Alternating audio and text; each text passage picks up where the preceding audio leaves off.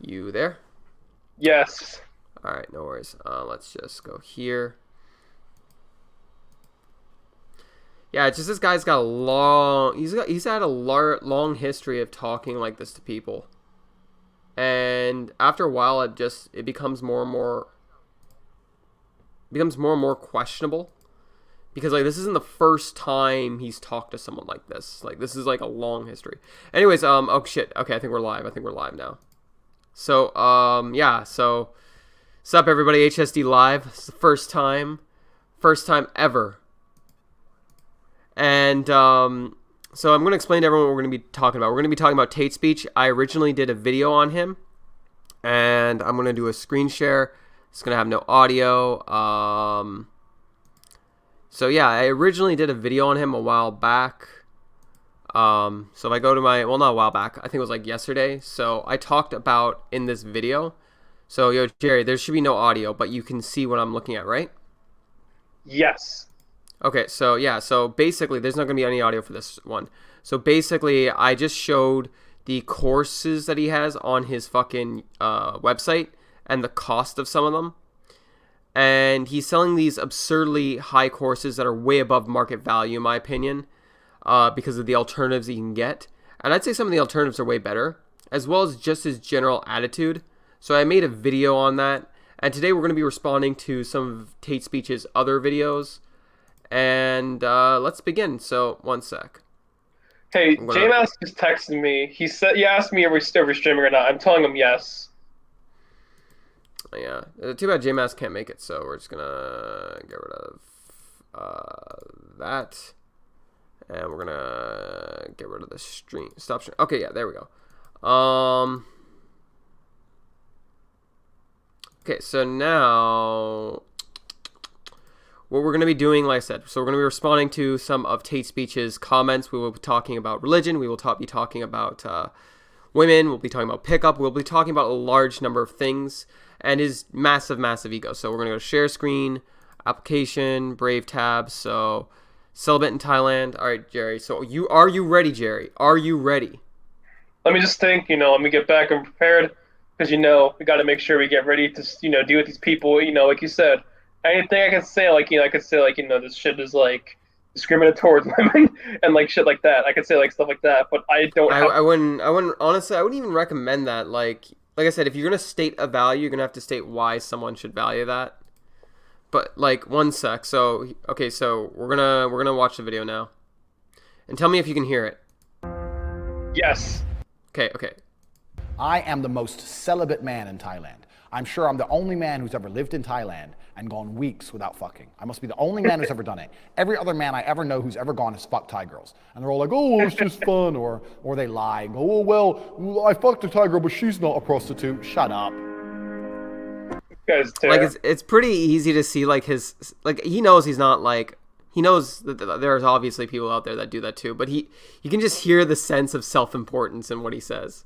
Yeah. Okay, there's certain girls who think that the world revolves around their uterus, like the world revolves around their vagina, and there's a bunch of beta orbiters. He thinks, guys like him, he wants to force the world to revolve around his dick and his ego. He wants the world to revolve around his ego cock. That's some bullshit right there. Anyways, yeah, let's continue. There's one country in the world where I remain celibate, and it's a country in the world where nobody else remains celibate because I am a superior being to most humans. Some child is outside enjoying their life, playing with toys and smiling in the sunshine and having fun. I hate happiness. Okay, sorry, let's continue. It's like some fucking EDP video. I don't know if you ever seen Eat That Pussy 445. No, it's like that fucking grandpa moment. It's like that fucking boomer moment, fucking screaming at kids for having fun. Yeah, well, yeah. Like when you were a little kid, didn't you just wake up in the morning and go, oh my god, I just want to be that old guy who screams at me because he has nothing better to do. Obviously, he never did that, right? But it's just the attitude is funny. Oh. So what were you saying, Jerry? Okay, so there is this video where it's like this YouTuber named Eat That Pussy 445. He would No. rant about things like food and people that would like annoy the shit out of him. And there's a scene where it's like, "Good evening, what the fuck's cracking, everybody? It's that boy Eat That Pussy 445." And oh shit, my underwear is showing in my drawers. Oh well, fuck it, man. You guys can look at my shit stains all you want. Like I'm just like, wow. He would just, Yeah, it's like he's just like showing his shit stains of his character. yo, let's try our best not to laugh. Okay, we'll try not to laugh. Yep. Anyway, you're all losers. We've discussed this before. I'm the king of the world. Oh god. And I am the only man who goes to Thailand without fucking Thai girls. I've been Thailand 15 times maybe when I was fighting. I lived there for almost a year. I know Thailand inside out, and I've never slept with a Thai girl in my life, ever. Never once. I've never slept with a Thai girl because they're fucking ugly, and on top of being ugly, they're whores. And why would I want to fuck an ugly girl who everyone can fuck? I just realized this now because I've seen this before, but that I'm not calling him. He's entitled to his opinion, and if he's not attracted to Thai women, I hold no resentment against that. But I just realized how racial that sounded. Like, as if he believes other like maybe white chicks, black chicks, or Indian chicks are maybe hotter. I don't know. That's his opinion, his preference. That's fine. I'm not shaming him, but I just realized how racial that sounded. Yeah, honestly, it's just like, I don't know, man. I mean, it's just like, it's some shit that make people always say, like, I feel like there's like people view like a difference in all like women. I mean, Yeah, he's entitled to his opinion. I'm not gonna shame him for it. Like, yeah, like I'm not gonna shame him for what he's not attracted to. I have no intention to do that. Like, but anyways, so we're gonna continue this. How can you sleep with a girl when you get to walk around and see all the other men who have probably fucked her? It's disgusting. It's repulsive. It's extremely unattractive. But most of you losers think with your dick. You go there anyway. You get a little bit drunk. And like the thing is like if he prefers virgins over women who are more promiscuous, fine. It's his preference. But like I just find it funny like how many pickup artists there are who teach men how to get laid. Well, at the same time, they don't really want that for the long run. They're not really promoting the culture that they want. I mean, inevitably, this is where I kind of have to agree with the Christian conservatives, and even the conservatives who are the sex negative conservatives, or the conservatives that believe that you should have sex after you are in a committed relationship. Because if you promote that as a culture, then it duplicates throughout the culture, and it starts with the individuals wanting that as a culture, or a conquest and a takeover.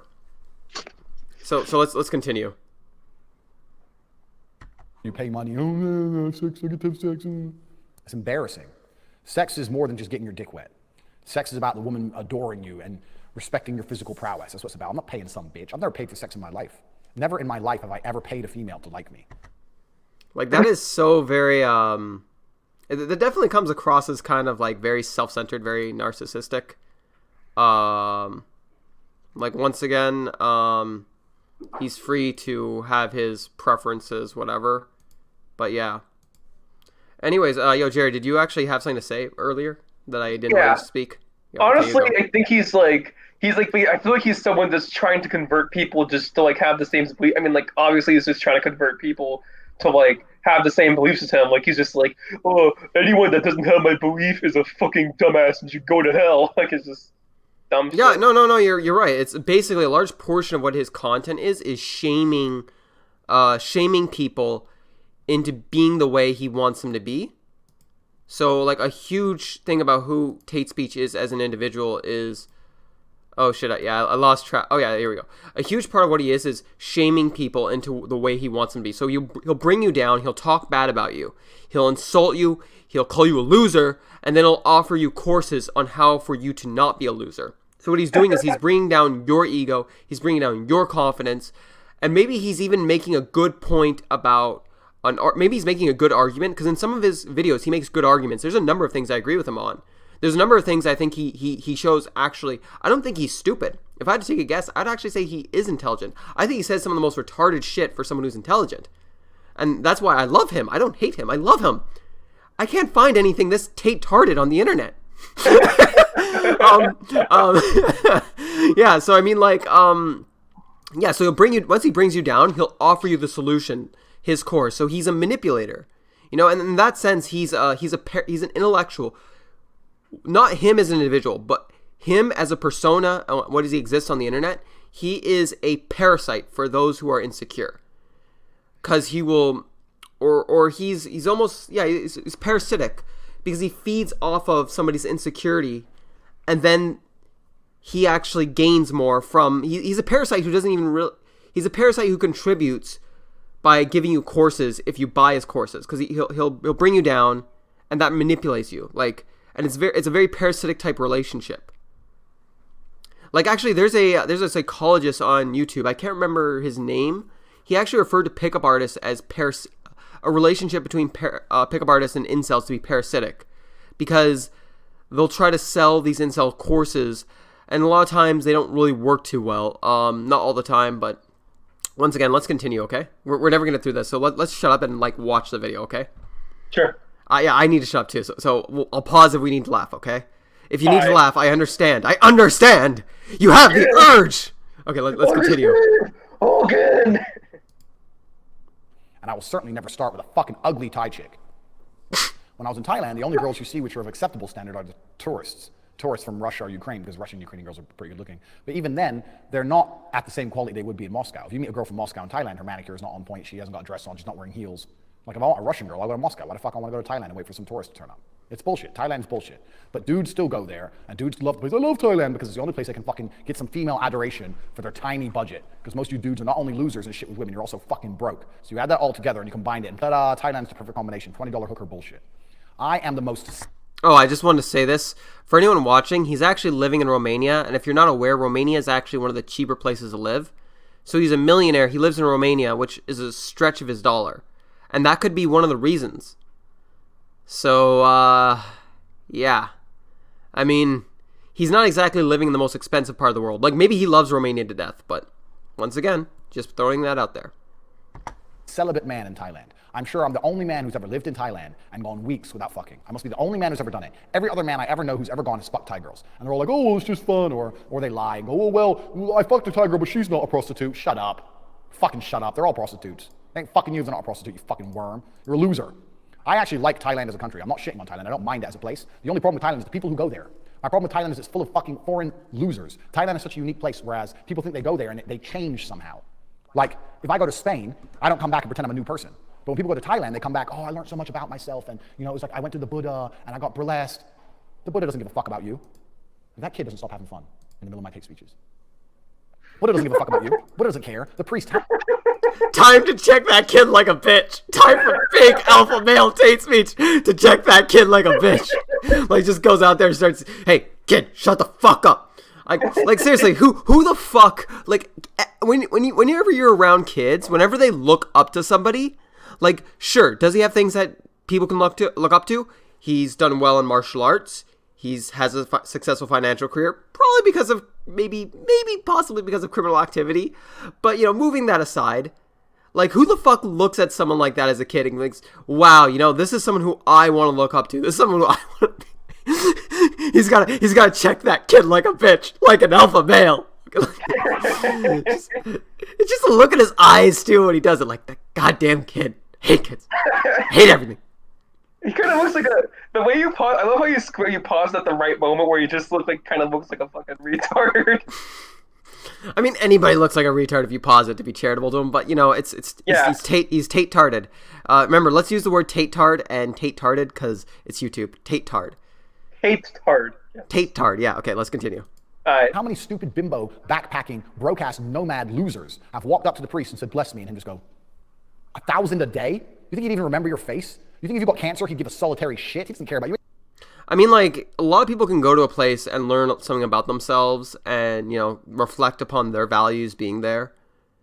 So, like, I kind of feel like this is a bit of a straw man, but I think he does have a point. Like, some people go to places and they act like, you know, their travels are going to help them find themselves. You know, getting to know yourself is kind of like an internal journey, and traveling can help with that. And I understand that Thailand's a beautiful place, and maybe the foreigners aren't really there to appreciate its beauty. Like, I can appreciate what he's saying there. Do you have anything to say, Jerry? Yeah, I agree with it. I think I agree with you what you're saying. Basically, I honestly just like think, that the best way to put this. Anyways, let's Yeah, Lawrence, continue. Oh, sorry. You weren't done. Continue. yeah. Basically, yeah, you can go to a place to learn about yourself, and but I think honestly, it's hard to say. That's a hard choice, honestly.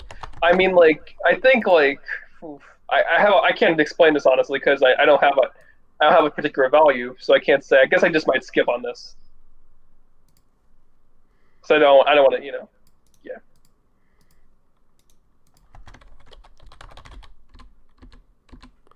Yo, one sec. All right, let's continue.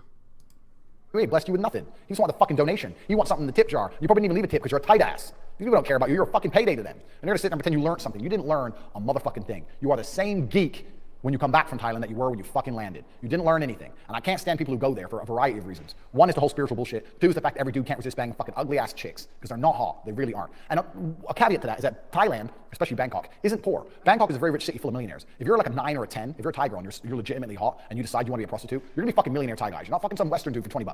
You're not doing that. So that's how I know you only bang 4s and 5s, because the only ones who are gonna fuck some Western dude for your fucking budget. Next thing I can't say about Thailand is how tight and stingy everyone is. Everyone's so fucking broke there. Everyone goes Thailand backpacking and thinks that the number one goal is it's not the quality of travel, it's the quantity of travel. Make it last as long as humanly possible. Delay. Be a little fucking tight ass and save every penny and just long it out. This is a God's honest true story. Koh Samui, Thailand. It was about 100 degrees outside, 30 degrees, let's say, Celsius. There's a woman with a fucking stick and 2 baskets full of water walking along the beach. A 60-year-old woman walking on the beach with water. And I was standing there and I went to buy some water, and these 2 fucking bitches, these 2 chicks from fucking Canada, I think they were, come up to her and go, how much is the water? I can't remember, she said 20 baht or something. Oh, and if we buy 3, can we have 3 for 50 baht?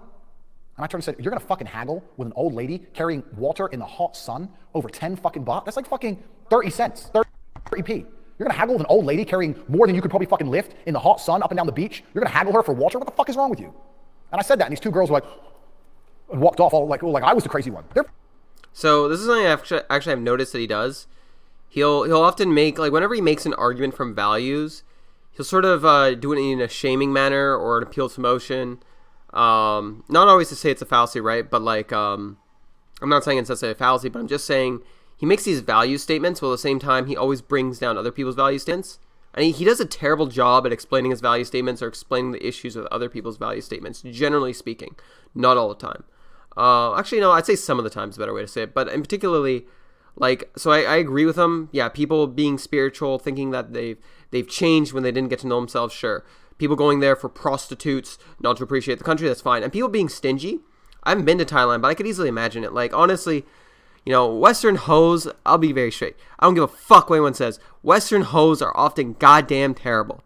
They're very entitled brats. Now, the men themselves, are there negatives? Like, do they act like entitled fucking pansies at times?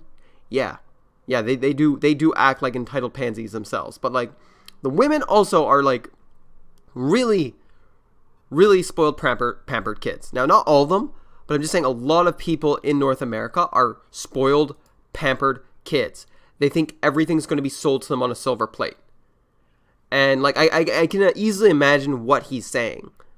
Because like once upon a time, there was poverty, there was a lot of hardship. And hardship also taught us, hardship can teach you values, like struggling to survive with your family can teach you the importance of loyalty and having people that you care about. But if you've never, ever had anything like that, why would you appreciate your relationships? Like, I could easily see someone from North America going over there and acting like that, It's just North America, like I don't know.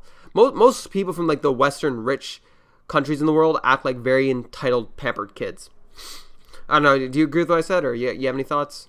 Honestly, I never thought of it like that. Actually, I never thought of it like that because I always saw like America as like the fucking rich America as like the fucking rich country because we have like our states usually have like some cities, or for some cities there's just like resources, and then like you have like grocery stores and all that, but then the rest of it's just like fucking fields. So basically, sorry, yeah, you go. I feel like basically like America has like, I don't know. I think it just has like it's a country where it's just like it has money. Like there's it's definitely higher than like most countries around the world. I mean, I don't know though. I can't say. So from Gen Z to millennials to some of Gen Y, and even some of the baby boomers, usually not the baby boomers though, but you'll actually see a trend that they're now, not to say that they're lazy, because I think the boomers like to point at Gen Z and millennials and call them lazy. In some ways, sure, but honestly, it's bullshit. People want a living wage, and living wages have gotten harder to get, so people are becoming more competitive for a better wage. If you're gonna call that lazy, well then fuck you. I mean, like, that's how people got living wages in the first place. Protests, fucking riots. Like, throughout history, people fucking killed to make a living. But anyways, my whole point is, you see a sense of entitlement, especially where people are brought up in more privilege, and I mean privilege of wealth, not race, none of that bullshit. So I can easily imagine what he's saying to be true, although I'm not there in Thailand, and to be honest, it's fair criticism that he gives. Like, yeah, like, once again, I'm shitting on this guy, but I'm not going to, like, shit on him as a person if he's saying something legitimate. I don't care if I don't like him. I'm going to try and be charitable to Andrew Tate or TateSpeech. What the fuck is wrong with people? Give the woman her fucking money. You're gonna go to Thailand and you're gonna fucking haggle the locals over 10 cents in the hot sun so you can delay your trip and extend it as long as possible to update posts about how spiritual and how much you've learned, how much you love the local people, and how good a person you are. You're a fucking dickhead. You're a moron. Pay the fucking fee. I gave her $100 for one bottle of water. But tip, because I don't know many grandmas who can walk up and down the fucking beach with 40 kilos of water on their back.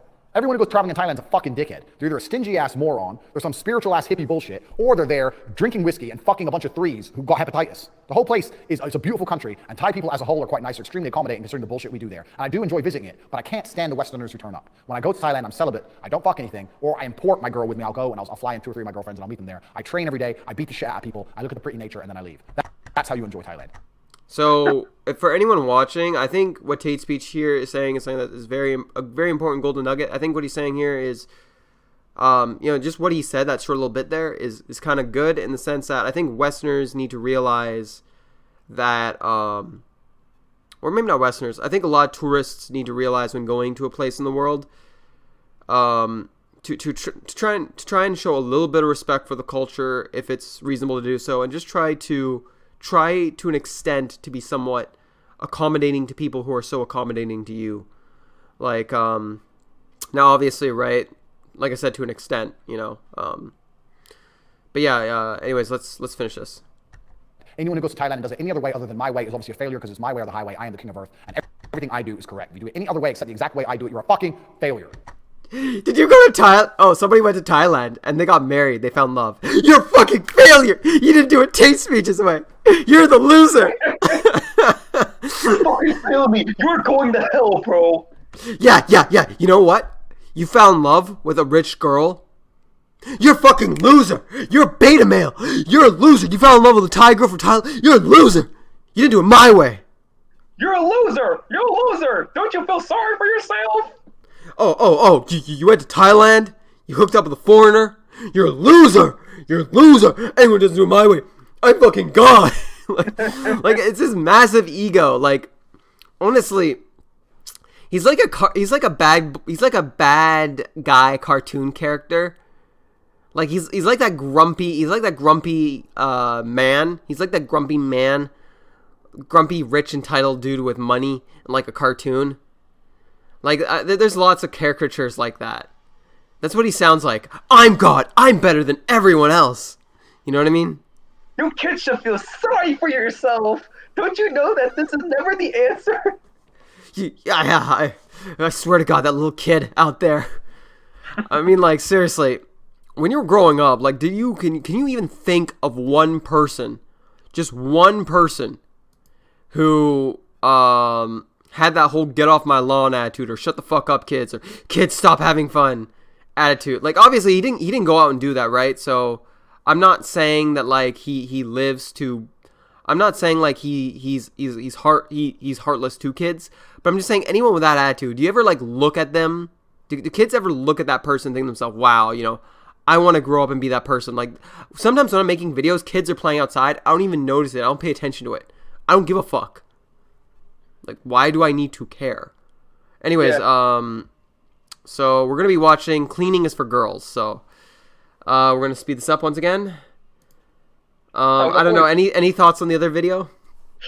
That was a fun ride, honestly. That was just fun hearing him just fucking It only gets better. It only gets more TateTarded. You know, I love Andrew. You know, it took me to realize I don't hate TateSpeech. I love TateSpeech. There's nothing this TateTarded on the internet. Just he's like nobody fucking. can do it. He's like what? You ever seen Beauty and the Beast? Yeah. Fucking Gaston. He's Gaston. I can't remember who Gaston is. Who's Gaston? He's the fucking buff dude with the black hair. You know, he's like the alpha male. He wears like a red vest, like a red shirt, has a cape, and he has like this one fucking guy that follows him around. Oh yeah. Kill the beast. It's like very black and white. Like he sees things in a very black and white sense. So yeah, he's he's a funny guy.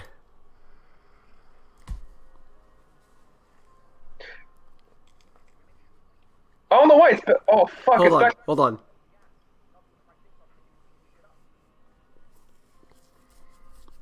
It's back to the muting again. What'd you say? Oh, it's back to the muting again. I don't know why, but the sound left. I guess I don't know what happened, dude. Oh, okay. One sec. I might have just been cutting out for a sec. Actually, one sec. Oh snap! Can you give me a sec? I'm just gonna do something really quick here. Sure, I'll mute myself. I want to make sure. Okay, no, don't worry. I actually have the stream running just so I can see the comments. Also, just see what it looks like on the other end, just to make sure that people are getting a good experience, right? So okay, I'm gonna unpause. Tell me if you can hear the audio. Can you hear the audio? It's lagging right now at the moment. Okay, it's just lagging. Okay, so yeah, we'll continue. The sound won't come out, actually. It's like, it was lagging for a second, but it's... Hold on. Yeah, if it's lagging, it's fine. Let's just watch.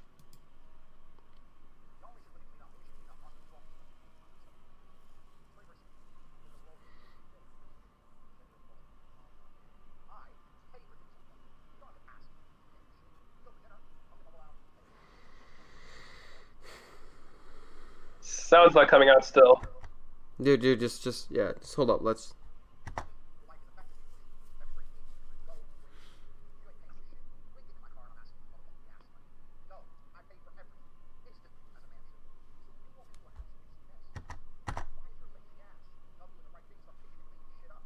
Okay, so I'm just gonna stop here. So I mean, like, for people, here's reality. Like, do I agree with the YouTube quote-unquote alpha males on, you know, men should try to get rich, you know, men should make money? Fuck yeah, make that fucking bank. My nigga, make the fucking bank if you can. If you can, make 50 grand. If you can, make 100 grand a year. If you can, make 200 grand a year. If you can make more, million, whatever. Make what you can, do it legally, whatever, don't go to jail. But reality is, everyone will not be making a lot of money. The most common job in North America is retail work, which is usually minimum wage.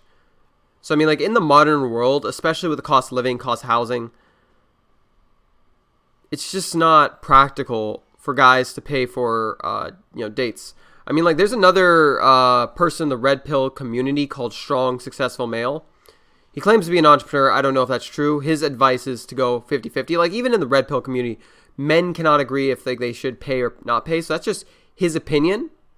And if he's paying for dates unprompted, if he's doing things unprompted, I understand where he comes from, that he wants a more traditional woman. Okay, that's fine. It's just enforcing this on everybody, in my opinion, is you know, it's a kind of like a, it's I guess to be very objective, I don't see it as practical. I just don't see it as realistic. Do you agree with me, Jerry, or no? I hate to come off as fucking dumb. If he's gonna be a traditional man and pay for shit, I can understand if he wants a traditional woman. That's his opinion. That's his values. Fine, but I just don't see what he's I don't see this as realistic. I see this as fantasy. Like, it's fantasy. Guys don't have unlimited money to pay for dates. Like, if I take a girl out for a date, first date, if I spend, you know, $30, whatever, okay, it doesn't work out. Like, do I need to go on 20 more dates to find a girl for me to date for a year or two, or, you know, a lifetime? Like, you might go on 10, 30, 40 dates till you find a girl that you want to continue dating. So I can understand, like, your first date, like, you might want to be a little bit stingy in the sense, like, if you're constantly dating, like, to try and find somebody. But what I'm trying to say here is, like, it's not practical for every man to pay for dates, especially with the cost of living, you know what I mean? Yeah. And on top of that, like, even if you make, let's say if you're in the top, not in the top 1%, but top 20% or top 30% of people. So if you're making between like 50, above 60 grand, so you're making like, let's say 70 to 150 grand a year. If you include a house, car insurance, you include, food, you might be broke at the end of the day. Like, and your college, university, whatever. There's a lot of people that go to college, university that make 6-figure jobs that are broke, and they'll be broke for like a year, 2, 3, 4, sometimes even a decade. But what I'm trying to say is, like, it's not practical for most people to pay for everything unprompted. So his expectations of how women should be, I'd say, is fantasy. Like, to some extent, it's kind of fantasy.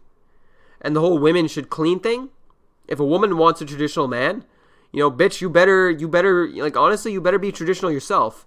Like, I can't stand women who think that because they make a 6-figure income, they deserve like a 6-figure masculine, high value man. Like, bitch, please get in the kitchen. Goddamn. You know what I mean? It's like, but if you're not that person, then I don't see it as fine. I see it fine if you don't necessarily want to be a traditional housewife. Like, you know what I'm saying? Mm-hmm. Do you agree or disagree? Agree that restate it. I'm so sorry. I'm just trying to All right, I think I'll just restate this one more time. Last time for you, dude. It's unpractical for everyone to pay for dates. For all men to pay for dates unprompted because of the cost of living nowadays. Absolutely. However, I don't blame him for having a preference. If he's going to fulfill a traditional role, I get it that he wants women to have a traditional role. I see his expectations to be fantasy. That's just my opinion. Yes.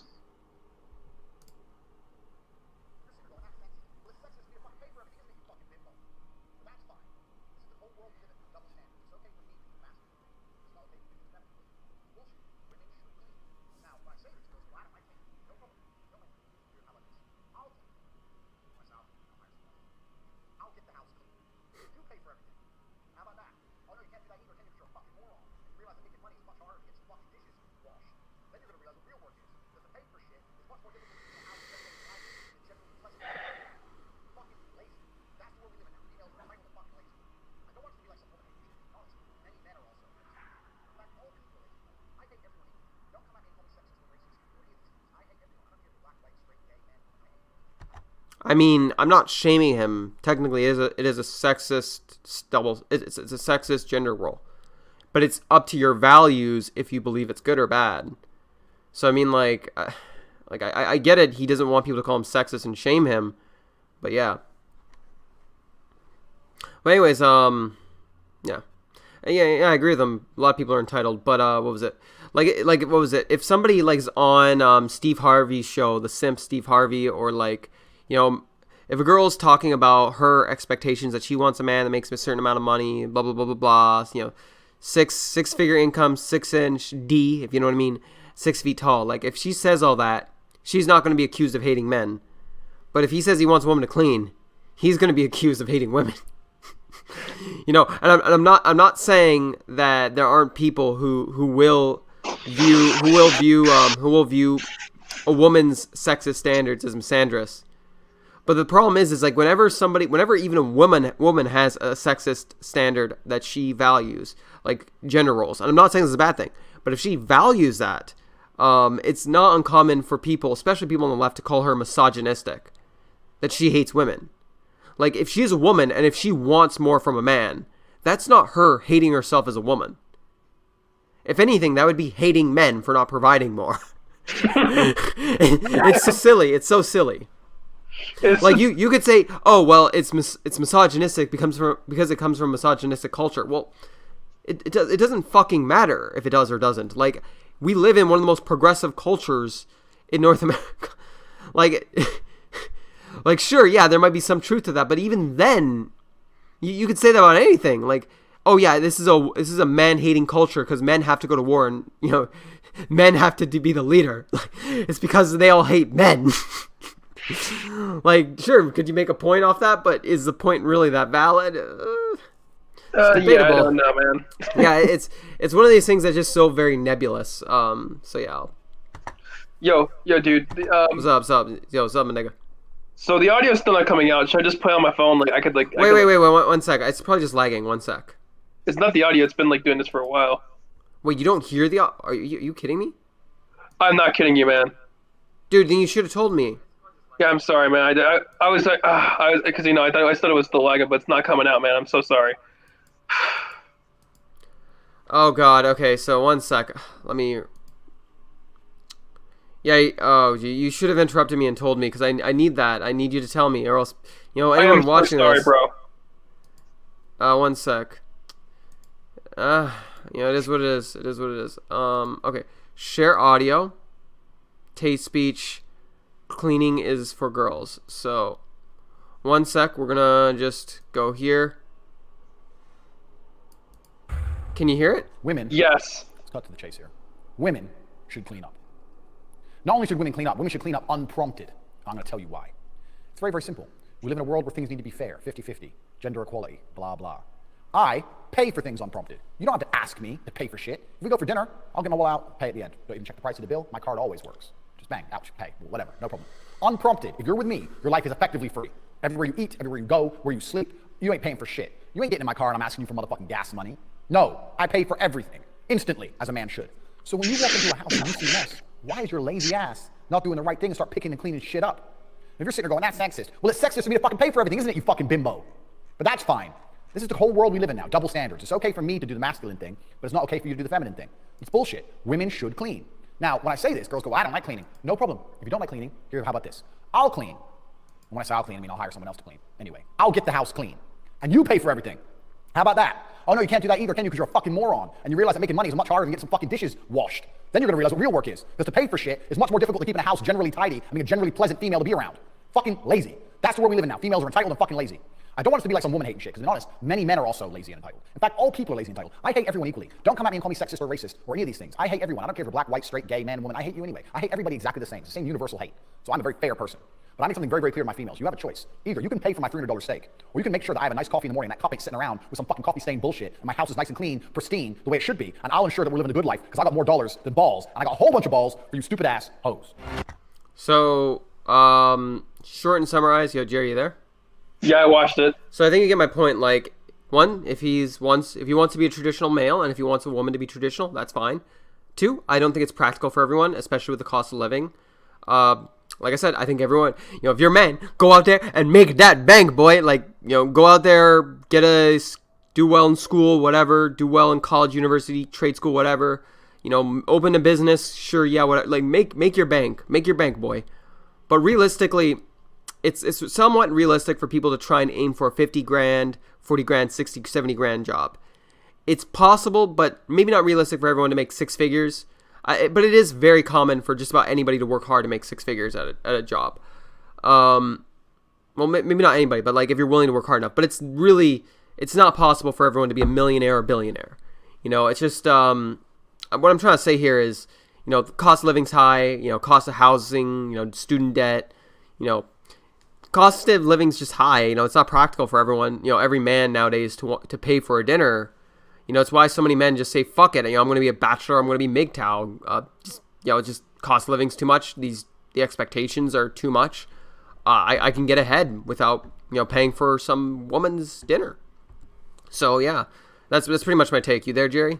Yeah, I'm here, man. Yeah, it's just I don't see it as practical. And by the way, also when he said don't call me sexist, like what he's saying is fucking sexist. It's just if it's up to your values, you can choose if it's good or bad. I'm not even saying it's bad or good. Like a traditionalist will say sexist gender roles are good. Someone more progressive will say it's bad. But it's kind of subjective. And I mean, like, the other thing too is like if you lose all your money, if all your woman can do is clean dishes, and I'm not even saying that traditional women will not try to stay with their man, because a lot of traditional women, if their man loses money, they'll roll up their sleeves, right? But and I'm not saying that more progressive women won't leave, right? But I'm just saying like it's a fantasy that a man will make the income and he'll always do well. Like there was this one lady who I was one time talking to, and her husband, he was disabled for 4 years and he couldn't work for 4 years, and she stayed with him. Just the expectation that the man is always going to be able to make money it's fantasy. You can always lose money. What you can't lose is your character. You know what I'm saying? Yeah. That's also another advice for anyone watching this. Like a big thing, Like, I remember Swole Alpha even talked about this. Like, a man should make money. They should pay for the dates. They should lead. You know, if hype, like, this is a reductio to absurdity, or you know, reducing it to absurdity. Like, so hypothetically, like, if a man was super masculine, you know, was buff, confident, courageous, honorable, hardworking, but if he dated a woman who was a billionaire, who's very, very feminine, is that man now less of a man because that woman's a billionaire and she inherited her money, or, you know, she earned it? Is he now like a beta male, or is he less of a masculine man? No, he still has that masculine energy. Like, you gotta focus on you as a person. Like, don't get me wrong, make that cash, make that bank, but you as a person, you've gotta change who you are first. You know, I guess what I'm trying to say is, like, money is one of these things that in the manosphere, it's kind of like overrated. But yo, Jerry, if the audio is not coming out and if it's not lagging, you gotta let me know. Yeah, okay? I'm so sorry. I was about to say, man. I hope doesn't like fuck up the ratio, man, because I know, like, you know, it's gonna be probably no, it's fine. You know, shit happens. Like, shit. Honestly, dude, shit happens, right? Like, shit will always happen. Like, it's always gonna happen. Yeah, I gotcha. So TateSpeech did a God, he did a video that God is not real, and then he ended up later on doing a video that God is real. But one sec, so I'm just gonna select the video here. You should probably make sure, I'll tell you, like, proof of God. Okay, here we go. So we're gonna do proof of God. So can you see the video? So yeah, the video's up. Okay, yeah, the video's up. Yeah, right. play it real quickly, see if it works. All right, so the video is up right now. Okay. So he did a video. Yo, Jerry, you there? I'm here.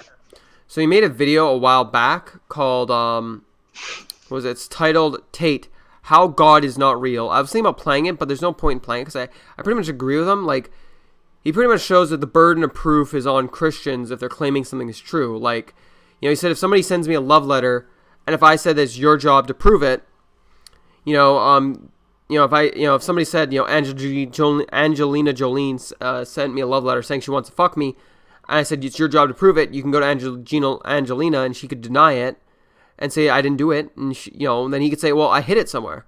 Like, the burden of proof is on the person, so he gets that. But once again, now over time he's sort of changed. So the red pill community is sort of like this pipeline to the God pill. So to summarize it up, so what the red pill really is recognizing gender differences between men and women. Bulldog Mindset did a great video on a guide to the manosphere, or the red pill, and he talked about the black pill, MGTOW 1.0, MGTOW 2.0, PUA.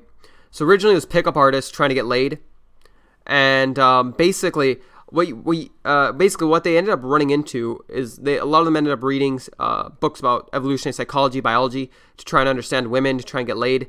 But something that a lot of them realized that there were sex and gender differences. And not only that, but society and culture as a whole did not want to recognize sex and gender differences because how politically correct it's been getting. And even in academia, you have people like Jeffrey Miller, Brett Weinstein's wife, Heather Heinstein, or Heather Heyer. And you also have like guys like Red Pill Mentor Tokyo. You have academics claiming that they're being censored, or claiming that academics no longer feel comfortable to say what they genuinely believe in academia. So the red pill basically, when a lot of people recognize gender differences between men and women, a few things can happen. Is one of which is a rise of anecdotes, because authorities are no longer as useful. Authorities, like for example, if you were in China, and if there was a Chinese dictatorship, and if they were rounding up people, but if there was no studies or authorities to prove this, like, how do you recognize authority if the authority is not valid? And the authorities within, when it comes to sex and gender differences, are becoming less and less valid. So not only is it politically correct to talk about sex and gender differences, like Red Pill Mentor Tokyo, he claims to be a psychologist.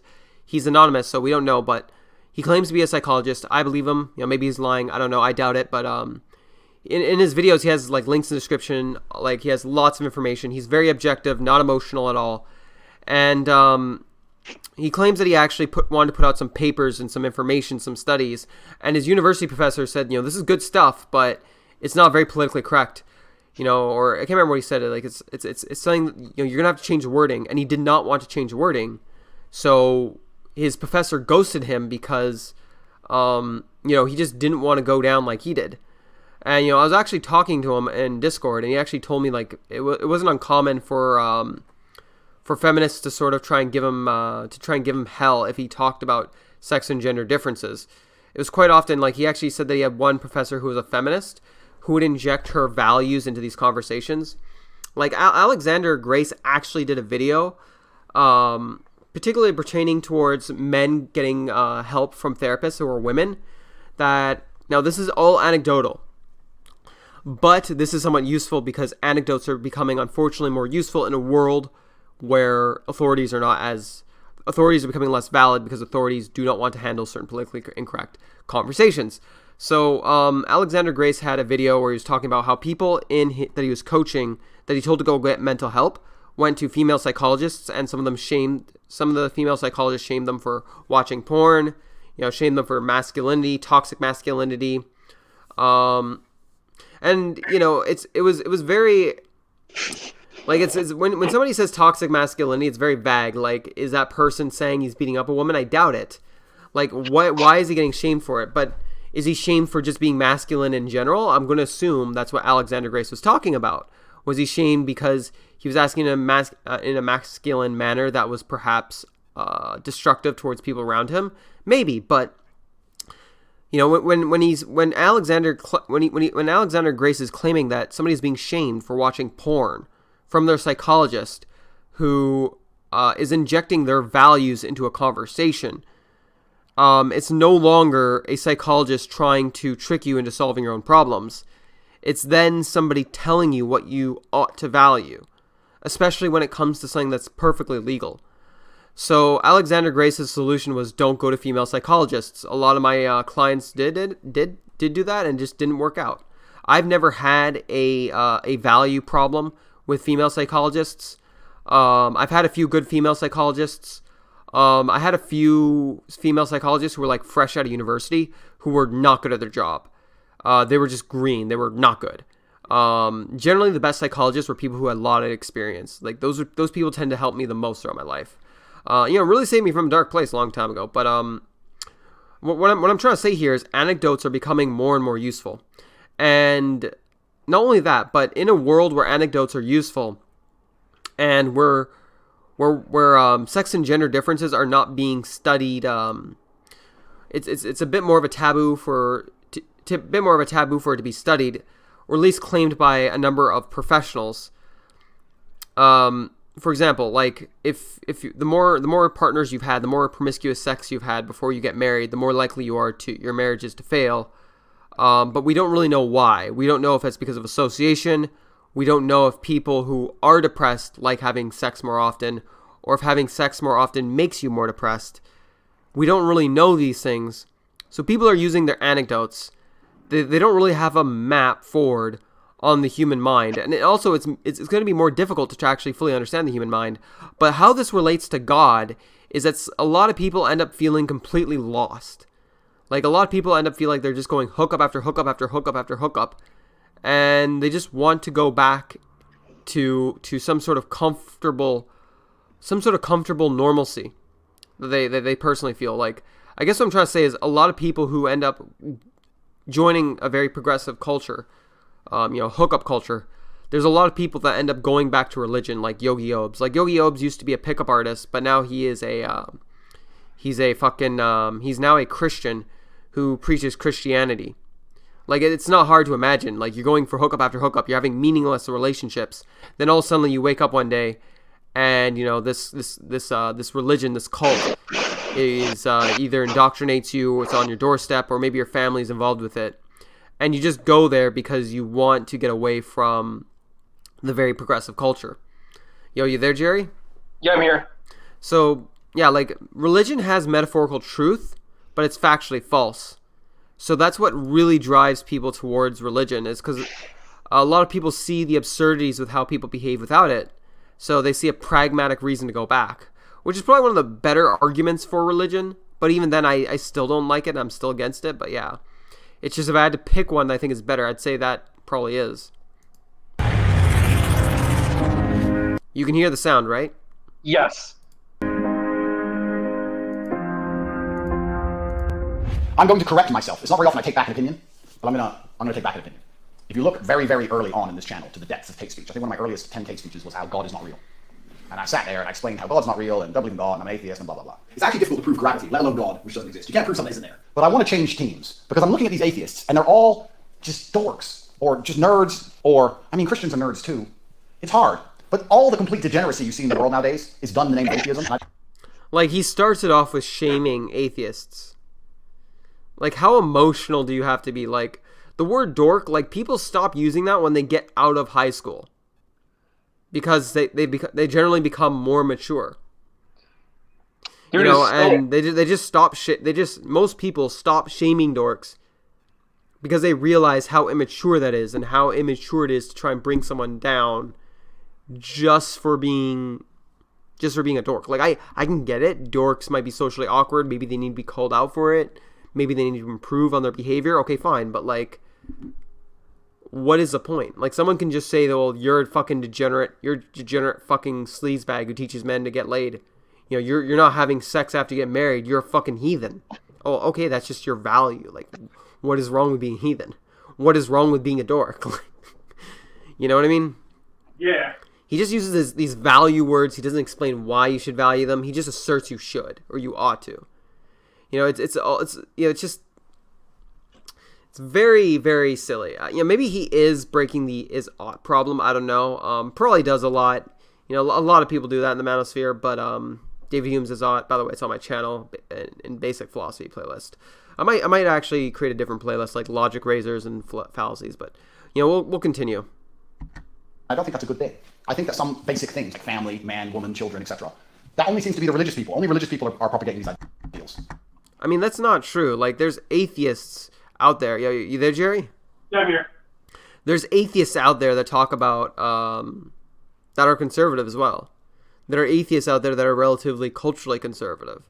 It's mostly religious people, but they're doing so because they're being brainwashed. Like, I could tell a woman if she does not suck my dick, like, I could brainwash her into believing if she does not suck my dick, she will burn in hell and she will die. Like, I can convince someone of some sort of abhorrent idea so they behave the way I want them to.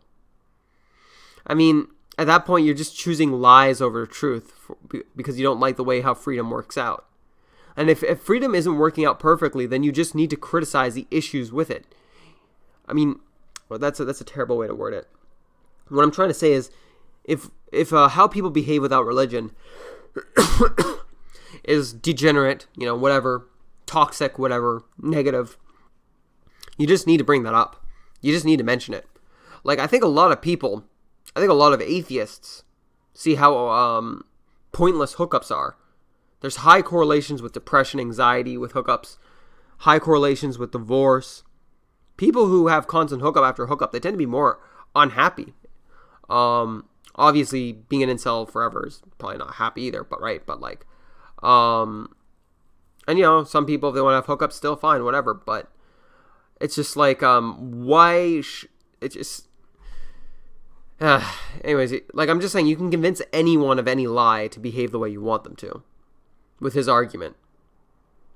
Whereas the atheists are propagating insanity, like, you know, this gender fluid, crazy, you know, pedophilia as a sexual orientation, just most atheists, most people who recognize gender to be a gender spectrum, is not, they don't promote pedophilia to be a sexuality. Like, fucking Sean Head is a goddamn socialist. She goes after fucking pedos all the time. She goes after the idea that pedophile is a fucking sexual, you know, a sexuality that needs to be recognized and respected. Like, it doesn't matter if it's partially biological or genetic pedophilia. It doesn't fucking matter. Most people don't fucking do that. I mean, like, whenever people bring this up, like, oh, the left is promoting pedophilia as like a fucking, as a sexuality that should be accepted. Like, who on the left is, and how much support do they have? Do they represent the mainstream left? And I would argue not. In fact, there's right wingers who promote fucking, you know, marrying kids. Like, there's fucking Christian conservatives in the United States that have married kids. I think there's certain states where I'm not sure if they change the laws, but if a judge decides that it's legal, if the judge decides where it's acceptable to marry a child, you can marry a child. There's certain states where child marriages in the United States, it still happens, or it still was happening back in like 2010, 2012. So I mean, like, there's conservatives that promote pedophilia as well. And pedophilia is it's not exactly, to our modern standard, what we consider to be pedophile. It's not condemned in religion. So I mean, like, your own religion promotes people marrying 14-year-olds.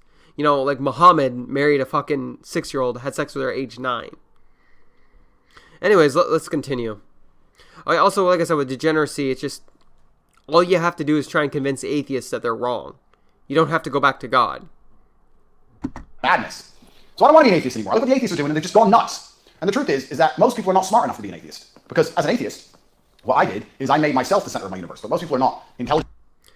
So, like, this is so silly. Like, they're not smart enough to be an atheist. That's your values. Like, yeah, sure, it's good to be selfish at times, but not all the time. Enough or capable enough to do that. Most people are so unremarkable, they cannot make themselves the center of their own universe because there's nothing interesting about them. So they have to find meaning elsewhere. And if they don't find meaning elsewhere with God, they end up signing up to a new religion, which is liberalism or leftism or wokeness. So people are always religious to something. And it turns out being religious to God is far better than being religious to any of the other options out there. All the other options on the table that society provides are terrible.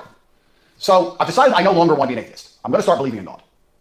Because if God keeps society together, even if God's not real, if enough people believe in a thing which makes society better, if enough people believe in a God which makes society, which is a net positive for society, then God in some form exists, doesn't he? So even if it's just the idea of him existing makes him semi-real. So I now believe in God. I believe in God. So now I have to decide which God I believe in. There's lots of options, there's lots of choices. So for me, it's really down to two. I mean, society better, just these value statements. I get what he's saying. Like, I think what he's trying to say, if it makes society more stable and if it increases well-being.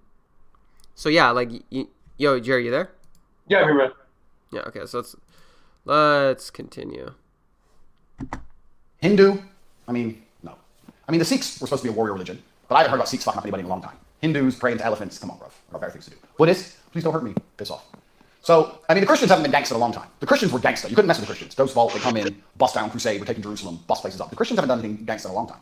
If I had to bet on a religion, the same way I bet on a company, let's say you're going to put 100 grand into a company's stock, and you had to bet on it going up or down, I'd have to bet on Islam. You can't fuck with Islam. You can't insult their prophets. You can't insult their gods. You insult their shit, they go rioting. They'll kill you. They'll chop your head off. You can insult Jesus all day. No one cares. All the churches in Europe are getting vandalized right now by Muslim immigrants, and the Christians don't even do anything. Imagine Christian immigrants in Saudi Arabia damaging the mosques. It would be going down. In fact, recently in Sweden, some guy burned the Quran, and they burned the whole city down, teaching them a lesson. And these are not even the native people. These are the people you let in to be nice. Crazy. So the Muslims, you don't mess with the Muslims. But then, do I really want to go full Muslim? I get a bunch of wives, which is cool. But what I'm thinking of doing is, coincidentally, I live in Romania, which is the most Christian country in the world, and it's Orthodox Christian. And the reason I like Orthodox Christians is because Catholics obey the Pope, and the Pope is fully gone. He's fully part of the social agenda with this left-wing liberalism woke garbage. The Pope spends all his time talking about things which are against the tenets of Christianity because he wants to be liked by the mainstream media. So Catholics are done. Bunch of cowards. You ain't got shit left. But Orthodox Christians, like the Russian, Greek, Romanian church, they still don't play games. You can't play games here. Recently, I read all the time on the news here in Romania about what the church is doing. And you can't piss off the church. You can't disrespect the church. Everyone respects the church here. No one vandalizes anything. The Orthodox Christians will still mess you up. So I think I'm no longer an atheist. I'm now an Orthodox Christian. And for that reason, I now go to church at least twice a week. I go to church twice a week, and I'm now a Christian. So there's no funny, haha, at the end of this hate speech. I just genuinely believe it's good for society, which means it has to be good for me. So I'm now a Christian. He hasn't actually proven... He hasn't actually given any real art... Like, he's given arguments for why religion's good, when you think about it, but he doesn't actually... It's not really proving that you need to actually even be a part of a religion that involves God. Like, my beef with religion is revolving around the belief of God. Like, I don't have as much of an issue with Buddhists or Shinto or any spiritual atheist. Like, I have a little bit of beef if they actually take, like, it too seriously, but it's not as much of an issue to me. My main issue is the belief in the divine. So even then, like, all of his arguments, in my opinion, it objectively points to religion, not necessarily to God. You know what I mean? Mm-hmm. Yeah, I don't know. You have actually, I don't know. Do you have any opinions you want to state, or do you just want me to continue? I'll continue. Hope you don't mind. We all knew I was going No. to heaven anyway. Let's be honest. And we all knew if I was going to go to hell, I was going to take over. I walk into hell, and the devil's like, "Oh, I'm going to burn you." It's like, "You're going to do shit, pussy." Well, I'm going to stand there and let you burn me. I mean, like, have you ever seen Lucifer from Supernatural? I actually haven't watched Supernatural. I'm so sorry, bro. I was thinking of like Supernatural, where someone snaps their fingers and a human being explodes. That's what I was thinking about. Like him saying something to the devil, and the devil just snapping his fingers and him exploding. Gotcha. Oh my goodness. Or in the fucking like I guess like Yu Yu Hakusho take where like you have like this you have this one character named fucking Tagoro, brother, where he'd just be like fucking just like karate chop you and then just he just split in half, like that kind of crazy right there. It's Yeah. like, One sec. Yeah. So we're gonna get through this now. Look like a bitch. No, I'm like these fucking mask wearers. No, you're burning me. You touch me, I'll fuck you up. So would it have been fun to be the king of hell or an angel in heaven? Which one would be more fun? So, like I said before, the red pill is somewhat of a pipeline to the to religion, because when people realize absurdities with psychological behaviors, there's a portion of people that will want to go back to a more traditional lifestyle. Like, I remember reading on Psychology Today, there was an article, I could probably put it in the description later on. Men are more likely to lie about how much sex they've had. Women are more likely to lie and said they've had less sex. So with women, like a woman will always know if it's her kid. A man will not know if it's his. So if a man prefers a virgin, he has an evolutionary benefit to having someone who's less promiscuous. People who have had less sex are more likely to have successful marriages, less likely to be depressed. You know, yada yada yada yada blah blah blah blah. But with women that are virgins, men are more likely to want to prefer that. So I can see why someone might look at religion and think, wow, I prefer that. Like, I am more attracted to women who are less promiscuous and men who are less promiscuous. And I don't give a fuck. I find virgins to be hot. I don't give a fuck if this offends people. Are there men out there who prefer women who have had more experience? Sure, that's fine. And I'm not saying I wouldn't date someone purely based off that reason. But it's a preference. And I've met lots of women who prefer men with more experience. That's fine. And I've met a few women who prefer men who have had that prefer virgins, or men who have had less experience. I've met women who are anti-promiscuity. Okay, that's fine, whatever. But I'm just saying, like, I see why a lot of people, when they realize absurdities with human nature, they want to go back to religion. They want something to comfort them. Like, there's a third way. You just have to criticize. If ideas are bad, you just have to prove that they're bad. And if you can't prove that they're bad, then people are going to listen to you. And on top of that, in a society where people are abandoning religion because of just in a society that's becoming more and more secular, where people are abandoning religion, going back to religion is not necessarily going to convince people of any traditional value or any metaphorical truth in religion. Like Brett Weinstein says, religion is metaphorical truth, factually false. But once again, I'll continue. You're not too interested in religion, right? No. Okay, that's cool. That's cool. So Well, honestly, next I'll have to video. think about it. Yeah, what's up? I was thinking I'll have to maybe think about it. Maybe I might be interested, just so because experimentation. I want to experiment, just like see, I see what the views are, and just because honestly, I might find an afterlife, but at the same time, I'm also arguing for myself to either like go in and like live the life to my fullest, and not just try to expect an afterlife. Yeah, like honestly, and once again, I'm not saying that like religious people cannot be secular or kind or generous, and I'm not saying that all religious people are bad. I'm just saying I don't prefer religion, and I think religion brings more harm than good, and I think if there's alternative to religion, I think that's better. Or particularly theism is what I'm saying, not religion, more so theism. Anyways, let's continue with the next video.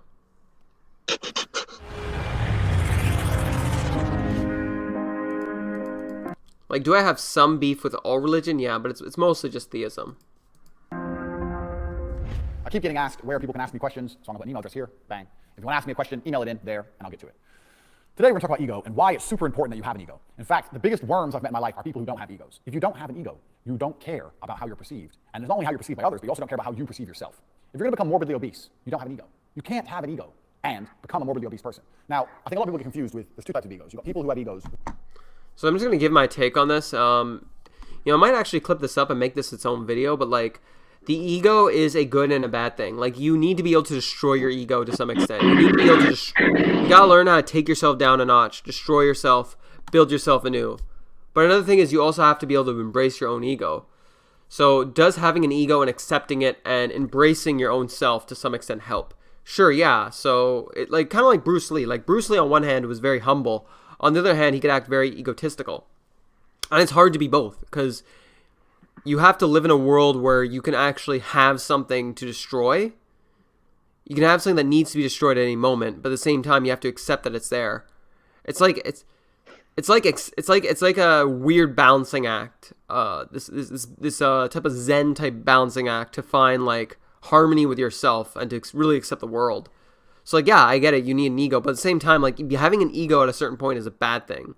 Like it's not always a good thing. And also his idea of good and bad ego or a helpful ego or justified ego and non-justified ego, in my opinion, is absurd. Yeah, one quick, pause the video. I'm going to get my charger because my computer's almost dying, so I might be a quick second, okay? Yeah, take your time, dude. Don't worry. Let me get my charger. I'll be right back. Or actually, 1 second. No worries.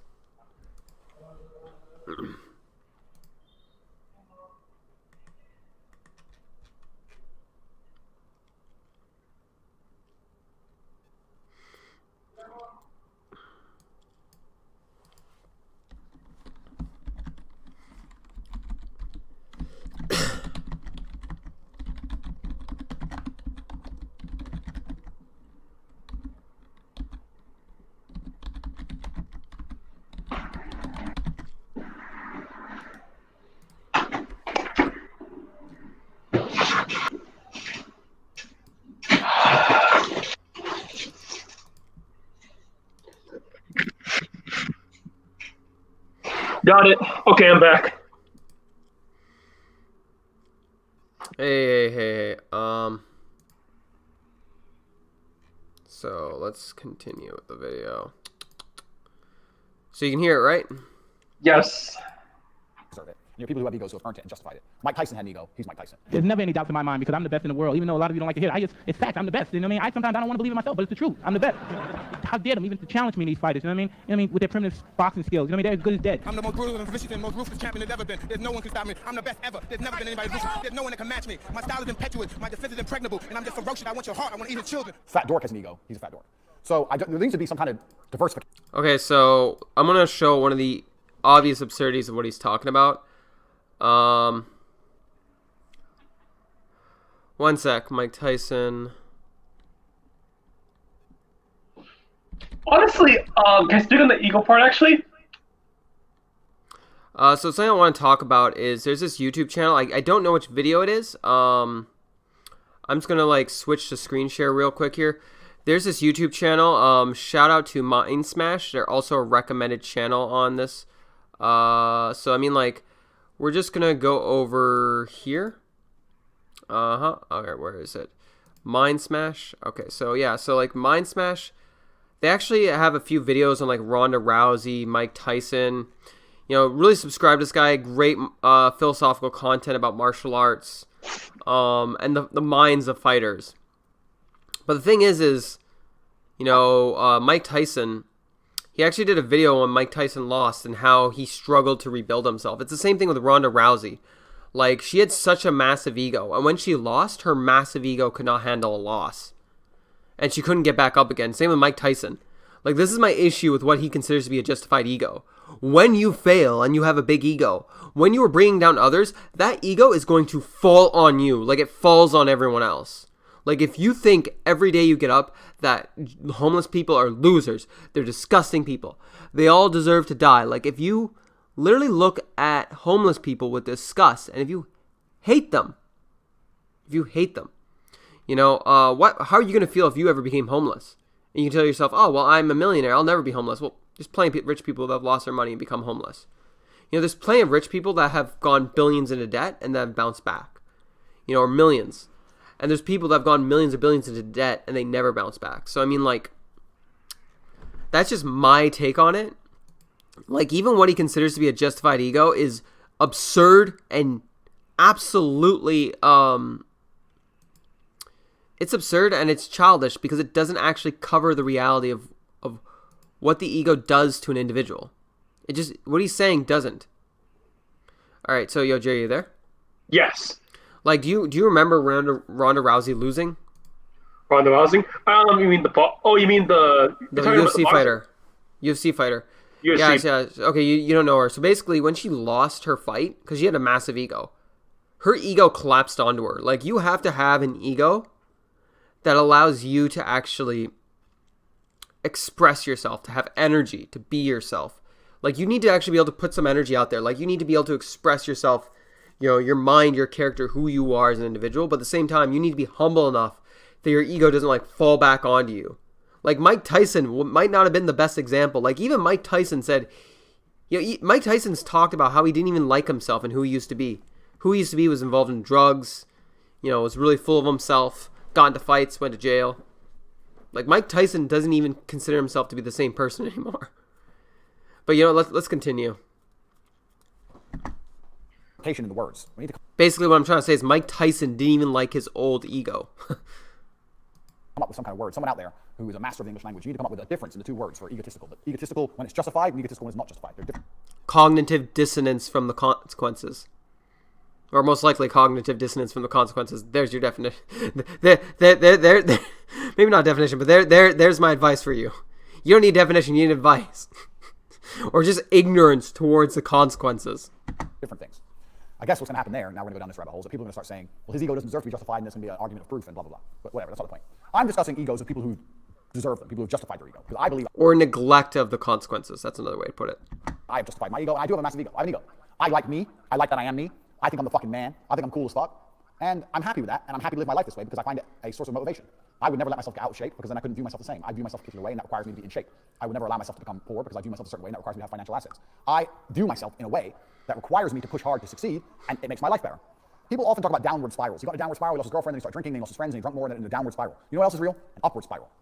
You start training more, so you had more energy, you start working more, start making more money, then you went to a better gym, then you trained harder, and then there's an upward spiral is exactly the same. An upward spiral is always fueled by ego. So I mean, ego is not a bad thing. In fact, I encourage every man out there to have an ego. Develop an ego, a massive one, and then work to justify it. So this is okay, yeah, you there? Yeah, I want to say something. Honestly, I hope don't call me crazy. I guess you can call me crazy, I guess, but I guess like, you know, like, I kind of agree. I mean, maybe agree on this thing. Maybe, I don't know. I hate to say that. I just, you guys, you know, I mean, the idea of like, you know, like fucking like, you know, fucking like, you know, let's say like, you know, ego falling down, like, you know, like when you have like ego, you gotta make sure, you know, like, when you fall down, you lose it. I guess the best thing to do is like, gotta get it back up, because, you know, I mean, like, it's what makes you who you are. I mean, I feel like, you know, like your ego is what makes you who you are. You gotta just make sure you balance it, like, you know, like, yeah, like you said, like you gotta balance it to make sure it's not too high, not too low. Like, you know, like, because, you know, like fucking like when it gets too high and you fucking lose it, you'll fucking just like go down. Yeah. Like, you know, and the thing is too, is like different people are gonna be satisfied with different things. Maybe some people will live their life more happy, more fulfilled, having a bit bigger. Maybe some people just want to have a bit smaller of an ego, whatever. But another thing too is like, I actually agree with them. An upward spiral, you do need. Maybe not. I'm not even sure if you need an ego, but from what I've seen, an upward spiral helps when you are aware of your ego and you are putting your ego in a place where you want it to be. That's a better way to put it. Like, and you're putting your mind where you want to be. Like you're recognizing yourself as an individual. And, you know, I'm on a bit of an upward spiral in my life. Like, I've been working out. I've been getting in better shape. You know, I have lost a lot of weight. I have, you know, made a lot of gains. More importantly, like, I've done a lot of reading as well. And, you know, I'm making videos.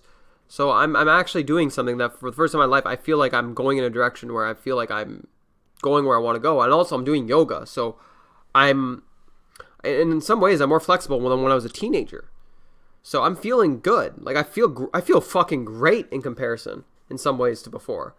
In some ways not so much because I have some medical issues. But the thing is like I can understand what he's saying. Like you want to have an upward spiral. You want to be aware of yourself. You want to have an ego that makes like when he says like I don't agree with him that you necessarily need a big one. I'm not even sure if that's even true. But like I'm aware that you need to actually pander to your own ego to some extent. You have to be a little bit selfish, you know what I mean?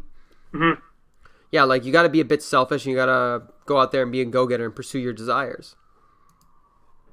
Doesn't matter what it is. You can name any job in the world. Name a job. Oh, fisherman. Okay. So if you have an ego and you really truly believe you're the best fisherman there is, you're going to go out there and try and catch the biggest motherfucking fish. You may stay out longer than everyone else. You may try harder than everyone else. You may try new baits. You may get up earlier. Whatever it takes, but you want the biggest fish to prove you are the man. Doesn't matter what it is. If you're doing anything creative, if you really believe you're the best, you're going to put more energy into that creative art than if you don't believe you're the best. I love egotistical people. I love people with huge egos because they try hardest, and they try hardest to justify them. Now, then you have the other side of the coin. The people have an ego for no reason. I wouldn't call this an ego. I'd call these people delusional morons. And if you're going to go through your life and you're going to associate with people, what you want to do is find egotistical people, find out if they have a reason to justify said ego. If they don't, get rid of them. If they do, hang around them, because you might actually learn something. Another thing too is like I understand that there are some people out there with really big egos that work really hard. That work really hard to try and justify their ego. Like there's some people out there that say that they're the best at everything and they want to prove that they're the best. So by the way, Scarlet Fox asked, "What is this channel about?" It's about a lot of different things. Number one is probably I'd say good faith, critical thinking. Philosophy. Number one is that's what one of my biggest goals here. Veganism, red pill. I say veganism, atheism, red pill, type content. And more so, it's more so focused towards like prescriptions, like how to help men. My advice, whatnot. But like a large portion of my channel is just different philosophical opinions. Whether this be Jack Donovan's philosophical opinions about virtue ethics, or what we consider to be personhood. I wish to have good faith conversations, debates with people I disagree with, whether they be white nationalists, feminists, and I want to be charitable to my oppositions as well. So I mean, like, yeah, that's what my channel is about. It's about a lot of different things. So I talk about a large number of things. I talk about martial arts sometimes too. So realistically, I'm just some dude trying to be good faith who's talking about masculine shit and philosophy. So yeah, if that interests you, that's what I'm about.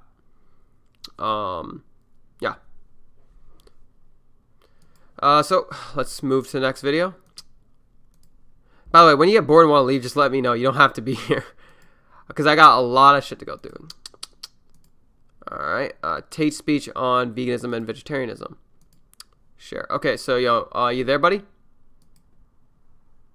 Yo, Jerry, you there? I mute himself. Test the audio. Alright, so let's go. Can you hear it? I hear it. I hear it. Yo, pause it. Okay. I have a hole in my shirt. I'm a millionaire. Real quickly, the fucking logo looks like a fucking porn site logo, honestly. The fucking, where it just says Tate, and the stanza looks like, and the girl, like, doing the pose, it looks like a porn site thing. I mean, like, heck, man, if, I mean, like, I can't, yeah, like, if he's a playboy, whatever, man, I mean, like, he worked hard for it, and even though I might not like the guy, I'm happy for him that he worked hard for him, made his dreams come true or some shit. I mean, like, when I see that, that's what I think to myself, he worked hard for it, his dreams came true, whatever. Yeah, I gotcha. Welcome to the struggle. So, vegetarians and vegans. I know this is an easy subject. You're thinking, Tate is going for the low-hanging fruit. But my problems with vegetarians and vegans is a unique one. I have a problem with them I've never heard anyone else say. So this is my general issue with vegetarianism and veganism. Because I do have an issue with it. Like, if I meet someone and I like that person, and then they come along and go, oh, but I'm a vegetarian, it does make me like them less. I mean, I don't know if it doesn't make me racist, it doesn't make me veganist, I don't know. I mean, like, same thing to us to you, man. So, I mean, like, hey, fine by me. But it makes me something, I'm sure. Bigoted. Not heard that before. By the way, everyone watch this right now. So I am a vegan, ethical vegan. Like, I'm not going to shame at someone, scream at someone. I'm not going to do any of that shit. But, yeah, got my ideas, my philosophies, and, whatever. But the reason for that is because if you're a vegetarian or a vegan, you deny reality. You have to understand that vegetarianism and veganism is not a reality. It's not a human condition. It's a religion. People say... All right, so there's a lot of things, a lot of issues I have with that. Denying reality. I mean, like, what reality are we talking about here? Like, I can just bring up a number of different studies. In fact, actually, I'm going to put it in the description later. Or, I could probably do that now. Like, there's the reality of the Ethelstein's diet, where they had people on a low-fat, plant-based diet, and a number of their heart disease that they had actually reversed. There's a fact that our body makes pretty much the vast majority of cholesterol it needs. Or the fact that, cancer is highly correlated with fucking meat products or how dairy has actually been proven to, I can't remember if it's been proven or highly correlated with decreasing testosterone. And with all these, I think also dairy is correlated with what was it, fucking osteoporosis, because they're growth hormones from another animal that we were never really naturally designed to consume, and that doesn't necessarily always make it bad. But we're usually consuming milk from a cow, something that's further away genetically from what we are as humans in comparison to another ape. And not only that, but it's also loaded with saturated fats, which as of right now has been highly correlated with cancer. And a lot of doctors believe, sorry, not cancer, heart disease. And a lot of doctors believe it's might actually be a bigger indicator of heart disease than cholesterol, which cholesterol is it's a really huge problem. So, after the stream, I think I'll put it in the description. Yeah, man. I mean, like, if you want to debate me or if you have any disagreements with me, Scarlet Fox, I'd be more than happy to have a chat with you. Or we just have a casual conversation. It doesn't have to be recorded. Link in the description for my Discord. Whether you like or dislike this video because you hate me for being vegan, thank you for coming here. Even if you're a TateTard, even if you like Andrew Tate, thank you for coming here. But it's just like, actually, fuck it. I'm gonna hold on one sec. Vegan, just fuck. Actually, fuck it. Now I'll throw it in the description. I don't need to put it on here. So yeah, we'll just continue with this video. Say I'm a vegetarian, as if they are actually a vegetarian, but they're not. Humans are not vegetarians. Humans are omnivores. We eat everything. We eat meat, we eat plants, we eat lots of different things. So to say, okay, so yeah, we evolved to be omnivores, sure. But I mean, like, I can't remember. There's different terms for like omnivores and herbivores. I think there's terms by species. For example, so like if a scientist is doing a study, if they find that 50% of chimps are only eating plants, but there's a portion of chimps that are eating plants and meat, animal flesh, then they'll say those 50% are omnivores, those 50% are herbivores. So I mean, like, yeah, like I know somebody who's actually going to medical school who's talking to me about that. So I mean, like, we're not denying that humans evolved to eat meat. We evolved like 2.2 million years ago. There were some evolutionary changes in our biology. I'm not going to deny that. Say I'm a vegetarian isn't a reality because you're not a vegetarian. You believe in vegetarianism. You practice vegetarianism, but you are not a vegetarian because as a human, you're not vegetarian. So that's the first thing. It's a religion, and it's a religion which is fervently. And that's another thing too, actually. So like omnivore is one of these like really. No, you chat is so slow to show on this. No, you chat is so slow to show on the screen. I don't see what you mean by that. So like that's also one of the other things like with omnivore. Like omnivore is one of these things that I don't think most people consider like what it really means. Like dogs are not carnivores. Wolves are carnivores. Dogs are actually omnivores. I'll have a study in the description actually after the stream. But particularly when it comes to humans or dogs lean more towards meat than other things like starches because humans didn't always have meat to feed their dogs. They had to fucking take the fucking meat and fucking like put the fucking meat out in the. People didn't always have meat to feed their fucking wolves, so they had to start feeding them starches. So dogs evolved to eat certain fucking greens and starches, but like. What was it? Fucking, if you have like a rat, I don't know if rats lean more towards meat. So if a rat is an omnivore, just because it's an omnivore, that doesn't mean that it's better with meat or vegetables. If a human is an omnivore, that doesn't mean that we're better with meat or with just pure fucking vegetables and greens and grains. Because it exists on a spectrum. There are certain creatures that are better with 50-50. There's certain creatures that are lean more towards grains, vegetables, greens, and then there's certain animals that like dogs where they lean more towards meat. Humans right now, as all the science has been coming out, veganism is just as good, if not better, than eating meat. But on top of that, it's also, in my opinion, humans lean more towards being able to do better on a plant-based diet with all the data that I've seen so far.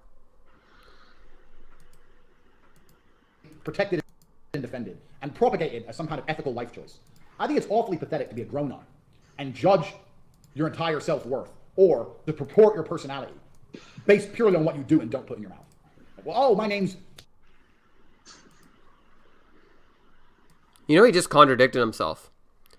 He said like what you do and he's already said that he dislikes them more, but at the same time it's dumb to actually value what you do and do not put in your mouth. Like, okay, if some fucking pedophile is putting in a fucking kid's you know what in his mouth, like, are you gonna judge him for that? Like, if somebody likes killing and eating humans, are you gonna judge them for it? Well, I think it's childish. Like, you shouldn't judge, right, bro? Yeah. Okay, like if somebody agrees to being slaughtered and eaten, and because this has actually happened before, humans would still judge the fuck out of him for doing it. You know, if somebody agrees to being slaughtered and eaten, and if the guy who wants to eat him slaughters him and eats him, society will still judge the fuck out of him. Like, okay, if somebody puts in fucking, I don't know, plastic wrap in their mouth, people are gonna judge you for it. People judge you, like, for whatever you consider to buy or purchase, whatever you financially support, people are going to judge you for that. That's just life. And he's judging vegans for what they put in their mouth. He's judging vegetarians for what they put in their mouth. Well, at the same time, just hypocritical to even his own stance. Jody, and I'm a vegetarian. Like, okay, so you don't put meat in your mouth. And that's how you want to let the world know you're an individual. Well, I don't put loads of shit in my mouth. I don't put cock in my mouth. I don't put chest pieces in my mouth. Like, does that need a name? No, it's just, to me, it's just inane. Like, why do you think this is so important? Oh, but the animals suffer. Shut the fuck up, man. Okay, so why it's important is because why it's important is same reason why we have any fucking labels. I mean, like, for fuck's sakes, why do we have the label, like, carnivore? Why do people prefer to... There's people who prefer to be called carnists, who want to eat nothing but raw meat. Like, they do exist. And they're fucking hilarious. They make terrible arguments. I fucking love them, because when they're in your Discord... Like, there was this one guy in the vegan cult Discord. It's like a meme name. Who was a raw carnist. And he was talking to some dude. Like, I had a chat with him. He left after 30 minutes. And he was saying that I was harassing him. He was basically just being a whiny bitch. He'll be up on my channel in 2021. But, like, he was talking with some dude, and the dude, like, fucking told me that, yeah, that raw carnist dude, he really fucking makes his position look bad. Like, we literally came in there after he left, and we were like, yeah, we love this guy. Like, he's making the opposition to veganism look so fucking terrible. So, I mean, like, we're animals that like labels. That's why we have them. So, I mean, like, you know, and with veganism, it's a philosophy in and of itself. So, like, I'll put my philosophy in the chat. One sec. Vegan diet, vegan other shit. So, here is my definition for veganism. So, if I'm pushing for a belief system, I'm going to want this to be, like, I want people to fucking, like, I want people like fucking to literally duplicate my belief system. That's kind of my goal. So I'll just read it. Like, veganism, vegans are people who ideally do not wish to make animals suffer regardless of the pleasure, use, or product or services made from them. While I could have just wrote and, I might change instead of use or use and products and services made from them, while trying to replace them with alternative, non-animal based products and services that do not make animals suffer, while having your own personal philosophy and way of life to reduce suffering or uplift rights for animals while acting in accordance with one's philosophy. So in short, it's people who act in accordance with, like, animal welfare and whatnot, and, you know, want to reduce this. Like, that's why we have labels. So another thing, like, that's a thing too. Like, when he was talking, so yo, Jerry, you there? Yeah, yeah. So yeah, he was talking earlier about, like, that old lady carrying those fucking water, right? So what did he say to those ladies who were trying to hackle the old lady? He said, "Why the hell are you trying to hackle an old lady trying to carry goddamn water?" Like, that's a value-based statement. Like, whenever there's something he doesn't like, degeneracy, he shames the fuck out of it. But he constantly complains about people shaming him. Don't call me sexist. Like, come on, dude. Well, I wouldn't say constantly complains, but he demonizes those, or he shames those who shame him, and he constantly shames anything he doesn't like. So when it comes to some women heckling an old lady, I could just say, okay, well, I want to save my money. Oh, well, she's an old lady. Well, shut the fuck up. Like, that's what those ladies could have said. They could have just said, shut the fuck up. That's not actually addressing why people care about the suffering of the animals. So why do we care? Well, we value collateral damage, such as like building your house, differently. Most of us value it differently in comparison to enslaving an animal. When the vast majority of meat in the world does not require the vast majority of meat does not require not meat. The vast majority of people do not require meat to live. So most people do not want to enslave, torture a fucking animal to survive. Especially when we're creating social contracts. Like, even if they live a nice like pen life, like, you're essentially, that's no different than raising like a retarded brother or cousin and then shooting him in the back of the head when he's no longer useful, and then eating him. Like, if intelligence is the reason why it's to do so. So, I mean, like, anybody could just say shut the fuck up to a value statement. LOL, I just love how my LOL is on the screen. No worries, actually. I don't really know how to... Oh, there we go, hide. Yeah, fuck, there we go. Honestly, I don't really care, dude. If you want to laugh at me, disagree with me, if you want to disagree with me in the comments, hey, man, I'm all ears. I'm open for the discussion, right? But I guess what I'm trying to say here is, number one, anybody can just say shut the fuck up. The ladies who were heckling the old lady could have just said shut the fuck up. Number two, he's not actually addressing why we value these things. He's just saying that we do, and shut the fuck up. So another thing is, like, it's not very good for your health. It's not very good for the environment. 80%, what was it? I think there was a study from Oxford. 80% of the world is animal agriculture. It creates 20% of the food. There's the effects that slaughterhouse workers have, PTSD, or perpetration-induced stress trauma, which is a form of traumatic stress through killing another being. Doubling, which was actually a fracturing of the personality, which was witnessed in World War II. Desensitization. Wherever you fucking find humans harming animals, you see an increased rate of murder, crime, rape. Amy Fitzgerald did a study over 500 different countries. Wherever you found a slaughterhouse, you found an increased rate of rape and violent crime and domestic violence. There's even testimonies of people who've worked in slaughterhouses who've claimed that working in this fucking makes you more fucking cruel. At the end of this, I'll fucking have everything in the description about what I just claimed. But particularly when it comes to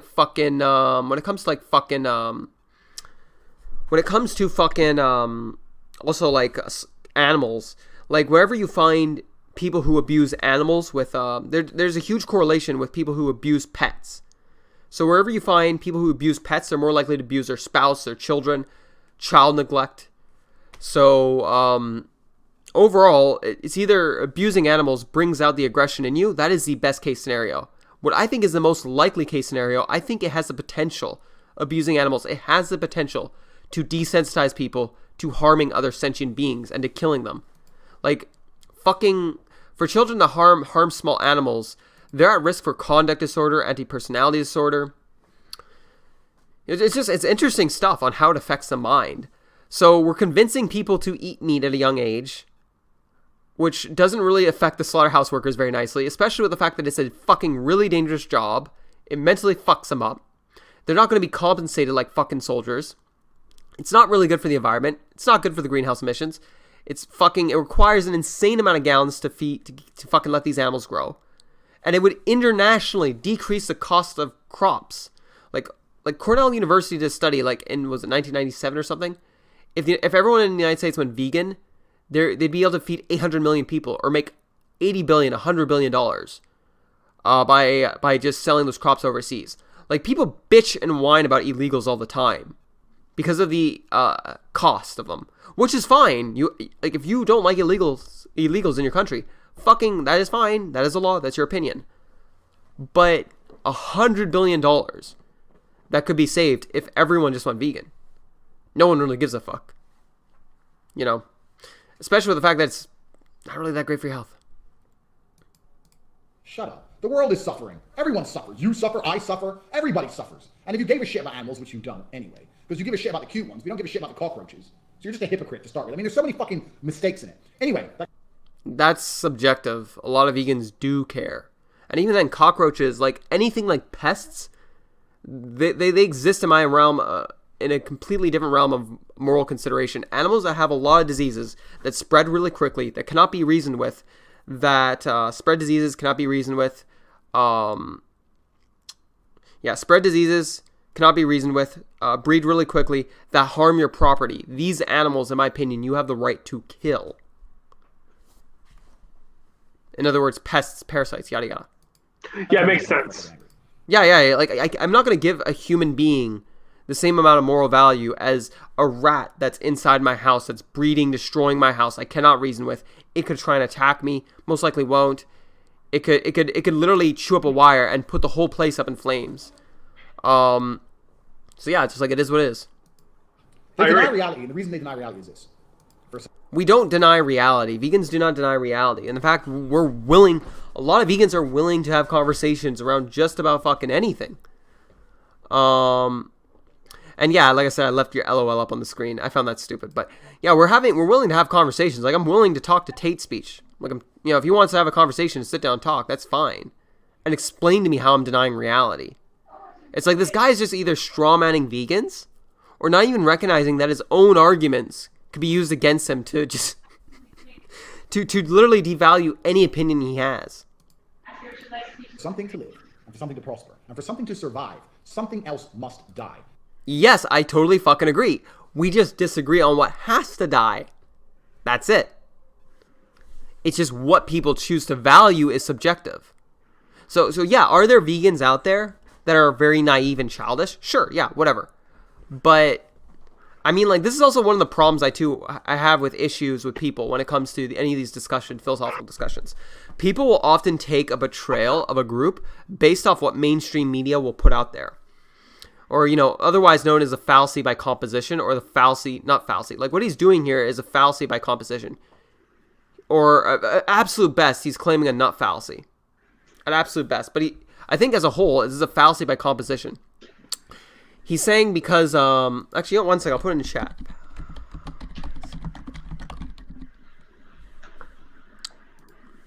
I'll put that in the chat right now. So, okay, this is fallacy by composition. I'll put that. Now we're going to put this in chat. Paste. Boom. So, fallacy by composition, also known as composition fallacy, exception fallacy, futile induction. Description: inferring that something is true of the whole from the fact that it is true of some parts of the whole. This is the opposite of the fallacy of division. I feel like you are. I feel like you are. Talk to yourself. I feel like you are. Talk to yourself. I mean, like, sure, yeah, that's anyone that you watch who creates content, Scarlet Fox, literally talks to yourself. You have to get comfortable doing so. Like, I fucking hate the sound of my own voice. Apparently, I'm not the only person. I fucking hate it. So I mean, like, I don't see what's wrong with what I'm doing right now. I'm talking about. But anyways, like, yeah, sure, yeah, I like talking, but or at absolute best, what he's doing is a nut fallacy. But anyways, I'll continue this. Actually, I guess I could put nut fallacy in the chat. You never know if someone's going to come along. Nut picking.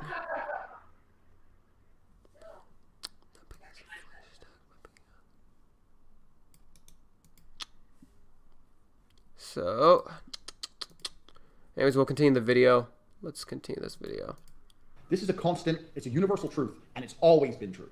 Even for a plant to live and strive and grow, it has to destroy or absorb minerals. Something else must be destroyed or absorbed or taken apart for something else to grow. This is the natural human condition. Not in human condition, this is the natural condition of the universe. Even planets destroy other things to create themselves. Yeah, I totally agree with this. Like, I just find this so funny. Like, this is probably one of the most retarded arguments against veganism or vegetarianism. Sorry, TateTarded. So why am I supposed to feel guilty for destroying an animal so that I can grow? When every single thing that's ever existed ever has destroyed something else to grow. Well, I'm going to come along and be Mr. Nice Guy, and I'm going to undo the laws of the universe. You think because you sit there and eat tofu, that you're somehow changing the basic universal constants of the reality we exist within. You're not changing shit. You're a dork. Because this is the reality of the world. So when you're saying I'm a vegetarian or I'm a vegan, you're saying I deny reality. I deny one of the most basic fundamentals of reality, which is there's something to live. Jerry, background noise. Gotta mute you. Thanks. Sorry about that, bro. Okay, mute yourself for a sec, would you? Just mute yourself while it's going. Okay, thanks, man. Something else must die. I deny that reality, which is fucking ridiculous anyway, because plants, you still kill plants. Oh, but they're not sentient. You're still killing shit. I mean, like, at that point, then... Okay, so I mean, like, so at that point, you have to literally say, like, me setting my sock on fire is equivalent to me fucking killing a dog. You have to say, like, if somebody was to, quote-unquote, have sex with their dog, forcibly. If someone was to forcibly have sex, forcibly rape their dog, that is equivalent to setting their dog on fire, their sock on fire. Sorry, if someone was to have sex with their dog and kill their dog, that is equivalent to setting their sock on fire. If someone was to kill their fucking cat for fun, that is equivalent to destroying your t-shirt. Like, at the end of the day, we are emotional animals. We do value, a lot of us do either value decreasing suffering or increasing well-being. It's just we choose to do so to different things. Whether it be our friends, yada yada. Maybe, I don't fucking know, dude. On my end, it says 2 people are watching the stream. I don't know, so it might just be you. I don't know. So yeah, I mean, like, fuck, what this guy is saying, just, it's really, really silly. So who cares? Oh, shitty. It's just ridiculous. What's up? Gotta go? Yo, I just want to let you know, sorry if I'm not conversating a lot. I am just, like, mostly listening. I mean, it's a lot of stuff going on. Dude, yeah, don't worry. You don't apologize. Like, yeah, don't. Okay. It's just killing time. So I have a policy when it comes to vegetarians, and here's what I do. I've met a lot of them. I've always seemed to somehow, everything's going well, I sit down for dinner with some chick. Oh, I'm actually a vegetarian. So I'm like, oh, of course you are. So here's the rules for dating vegetarians. We're going slightly off track. I'm going to do my fire quickly, but here's the rules for dating vegetarians. First things first. What you don't do, I know this is going to be a real crazy idea for most of you guys. Most of you guys will be like, what? Wow, whoa, I never thought of that. Don't be a little bitch. I know you've never thought of that before, but seriously, it's an option. Don't be a bitch. So she says I'm a vegetarian. You say, okay, cool, that's cool. And she orders fucking tofu with grass. What would you like? I'd like steak. I'd like steak. Why are you ordering steak? Because that's what I eat. That's what I always eat. I didn't do it particularly to offend you, but it's what I eat. I'm not going to make you change your choices for me, so I don't think you should make me change my choices for you. I mean, like, I get what he's doing here. He's just basically saying, yo, ho, I'm not going to change. Okay. I mean, like, honestly, if anything, I want people to change their value systems. Like, if people want to change their diet because their spouse, whatever, fucking fine, but, okay, I mean, like, even I cringe a little when somebody's dating a vegan and that's why they're eating plant-based. Like, is it, like, even I do cringe a little bit, and hell, I'm a vegan, but, I mean, like, yeah, it's just, okay. And she goes, oh, well, I'm offended, da, da, da. She says, oh, you're offended, okay, well, I understand. All right, no problem, I'll be back in a second. Walk out the restaurant, never come back. That's what we do. Most vegetarians will be like, oh, okay, they won't say much about it. Enjoy your fucking steak. If you get on the subject of vegetarianism, you can tell her she's a bimbo, or you just kind of ignore it. Oh, yeah, well, people have to make their own choices. People do whatever. But once you get with a vegetarian long term, after you sleep with them and whatever, you get with them long term. Every vegetarian and vegan I've ever had has cooked with me. And I've been very, very stringent about that point. I've had vegans say, I would rather split out than cook you a steak. I would get the fuck out then. Because I'm a meat eater, this is my house, and I pay the rent, and there's meat in the freezer that he's cooking, and you're cooking it for me. So either cook it or get the fuck out. Because what you cannot do is let them impose their garbage religion on me. Because that's what they want to do. I don't have, no, that's I don't have a problem. I do have a problem. My problem. I mean, like, this is another thing, too, about veganism being a religion. I mean, like, let's depends on what your definition of religion is. Like, just a culture in general, or just a difference in culture? I mean, like, I don't know. Is rock and roll a religion? Is, you know, what was it? I don't know. Fucking, is eating only raw meat, is that a religion? Like, what is his definition of religion? I don't know. If you just Google it, what you get from Google is a belief and worship in a supreme controlling. I think what he means is like cult. So let's look up cult. A system of religious variations and deviation directed towards a particular figure or object. I mean, like, you could literally say this about any change in culture. So, I mean, like, that's one definition I can find. Wait, what do you do? Okay, so, wait, what do you do to have all this time on your hands? I don't know. It's called COVID-19. Also, Scarlet Fox, I'm not going to school till 2021, so I'm not doing a whole lot anyways right now. Then I go to school, then, you know, back out in the workforce. But honestly, it is, you are aware this is a weekend, right? Like, it is Saturday.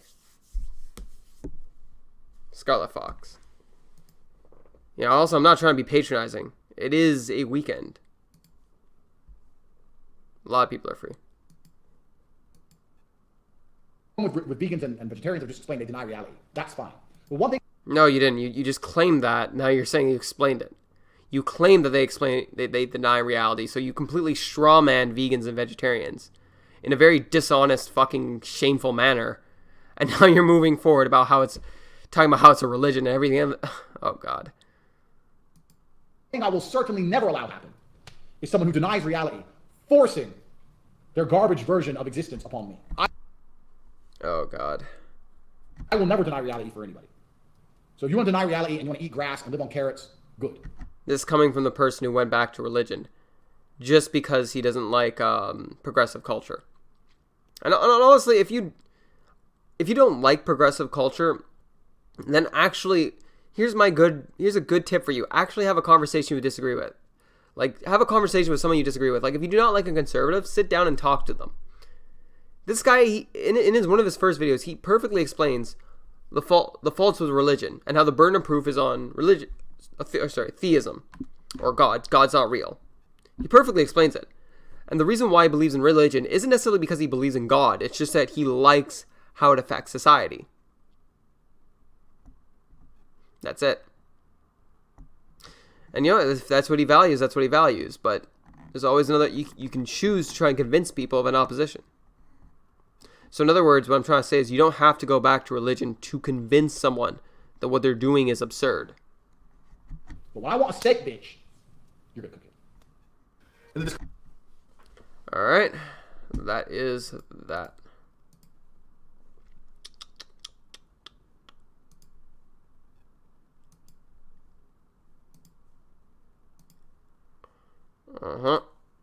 So next video. WAP. Wet ass pussy.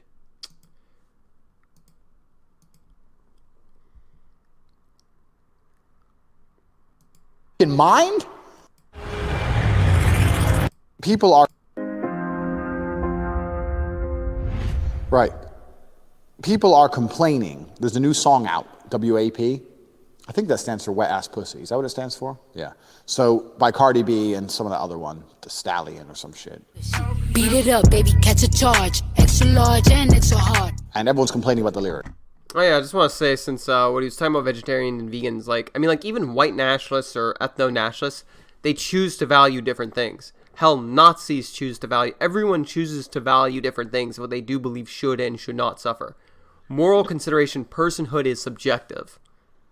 We don't deny reality, like, oh my goodness.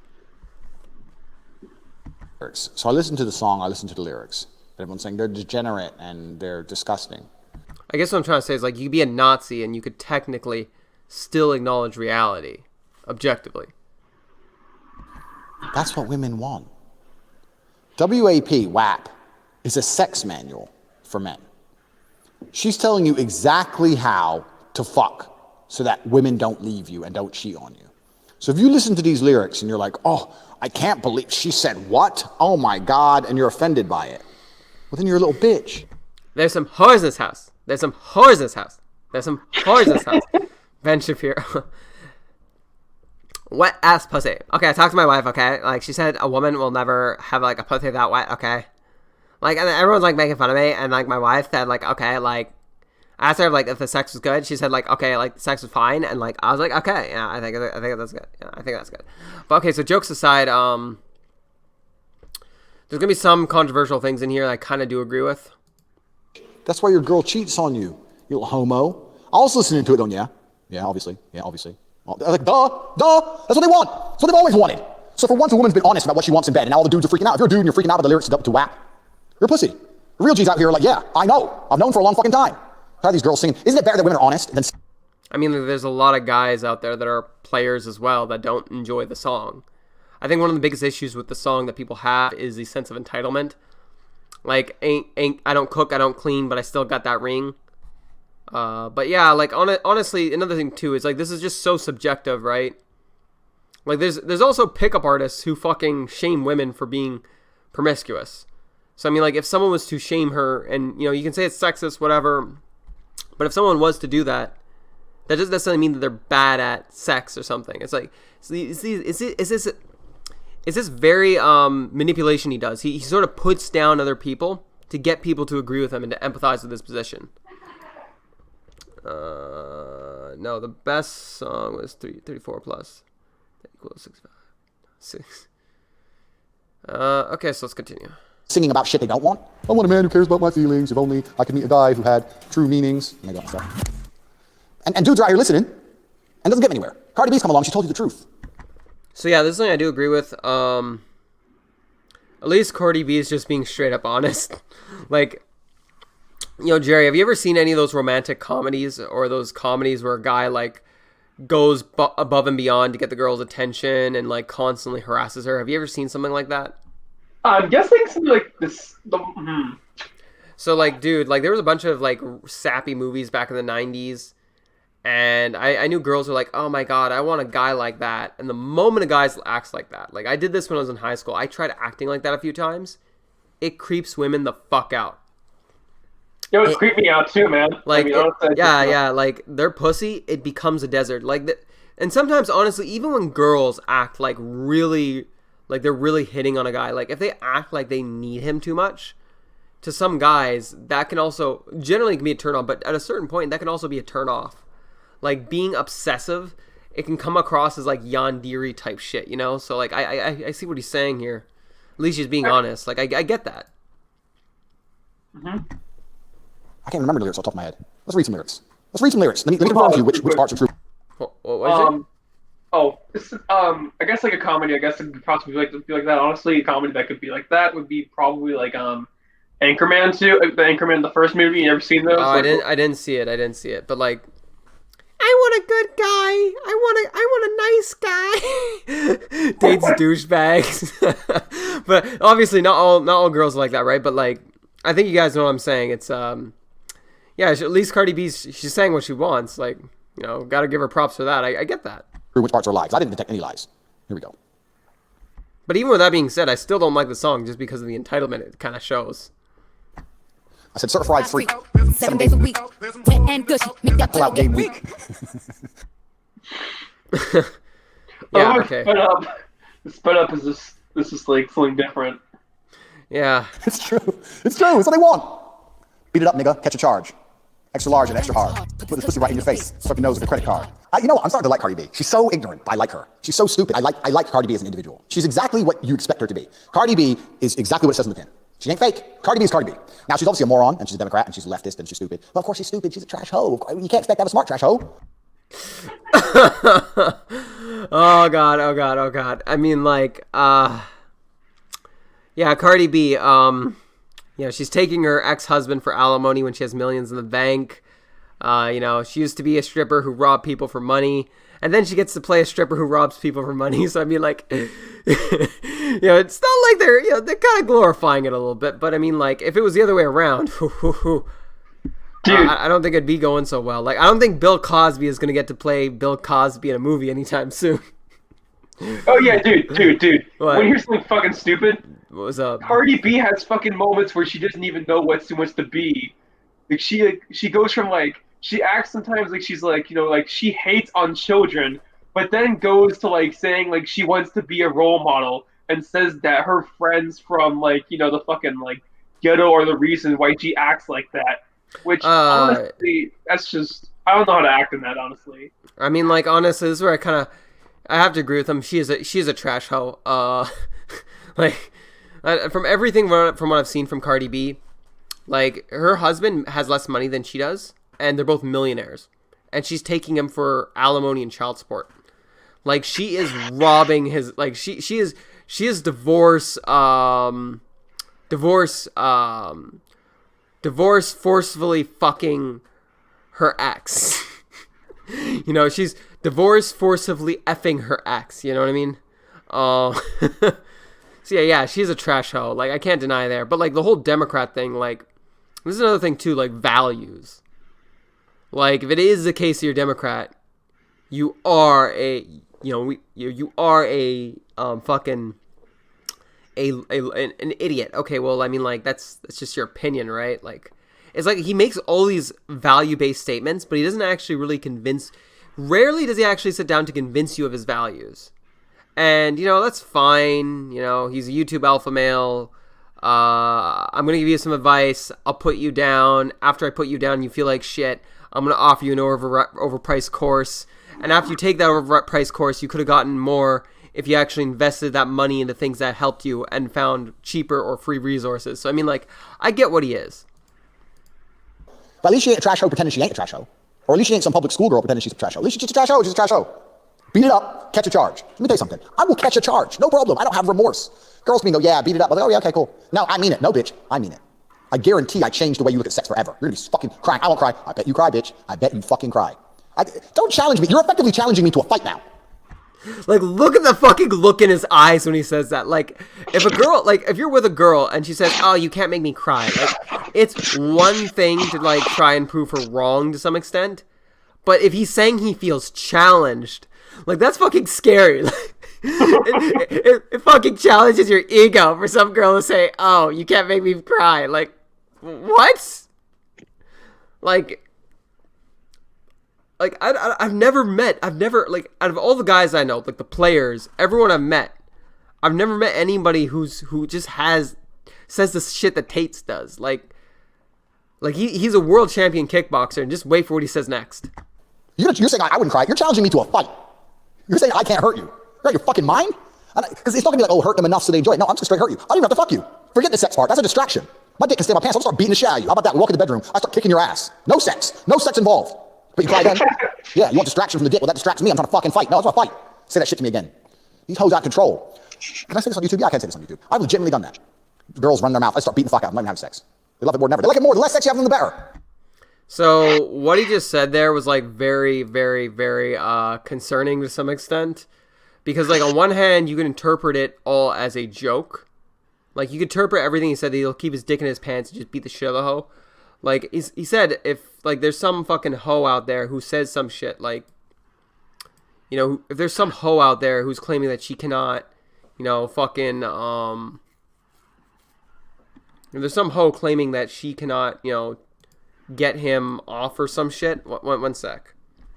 Sorry. If there's someone claiming that he cannot make her cry, like him saying, it's one thing for him to say that he feels challenged. That's already kind of red flaggy enough. Like, it's already kind of scary. Like, what are you gonna do to prove her wrong? Like, are you gonna choke her to death? like, what are you gonna do to make the hoe cry? Like, where does it stop? Where does it start? Where does it stop? We need to know. So, I mean, like, there's just a number of things that he said that just sounds very sketchy.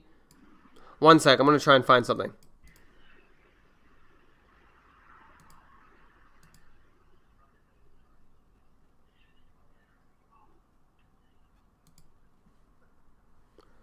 Alright, just one sec, I'm trying to find something. I'm trying to find something to show you guys.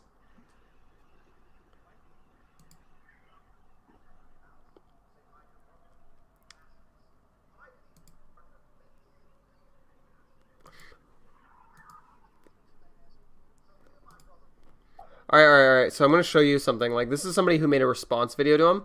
This I found very interesting because, like, what he said alone here was a little concerning. Like, he actually... Yo, Jerry, you there? Yeah. He uploaded a fucking video a while back. And I should have downloaded it, but he was saying how men are more valuable than women. You know, sons are more valuable than daughters. Which is concerning because that philosophy created... It is a philosophy that has created some level of eugenics, or it is a philosophy that has created gender selection, which hasn't worked out very well from China. So from an epistemic responsibility standpoint, from like valuing the outcomes valuing the outcomes that the idea can present, or valuing the problems that the idea presents, and understanding the consequences of it. Like, for example, two people can promote Nazism. One person can fail, their political party fails. One person can... Holy crap, dude. I'm gonna mute you for a sec. One person can succeed, and they can have a Nazi take over and try to invade everywhere in the world. Like, from an epistemic responsibility standpoint, both of them are just as responsible for spreading the same ideas that can create the same problems. So, I mean, like, what he was saying just was really... just creates a lot of issues, especially with the fact of if you value men, like sons, more than daughters, you could easily have a society... I unmuted you. You could easily have a society where basically people will try to have abortions if they have a daughter, and then you're left with a surplus of men like China. So that idea just hasn't worked out very well. So we're going to watch a little bit of this, because like, it's just some of the stuff he says about women is very... at least when it comes to violence towards women, it sounds very questionable. Like, that WAP video, I just thought, maybe he's joking. Then I got to see more of his videos. I'm like, no, I don't think he's joking. Or maybe he is. I don't know. But, like, and even if he's not, I think, like, some of his viewers are probably going to watch this and think, oh, he's actually saying, this is okay.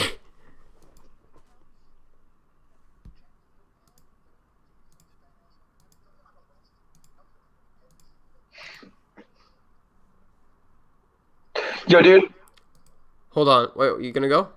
No, audio is fucked up again. I can leave though if you want. I mean, no. Let me redo this. I'll redo this. Just thought I'd let you know, man. No. Thank you. All right. Yeah, it's no problem, man. So just, Twitter can't stand this guy. Oh shit! Yeah, I did it again. Fuck, I did it again. I didn't include the audio. My bad. Like, I really hate screen. Like, I really wish like audio was like on default to be on. Okay, so we're gonna go share. Why Twitter can't stand this guy. So share. So I think you should be able to hear this now. Go anywhere without each other. We have one bank account. You can hear it, right? Yes. Every single day we're together. We do not go anywhere without each other. We have one bank account. We work together. Forced her to gravitate towards that Yes. choice. When I see people like, yeah, I'm really close. Views probably from non-subscribers. I get 3 emails a day about porn, and people want me to tell you to not watch porn. There's something in this red pill manosphere. Don't watch porn. Don't watch porn. Don't do this. Have cold showers. Don't ejaculate too often. I come 5 times a day. 5 times a day? I fuck 5 times a day minimum. I get plenty of stuff done. Minimum? Wait, I actually have the perfect clip for this. Hold on, this might take a while. That's a lot of nuts! Andy, you're a big veiny machine, right? So you should be fucking for what, like 30 minutes minimum from foreplay to nut? You do that 5 times, and that's minimum 2.5 hours that you're dedicating to sex every day. Now you include bringing the girls over, hopefully showering a bit between rounds, and also the possible refractory periods for back-to-back sessions. Andy could possibly be wasting well over 3 to 4 hours just because of fucking every day, which I still haven't decided if I'm upset about that or not. Let's try and watch something a little less abrasive, maybe something a little more family-friendly. How about this? Andy on brother and sister relationships. Now, I have a sister. We don't talk because she goes to feminist rallies and believes Trump's a racist. I know. How can Andrew Tate have a low IQ sister? But it's been proven that the first child was always the smartest. I don't know. Trump, what was it?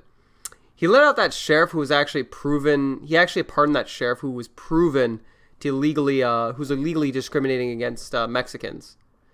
What was it? When he called out Ilhan Omar and the squad, when he said that they should go back to their own country, that was racial identity politics. If I can't... Like, if average Joe, like... If any fucking else... Like, if any leftist pulled racial identity politics, the right would call them a racist. They would not shut the fuck up about it. To this day, the right doesn't. The right, there's a lot of people on the right that just talk about how the left is the real racist. I feel bad. I feel bad for his girlfriend. Yeah, I mean, his girlfriend is, I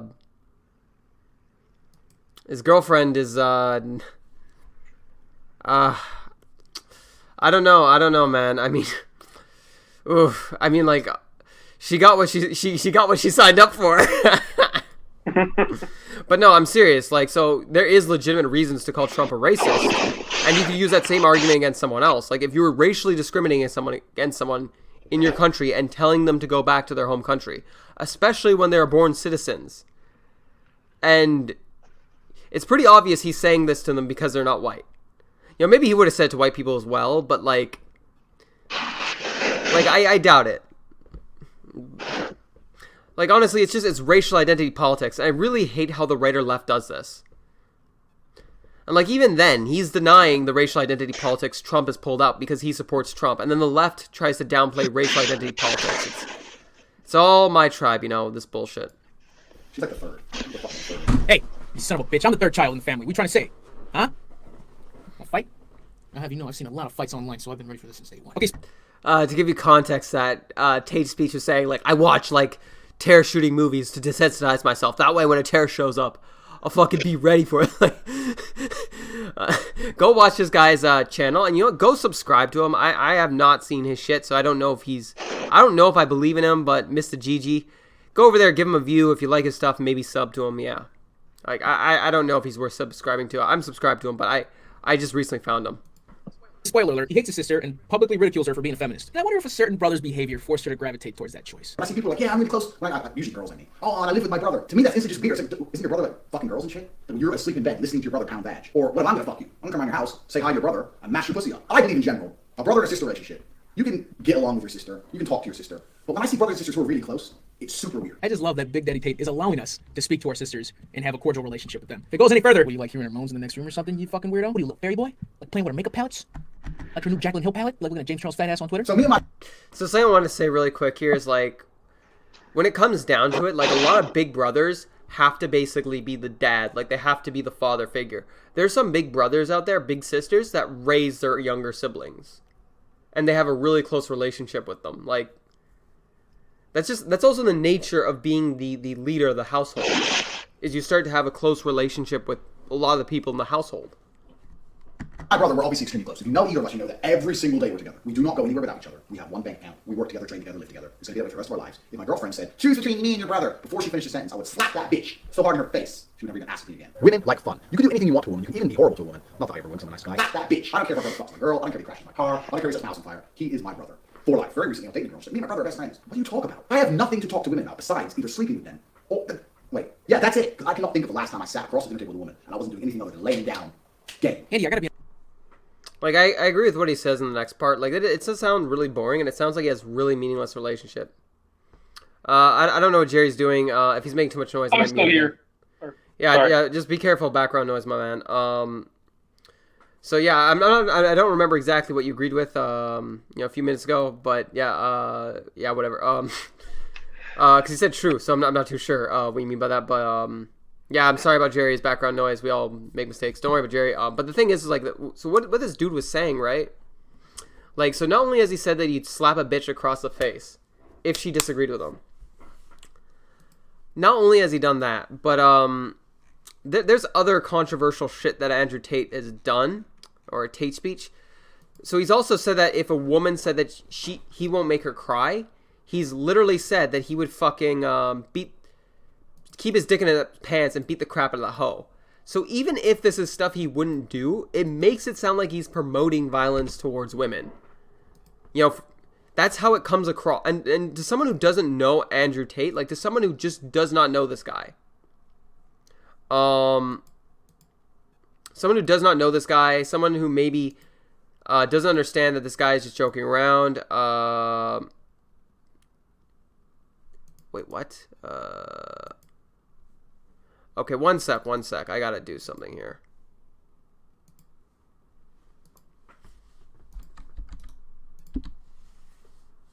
Okay, so can you guys see that? Guys see that?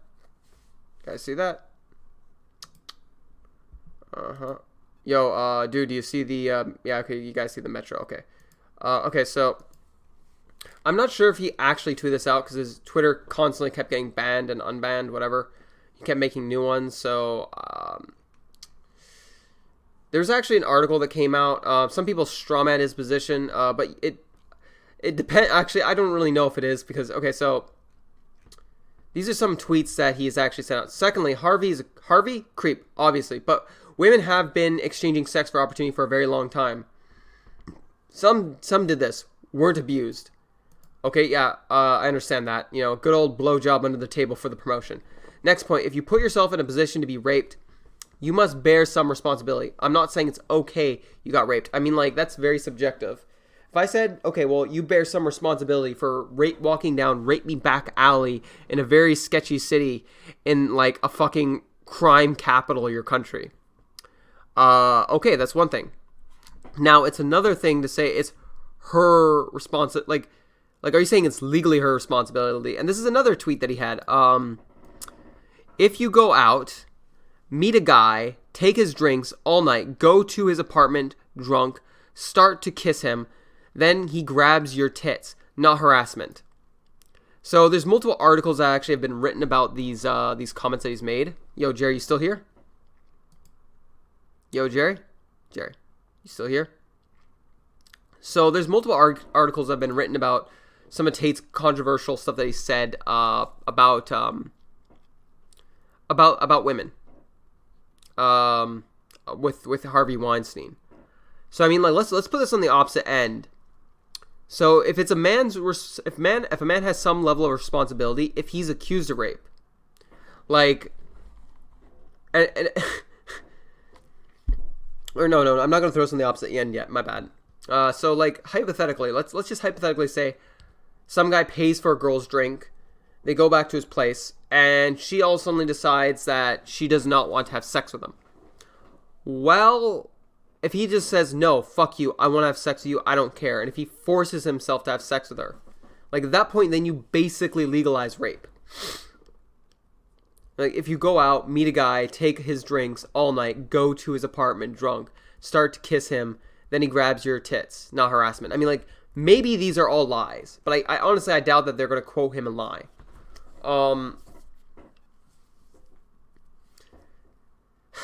I mean, like, are there a lot of girls who fucking exaggerate rape? Sure. But real rape does happen. Like, and the other thing, too, is, like, if he wants to change legally what is and is not rape, like, the responsibility in context, if he wants to change that, I mean, like, if there was some feminist who says, well, men bear some responsibility for being accused of rape. Imagine if some feminist said that. Like, Tate would probably, like, lose his shit and made, like, a bunch of, well, not lose his shit, but he'd probably, like, rip on that. You know, he'd probably rip on that hoe. You know, let's be real. He would rip on that hoe. It's just the stuff he says. No, I think he's just muted. He hasn't left the chat. No, he's still here. He just muted himself. But I mean, like, just the stuff this guy says, man. So if you really put it together, so let's put this together, okay? Some women exchange money for sex. Women bear some responsibility if they get raped. You know, keyword some. Very vague. Not saying it's okay to rape. Okay, it's not okay to rape, but, you know, if you grab a girl's tits and she comes back to your place after drinking with you, it's not harassment.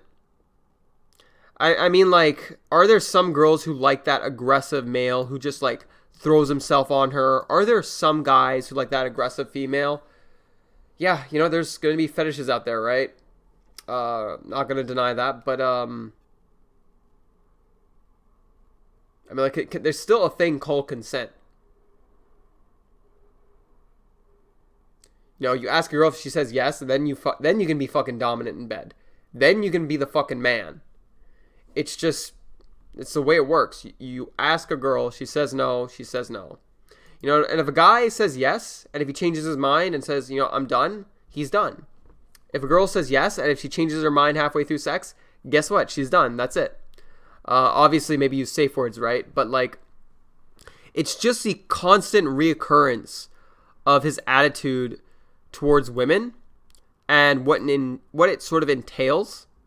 Like, it's very questionable, like, what he actually genuinely believes. Like, and if this is what he says on camera, like, what does he think off camera when no one is around? Like, I honestly, I think he's letting it all hang out there. You know, like a guy who's sitting with no pants on. He's letting it all hang out. And he just does not give a fuck. And that's fine, you know. But what if he's not? What if he's actually holding back what he genuinely actually thinks? That's a possibility too. We don't know that. We're not mind readers. You know, I'm not a fucking Jedi, you know. I can't fucking read his mind, you know. I'm not fucking, you know, psychic. I'm not fucking Jean Grey or Professor X, you know.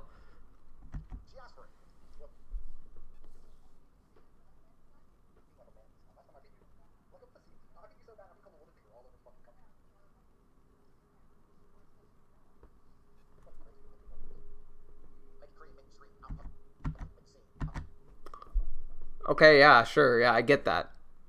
Like, if a girl really likes to get beaten hard, during sex, it is what it is, right? Hoes will be hoes, right? I get that. But it's just the way he worded it. Like, if he said, okay, you're saying I won't make you cry, I will make you cry during sex. You want violent sex? I'll give you violent sex. But then when he says, I'll keep my dick in my pants, I'll just beat the fuck out of you. Like, with everything else he said, if a girl says, who do you love more, me or my brother? You're spending too much time with your brother. He would smack that hoe and tell her to get the fuck out of his house. Like, it's questionable if he's just trying to act tough, if this is just a persona, or if he actually genuinely means what he says. Like, is he just trolling, joking, or is he actually serious? And even if he's trolling, the way he's phrasing it, I think some people are going to believe what he's saying and they're going to fucking do it. Some real fucking beta loser who looks up to him. This really fucking dumb beta loser or insecure loser who has no clue what to do. They're going to look at a guy like him and think, okay, well, this is what I got to do. When a girl steps out of line, I got to fucking give her the pimp smack.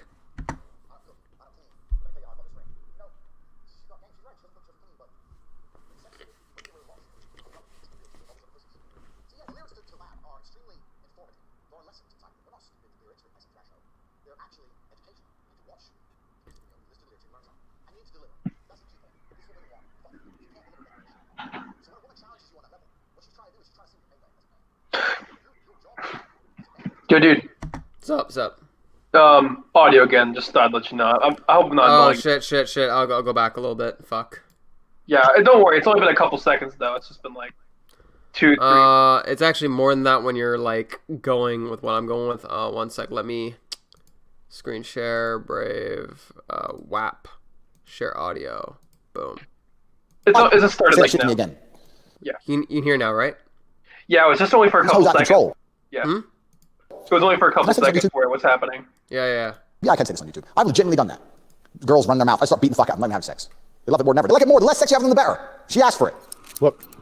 You gonna do it again? Are you gonna do it like a man this time? What do you mean like a man this time? Last time I beat you. Like a pussy. I beat you so bad, I'm being called a woman beater all over the fucking country. Yeah, to me that was like a pussy. You need to do it like a real man. Or stop taking a bell off.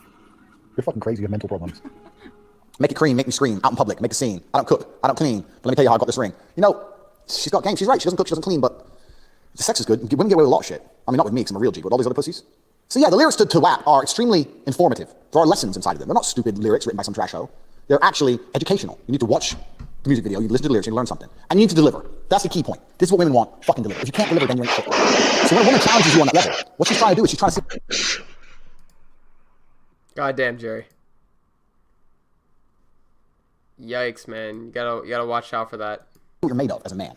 And what your job is, as a man, your job is to convince her to never challenge you on that level again. Every woman makes a mistake once, but they need to make sure they never do it a second time. Now, I know what's gonna happen. I'm gonna get a parade of fucking messages. You're advocating to abuse women. Abuse women, baby. The bitch is asking to get her ass kicked. Women ask to get fucked up. They want that. I'm saying if a woman asks for it, deliver. Give women what they want. I'm a nice guy. Yeah, in context, I kind of agree to an extent. Like, if they're asking for violent sex, okay, two consenting adults. My problem is like when you're saying you're going to keep your dick in your pants, beat the fuck out of her. My problem is when you've said in your other videos, if a woman challenges your love between your brother and her, you're going to smack that bitch across the face and tell her to get the fuck out of your house. Like, my God. I'm not saying anything bad about women. Cardi B is giving you all a lesson, gentlemen. So when you see men crying their eyes out the lyrics to WAP and how it's degenerate, be guaranteed these are men who can't fuck. There's men who can fuck, read the lyrics, and it's just like, yeah, autobiography. Duh. Okay, yeah, so like I said, I kind of agree, like, the whole WAP thing is, I agree that WAP is like a fucking, it's just a woman saying what she honestly wants, and she's not, like, telling you some sort of sappy story. I want a nice guy who never cheats on me. I want a nice, loyal guy. And then she dates some douchebag who, like, cheats on her, beats the crap out of her. Who could have thought? The guy who makes $200K a year cheated on me. Who would have thought? The 6-foot-tall guy with money who all the girls want. Who would have thought he would have fucked someone else? It's a tragedy. Oh, the good-looking, tall, nice guys with money. They always cheat. All men are assholes. I mean, I'm joking here. I'm obviously being a little bit flatter. I'm joking. But like, it's very questionable. And also, what he's saying and how it's going to be interpreted is the problem, in my opinion. Like, I get it. You know, a girl asks for something. You give her what she asks for when it comes to sex. She wants, you know, to be spanked. You spank the crap out of her. She wants it hard. She gets it hard. You know, I get it. I really do.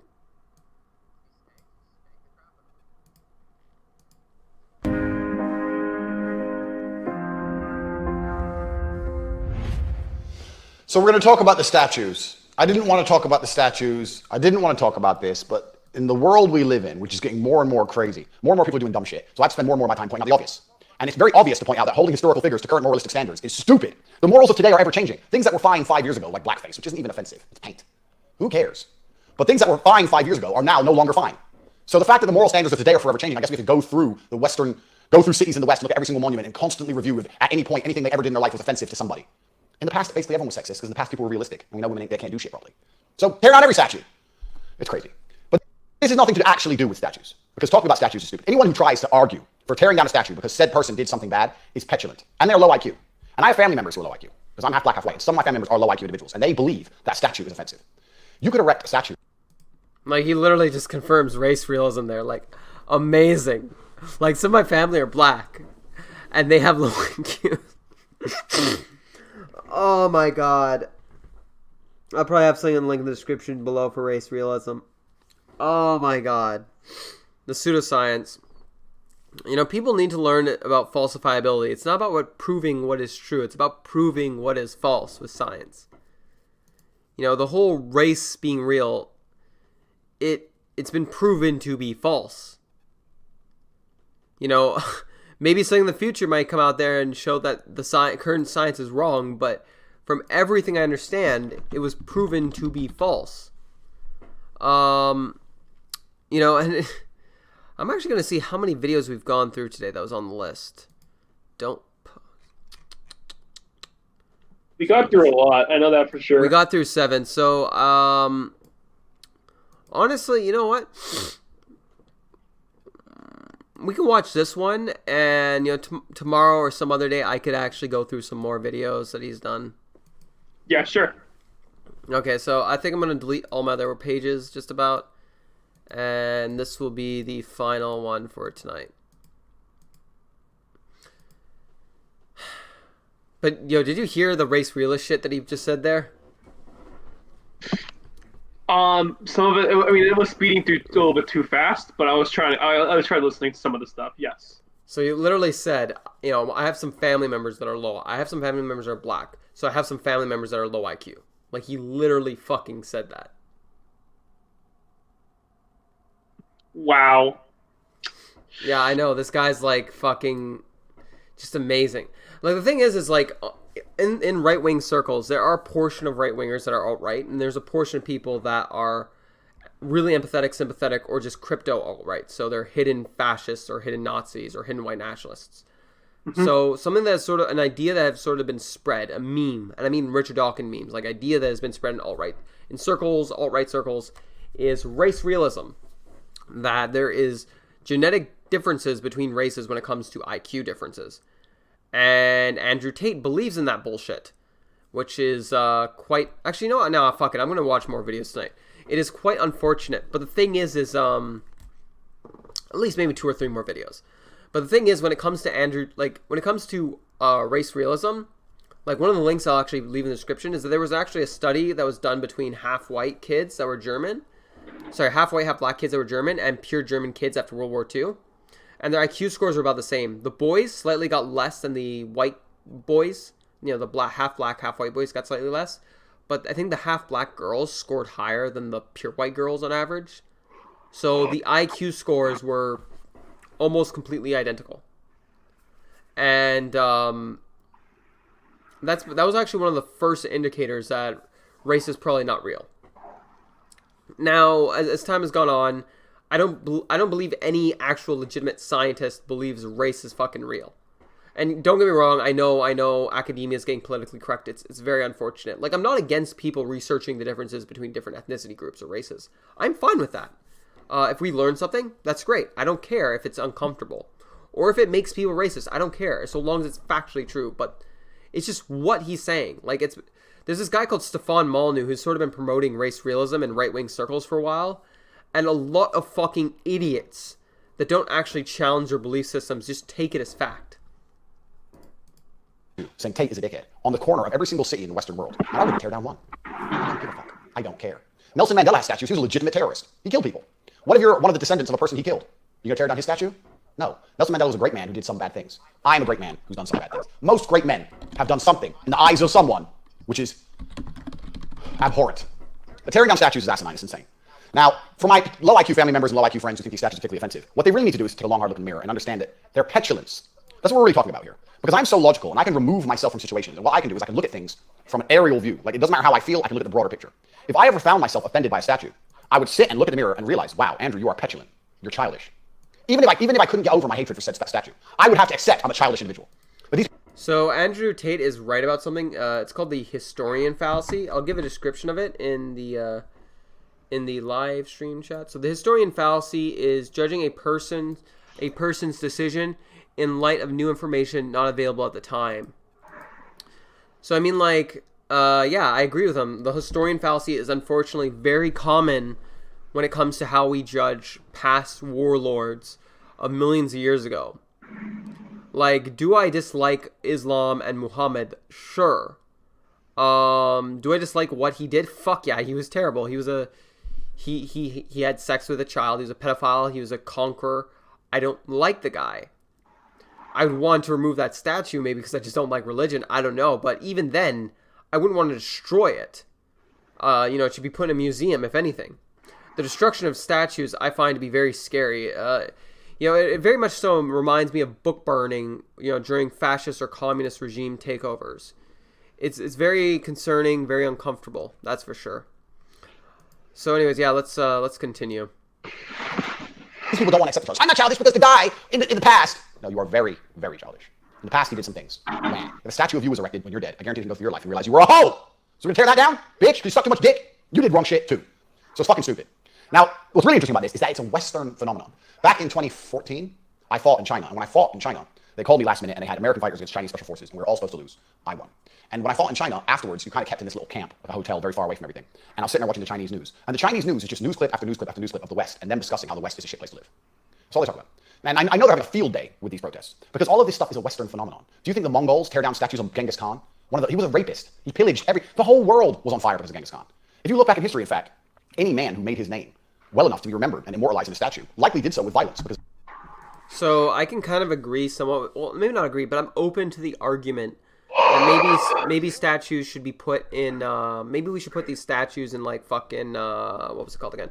We should put these statues in fucking museums instead of having them publicly displayed. But I am totally against the idea of destroying these statues. Because, like, why do we have these statues displayed is one thing. Is it to worship or to memorize or to glorify the behaviors of an individual? Is it to remember what they did for the nation? Is it to help that individual? Like, why do we have these statues here? And that's where the conversation should start. But also, I find it very funny that he doesn't even bring up alternatives. Like, there's a lot of Democrats that would want these statues placed in museums. That's just a disagreement where we want to have them placed. I think it's valid to argue that. And I think I'm open to these discussions. Honestly, I guess I lean a little bit more towards let them stay up. Because I think if the reason why it's being teared down purely is by outrage, anger, and offense, then I don't think we should pander to people's outrage, anger, and offense, and also criminal activity. Because violence is the universal constant of the universe. Now, I'm not saying in all situations it's always violence. When statues are taken down, I haven't done research on that. Universal constant of life. If you're violent enough, people will know who you are. And if you're not violent enough, you will die. It's the truth. I'll discuss this in another video.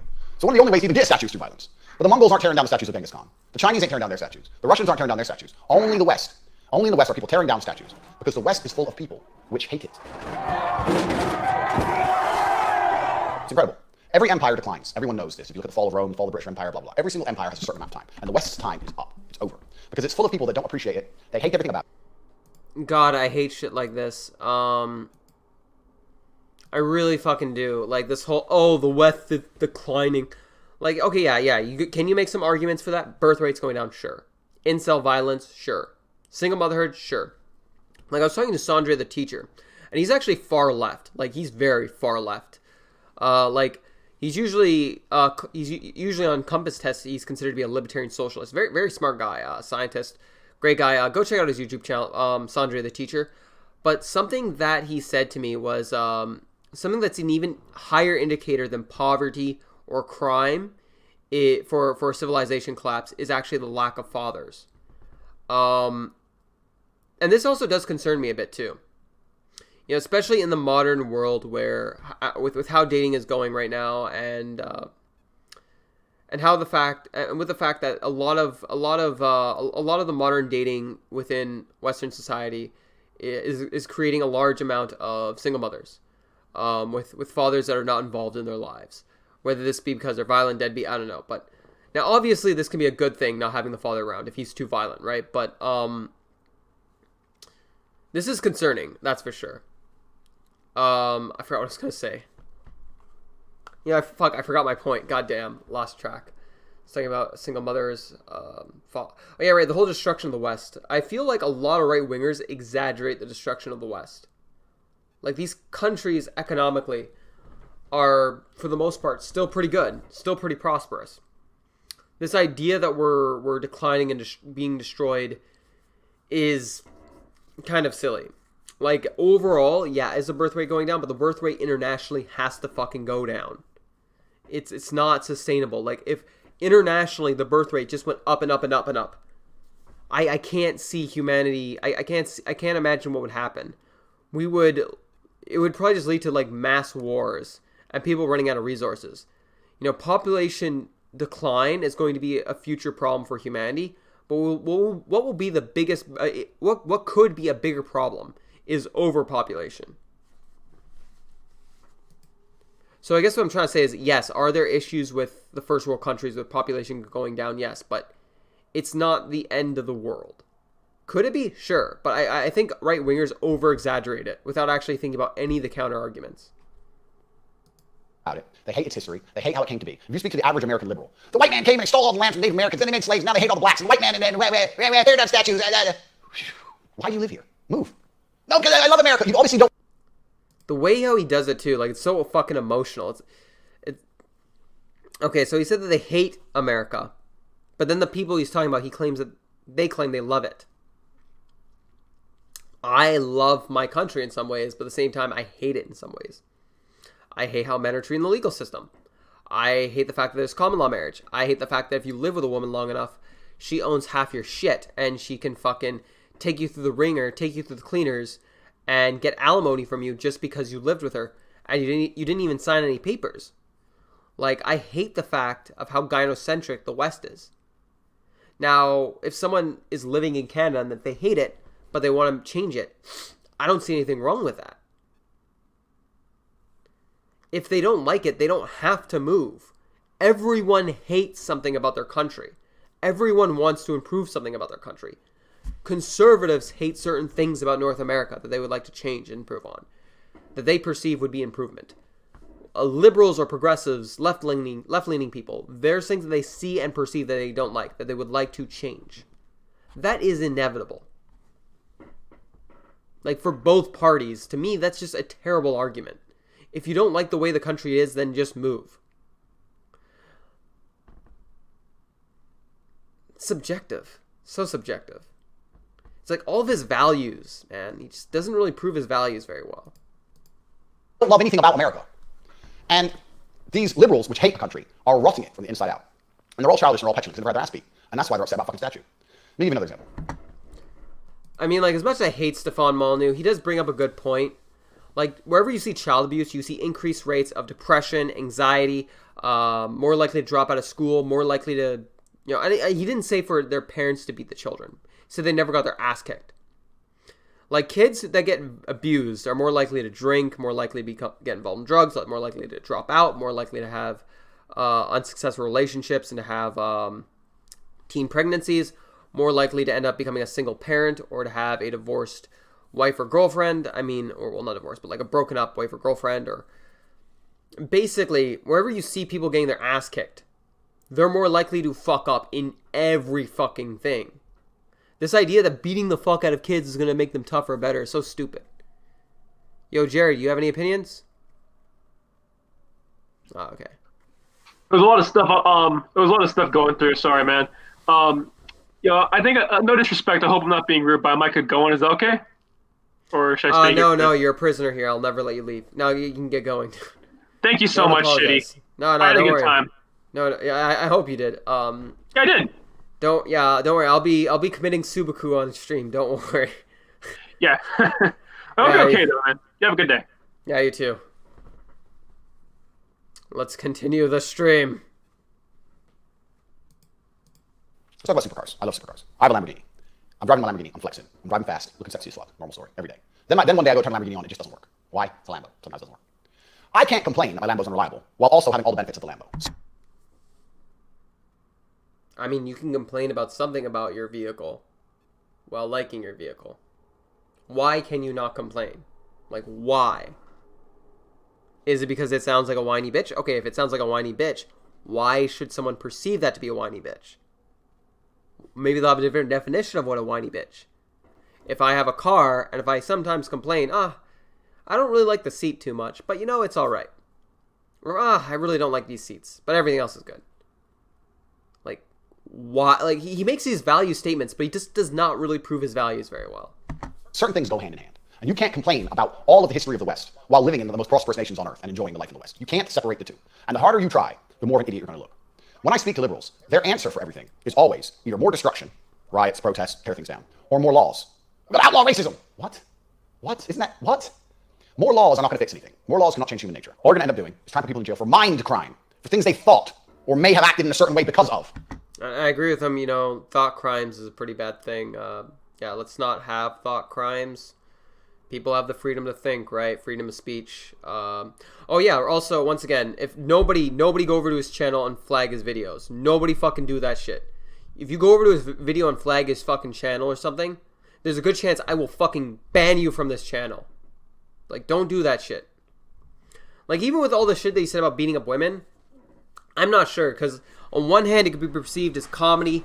On one hand, he could be playing like a caricature. On one hand, yeah, sure, maybe he is promoting violence. On the other hand, is it any different than any rapper who talks about beating up hoes? Like, to some extent, yeah, there's a context difference. But I mean, like, is it really? People have been glorifying beating women since forever. Like, I'm not going to shut down his freedom of speech, right? Like, I really don't want to do that. Although I think the whole violence thing is a legitimate argument to be made, but just don't do that, please. Pro freedom of speech. Yeah, this guy has the right to talk. And that's dangerous. So liberals believe in more laws and destroying everything. And I don't think that's the answer to anything. If you're going to go through life and you're going to live in a country and you're going to walk down the street and you're going to see a statue of a guy who you probably don't even know who he is unless you do some heavy research. And you find out in the year 1777, he got a blowjob while he was married. Or, maybe he had a slave, whatever. And you're going to fucking cry your eyes out to the point where you believe that statue must be torn down. And then you're going to think inside of you that makes you a good person. You're a fucking moron. You are a moron. Broader point, very quickly, let's talk about slavery. The slavery argument really pisses me off. And the reason it pisses me off is, remember, I'm half black. But the slavery argument does not annoy me. Slavery happened! So, I wasn't here. I wasn't a motherfucking slave. It's been hundreds of years. Do you understand that slavery is not unique to whites and blacks? Slavery was a constant in the world at the time. The Arabs enslaved blacks. The Arabs enslaved other Arabs. The Chinese enslaved certain types of Chinese. The Japanese enslaved the Koreans. Everyone enslaved everybody. But the only people still crying about it are the people in America.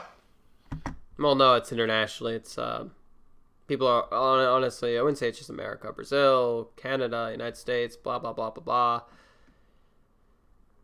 People are always complaining about that, yeah. And yeah, I kind of agree with them. Blacks sold blacks into slavery. Black people sold black people into slavery. Like, a great song for you all to look up is Great and Square N-Word. You know, I'll just say hard R's get angry at black people for using the hard R word after they're done using the R word. You know, it's, yeah, like, I kind of agree with him on this. A lot of people do over-exaggerate slavery in the sense of, it's all the white man's fault. Well, white people enslaved white people for thousands upon thousands of years. White people probably enslaved. I think white people enslaved white people longer than they enslaved black people. I live in Romania. Romania was part of the Germans in World War II. Romania was on the side of the Germans initially. Let's make it simpler. Germany, 80 years ago, was dropping bombs on London. 18. Actually, a great thing to bring up is like the word pagan. Like if I've often seen Christians in like churches bring up, oh, that's so pagan, or you heathen, you pagan. Pagan was a religious slur for non-religious people that didn't believe in God. It was particularly towards people that believed in religions that were more related to nature, that were more somewhat hippie. Some of them were more darker.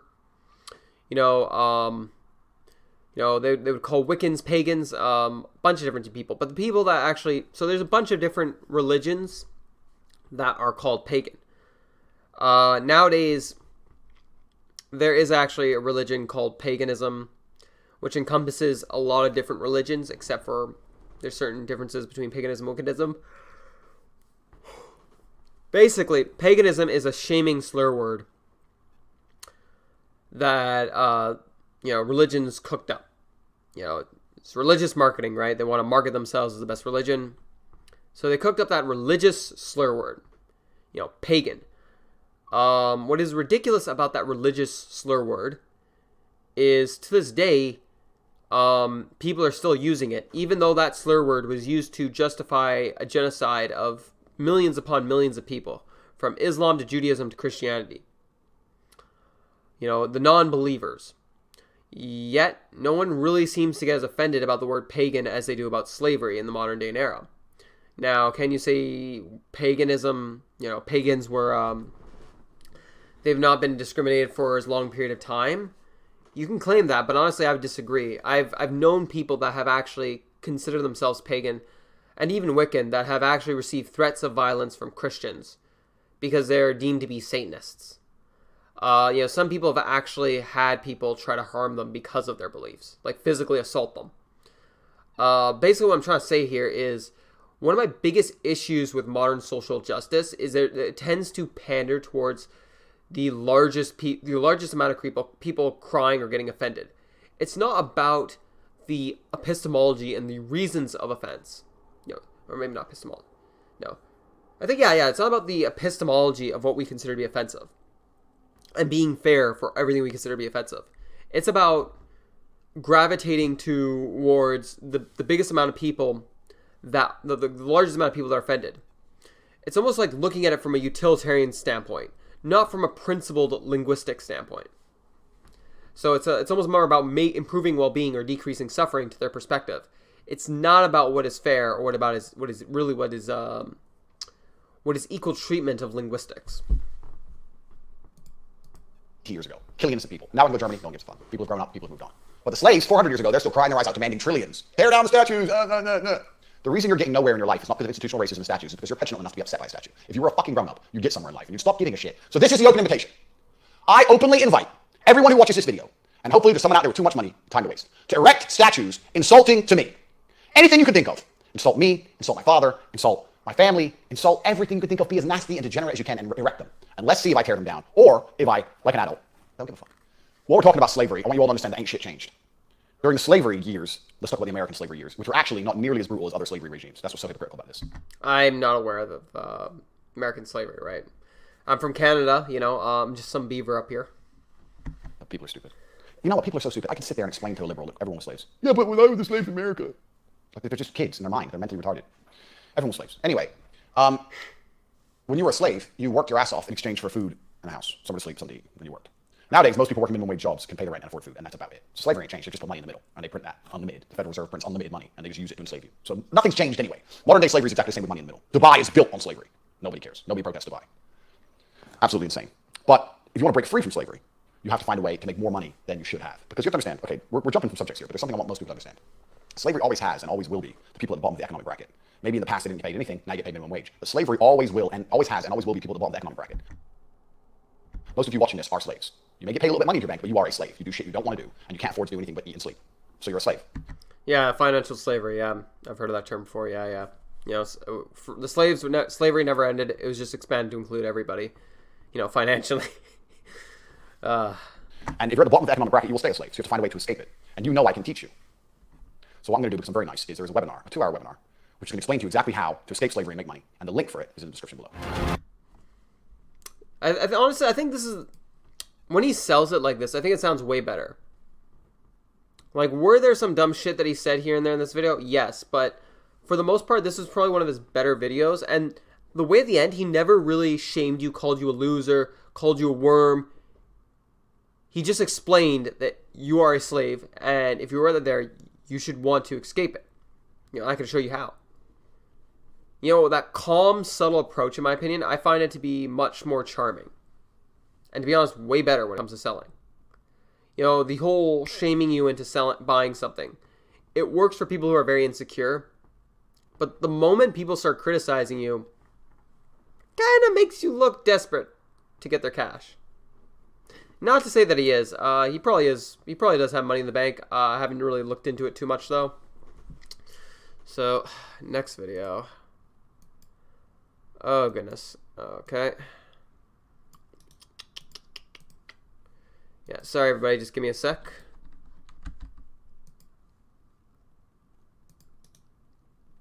Just 1 second.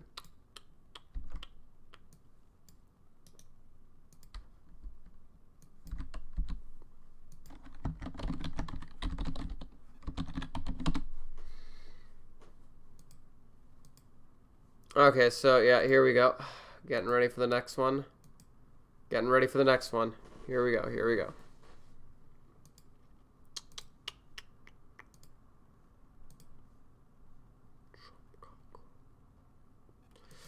Trump caught corona from this person. Share. Okay.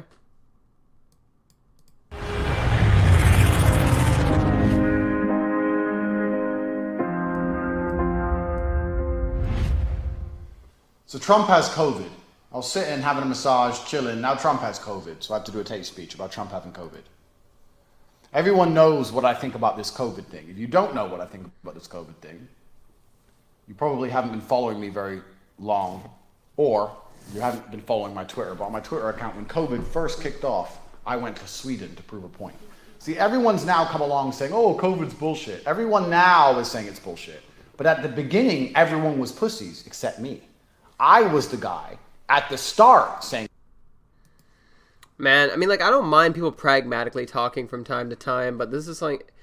The whole pragmatic approach of the red pill community at times is honestly kind of exhausting and just cringeworthy for anyone outside of it. And to be honest, it's not very convincing. Everyone was pussies, except me. I'm not pussy. Everyone else is pussies, except me. I'm TateTarded. I'm a TateTard. I'm special. I'm an alpha male. I'm Andrew Tate. I mean, like, dude. You're stroking your ego enough as it is. We hear you. You're very special. You are the most special thing that's ever existed. You are so special. You are better than everyone else. You are a special little snowflake. Because that's what he is.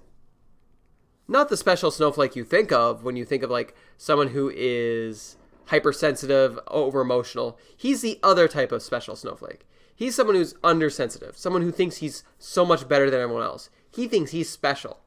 He thinks he's so fucking special. He's special. TateTarded. But, I mean, honestly, I can respect people that do not believe that COVID was worth quarantining for. You know, tough decision, right? Economics and the well-being it provides to people, or the people who will die. Which one do you value? These are tough choices. I'm not going to shame someone who wanted complete reopening, for everything to continue as usual, as if the economy never closed down. I'm not going to hate you for that. Might I disagree? Fine. I was for the quarantining. But at this point, since the vaccines are starting to come out, may as well continue quarantining. But if this quarantine was going to continue for about another year, 2 years, 6 more months, I'd say it's not worth it. But for the amount of time we've quarantined for, I don't think it was too bad. Sure, yes, it was bad, but bearable.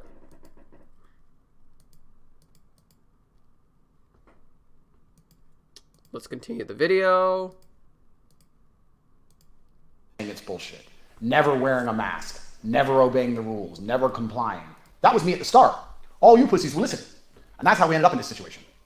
It's really testament to the stupidity of humanity that we can live now under threat of a virus that you don't even know if you have it or not unless you take a specialized test, and that most people who have it have no symptoms of. And you can see it. There's no tangible evidence. You don't see it. There's no one dropping dead in the streets. Mortality rates are not higher than usual. Everything's totally normal in society. And people are still scared of this virus. It's amazing. It's really amazing that no one wakes up and looks around and goes, nobody's sick. Crazy world. So now Trump has corona. Well, obviously I wish the Lord Emperor Trump a speedy recovery. But what's really interesting is this. Trump has corona. It's looking like he's going to recover without any problems. He's basically asymptomatic. He's a 70-something-year-old man in a high-stress job who does no exercise whatsoever. Lives on McDonald's. Barely sleeps, traveling all around the world, dealing with the constant bullshit that comes with being a president. And corona didn't even hurt him. So why is this not proof? Is this not the final indicator that all this lockdown bullshit should end? That is so fucking anecdotal. Like, this is just an appeal to anecdote fallacy. That's what this is. And this is just an appeal to fucking anecdote. I really fucking hate this.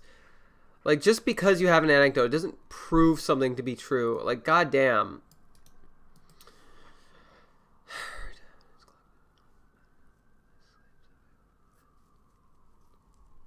So yeah, like, here we go. I could just type up you can get almost any definition for appeal to anecdote fallacy.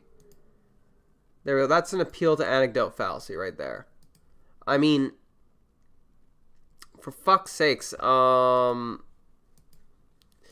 it is something that exists, an appeal to anecdote fallacy. Essentially, in short, what it is someone just saying, oh, well, you know, this is my anecdote, this is what happened to me, therefore this is true. Or your anecdotes alone do not prove something. Anecdotes can be non-fallacious and they can be useful, but they're not the best indicator for decisions when it comes to medical health and viral outbreaks. And the reason is just because this has never been about a disease. Like, if 10% of elderly people survived and if Trump survived, does that mean that it's not dangerous? If 99% of people die but Trump didn't die, does that mean it's to not be taken seriously? Like, come on. Anyone who has ever complied with any lockdown regulation, anyone who puts on their mask when they go into a gas station, anyone who does this shit is the enemy of freedom. The enemy of freedom depends on what you define as freedom. Like, the people who died, did they have the freedom to exist? Well, people who have the freedom to take off their mask take away other people's freedom to exist, who end up dying from this coronavirus, because you can't be free if you're dead.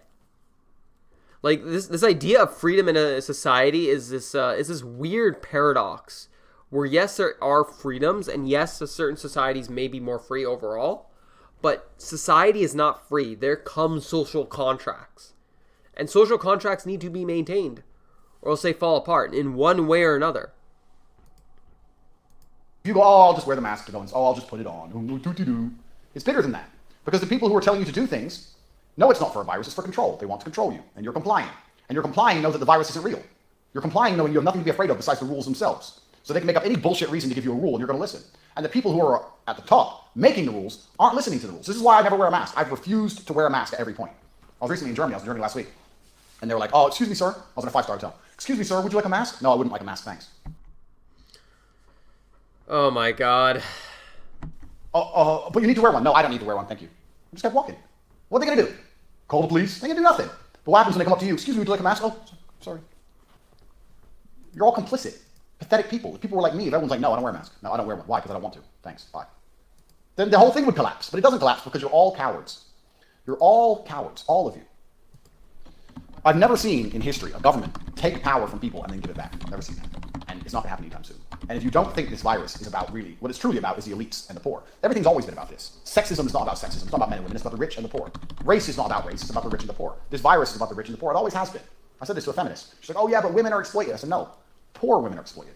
Rich women aren't exploited. Yeah, he's got some good points here. Yeah. Exploitation is really about the poor. And this really bothers me about people that talk about white privilege. Especially whenever there's a black individual who's rich talking about white privilege. Like, fuck off. If you have the privilege of wealth, and if you're living in a country where wealthy people are generally treated better, or if you're living in a country where wealth and your class does matter, don't fucking patronize everyone else that they're privileged. Don't patronize white people for being privileged. Like, goddamn. Especially when it comes to rich women. Like, whenever rich women are talking about how women are oppressed, that really does trigger me a little bit. Better way to say it. When rich women if there's ever a situation where there's a rich woman who says she is oppressed, that really, really, really bothers me. Because there are people out there that are working shit jobs, destroying their health. There are people out there that are working until they fucking drop dead. There's people out there that are on the streets, that genuinely can afford to live. There are people out there with physical disabilities, with, that is actual, those are people that are actually being, have an extremely unfair, hand in life. And, there's people in other countries that are being discriminated against. Like, anywhere you go in the world, if there is an area where the majority of white people are doing crime, the cops will fucking profile white people. Do you think cops, let's say hypothetically, there's an area where 70% of the crime is done by white people, and there are areas in the United States where there's a lot of, from what I hear, a lot of white crack or cocaine heads or something, or heroin addicts. Yeah, there's a lot of white heroin addicts in the United States, apparently. If majority of the crime is done by white heroin addicts, do you think the cops are going to go profile a black person? Do you think they're going to go profile an Asian person? If the majority of crime is done by any particular race, they're just going to profile that race. I'm not saying it's good to profile. I'm just saying this is how it works, generally speaking. And obviously, they don't always profile, right? Even if the majority of crime is done by one group, there's a possibility cops won't profile. But when you see profiling, it's usually done by a similar means of discrimination, by whoever's committing the most amount of crime, whichever identity, religious or identity group or racial group or gender, they'll discriminate against that group of people, whatever. So yeah, like it does bother me when people of really high privilege talk as if they are oppressed, that claim to own the oppression Olympics, as if oppression is a virtue.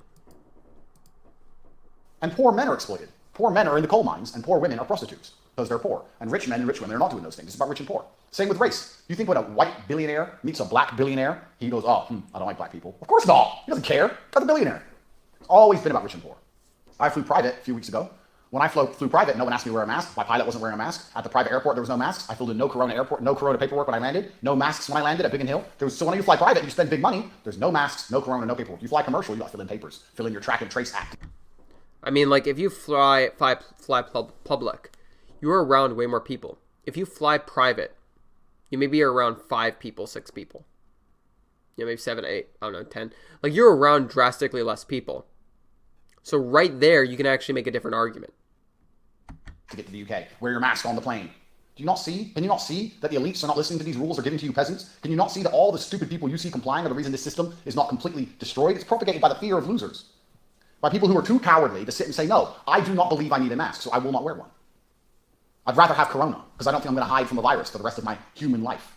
If it exists, I'm going to get it eventually. These appeal to futility fallacies. Oh, God. He's appealing to futility. He's saying it's futile. Oh, God. This guy claims to be a genius. If he does have a genius IQ, he is the most TateTarded genius I've ever seen. Truly phenomenal. But enjoyable. So fuck it. Anyone who's smart enough to do that is going to prevent the Ponzi scheme. This is a Ponzi scheme. The more fear they send out and the more people comply, the more people just wear their mask, the worse the whole thing gets. This is why I have got such a problem with mask wearers. It's not such a small little issue. It's like, oh, well, I just wear a mask. Well, then you're just a bitch. You're just a bitch, and you're the kind of person that allows societies to be controlled en masse without reasoning. And you're not the kind of person I like. So anyway, sorry, I'm ranting. Let's go back. Trump has corona.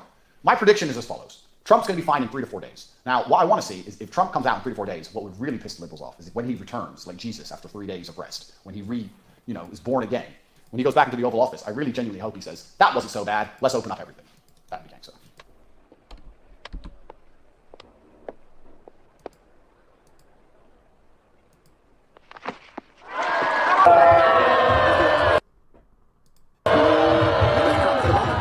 What a great honor to be able to introduce for the first time ever anywhere.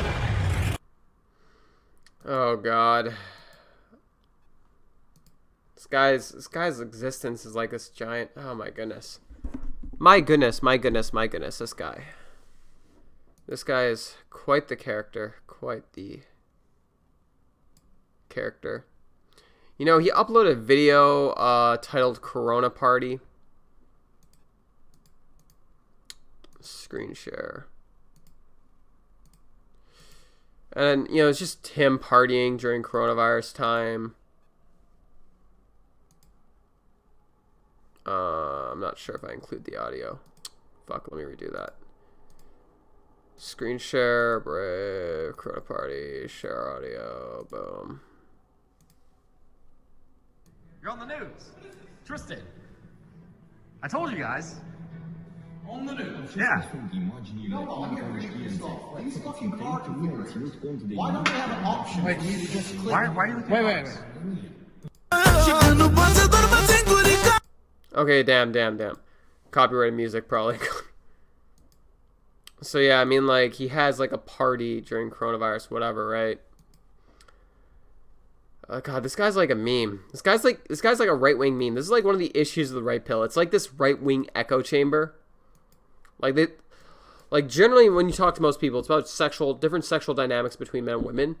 But it is so politicized. It is very annoying how politicized that community is. As if it's like this right-wing echo chamber. Really, really fucking annoying.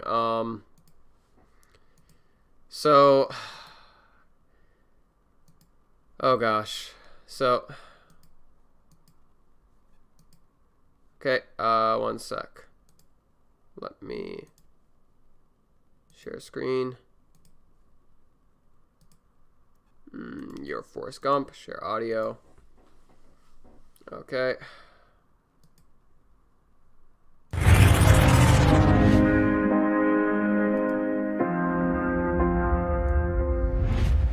I've decided that GoldenEye, the movie GoldenEye, is my life story. I've decided it's basically completely accurate. Someone steals a helicopter and I stop them, and the bitch who tries to squeeze you to death with the thighs, and me, and the other bitch who was hot, who was in no other movie afterwards, who was the Bond girl, and me with a gun running around, and the treachery of 006 and blowing up trains. That's basically exactly what I do. In the Tate Confidential, a train stopped, and I nearly had to get my laser watch and cut through it, exactly like GoldenEye, but I didn't. Instead, I cut a tree in half with my ninja kick. Long story. So basically, I've decided that GoldenEye is my life story. And then I'm looking at most people's life story, most people who live, you know, like you dorks, who live your normal lives, and I decided that your life stories are Forrest Gump.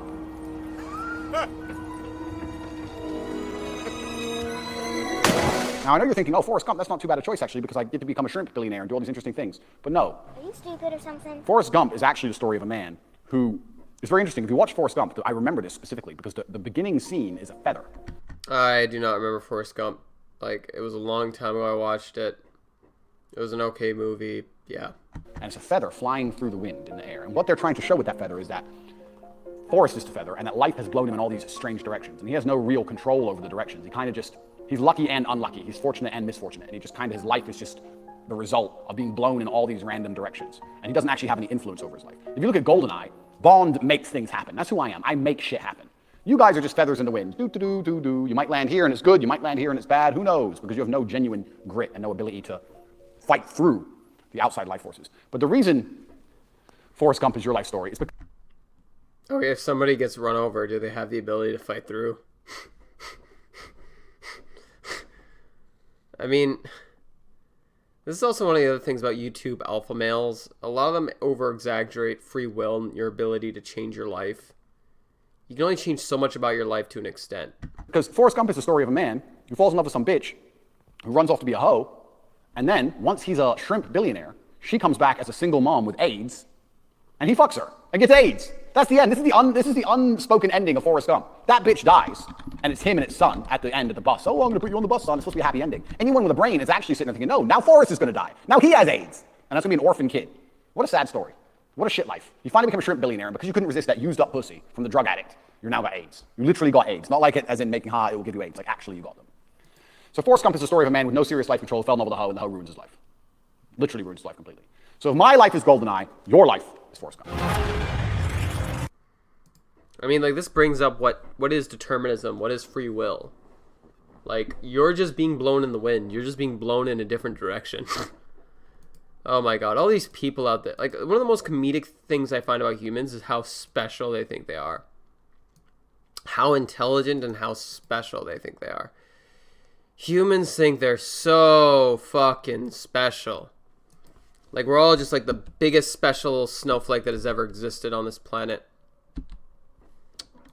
Here we go. Is it still recording? Oh yeah, it's still recording. It is detrimental. Not only is it useless, not only is it not science, not only is it bullshit, it actually makes people worse. The worst thing you can do if you have a problem is sit and fucking talk about it all day. People say you shouldn't bury your problems because if you repress them, that's bullshit. Welcome back to the best, most underrated, undersubscribed to YouTube channel on the internet. That's a matter of opinion I disagree with. TateSpeech. I'm here with my coffee, chilling, and today we're going to talk about therapy. Like, the reason why he's unsubscribed to is because he's one of the biggest douchebags in the manosphere. That's why. Honestly, it's not even that he doesn't have some useful advice. It's not just that he's a douchebag. He doesn't critically think about what he's saying. He strawmans, he uses constant fallacies. Like, so much of his logic is a never-ending story of mistakes. It is draining watching video after video of him. Like, on one hand, he's hilarious. Like, I love TateSpeech. There's nothing in this internet that's this fucking TateTarded. I love him. He's like a clown, you know? Like, he's like a clown. He's like a really dumb person you watch to go, laugh at. But what was it? It's just like, people love to think they're so goddamn special. And the thing is like, this guy really is the other end of a special snowflake. If there's one end of a special snowflake that is like super sensitive, super sensitive, they want to be special, they want to be different, they want to have a different gender, a different identity, and everything that they have that's different about their gender identity isn't just based in sexual expression, it's based in them trying to make themselves different, and they want to feel special, they want to feel recognized. I'm not saying everyone who's transgender or whatever is, special snowflake. Like, there's different cognitive brain functions for some people who are transgender. So yeah, I believe it. But the thing is when it comes to TateSpeech, he wants to see himself better and more special than everyone else. And in this video, you will see what I'm talking about. He's the other end of a special little snowflake. He always talks about how he's better than everyone else, how he's more special than them. He doesn't even realize it, too. Because I have a gripe with therapy. And if you've been watching my channel for long enough, you know that I have a gripe with many things. And I'm always right. I'm eternally correct. If I have a gripe with something, then that something is in trouble. Because my logic is infallible. And I have a genuine problem with therapy as a whole. So let's start from the beginning. What is therapy? Well, therapy is the idea that you need to go through life crying about the bad things that have happened to you, to some other mortal being as if they are God, and that somehow that makes things better. You need to go to some other normal human with their own problems, who's no better than you, and sit there and go, oh, this happened, that happened, and sit there and bitch about it, and that somehow this inaction is going to improve your life. This TateSpeech is going to have a lot of different elements to it, because my problems with therapy are varied. But one of my largest problems with therapy is that it's an antithesis to my worldview, and my worldview is that action always wins. How do you get to action? Our ideas help formulate our actions. And instincts, obviously. We have instincts, right? Sometimes you act on instincts, but we're not talking about instincts right now. We're talking about actions. Your ideas formulate your actions. My sessions in therapy formulated my actions to recognize what I was doing, which was make myself unhappy, and to also change it.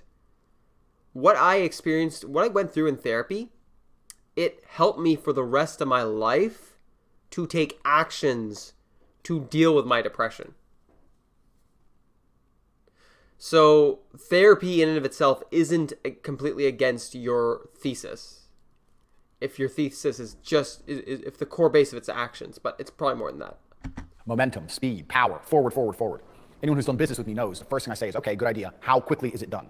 The sooner it's done, the sooner it makes money. If it takes 2 days instead of 1 day, that's one extra day we've lost we can never make money during. You want to be a millionaire, do things quickly. Action wins. Therapy is not action. Therapy is sitting and crying and complaining. Talk is not action. A fucking chit chat isn't action. Is it, G? No, G knows. Action is doing something. If you feel depressed, G, you're gonna spill my fucking coffee and you're ruining my Tate speech. Piss off. If you feel depressed, you go to the gym, you do something. You don't sit and cry about it. No, I feel depressed, let's go sit and have a talk. Words don't count as action, not in the harsh realm of reality. So that's one of the first problems I have with therapy. The second problem I have with therapy is therapists don't want you to get better. Therapists want little piles of goo they can poke at, little weak individuals they can just poke at and ask stupid questions to. We're gonna pay an hourly rate forever. It's not in their business model to improve your life. It doesn't make any sense. They just want to sit there and let you just talk shit as long as it takes. What's crazy about this is... Okay, what about state-funded therapists? What about school counselors? It's not, they're getting paid by the hour regardless, so that doesn't really matter. On top of that, there's something called Google reviews. There's something called Yelp reviews. So if someone's doing a bad service, could they be trying to keep you there for as long as possible, just make money off you? Sure, but at the same time, there's also the consequence of that. Bad reviews. And what do bad reviews do? They drive away customers. What do good reviews do? They bring in more customers. But yeah, I agree with you. There's a conflict of interest. There is a big conflict of interest. But that's within any... That's honestly, this type of conflict of interest exists within all medical fields. Mental health, medical, physical health, you know, especially with privatized doctors. Like, you have this within any health field that is private. That's why there's usually some sort of regulation to try and prevent these things. How can you go and sit in front of a therapist and not cross your mind that this therapist has a bullshit life anyway? All these therapists are getting divorces and cheating on their fucking wives and are just as depressed as you. So why the fuck do you think they know anything? To some extent, there's some merit to this. I mean, like, obviously, therapists aren't perfect people. But the thing is one of the issues, this argument isn't perfect because these people sort of try to trick you or try to get you to solve your own problems. So they're not giving you too much ideas to work with. They're giving you some suggestions, but for the most part, it's about you being able to have someone to talk to. On top of that, some people have nobody to talk to. And sometimes when people hear out their own ideas, sometimes it even helps them solve their own problems. That sometimes happen, like it's happened to me in therapy when I was a kid. I went to therapy when I was a kid. Happy I did it.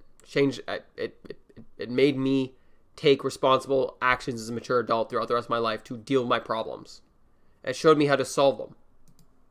If therapists understand psychology so well, why are they not all living these perfect, ideal lives? Well, they're not, because they don't know shit. And I say this to and we're going to get onto my story about therapists. When I said this... And this is also another problem. Just because somebody... Obviously, you know, you should listen to people who you want to become to some extent. Like, you should take advice on wealth generally from people who are more wealthy. But just because someone is not wealthy, that doesn't necessarily mean their advice is invalid. Just because somebody didn't have a successful relationship, that doesn't mean their advice is invalid. Somebody can have a very unsuccessful relationship, and they can be explaining to you their mistakes. That could be valid. You know, a therapist could have a really fucked up life, but they could help people improve theirs. Like, sometimes there's I don't know, just all these very black and white statements. Goddamn. The therapist go, oh, we don't claim to be perfect. Well, if you don't claim to be perfect, then what you know doesn't mean shit. If you're telling me that your own... Okay, so appeal to purity, perfection. No true Scotsman fallacy. Okay. Appeal to purity.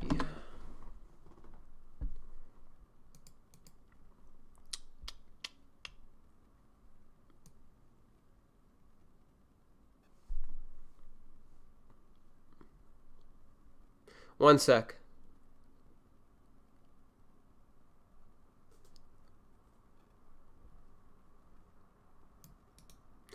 Yeah, I mean, appeal to purity. There's a number of different definitions for this, but like, this is also known as appeal to purity fallacy or no true Scotsman. People don't have to be perfect to give you advice.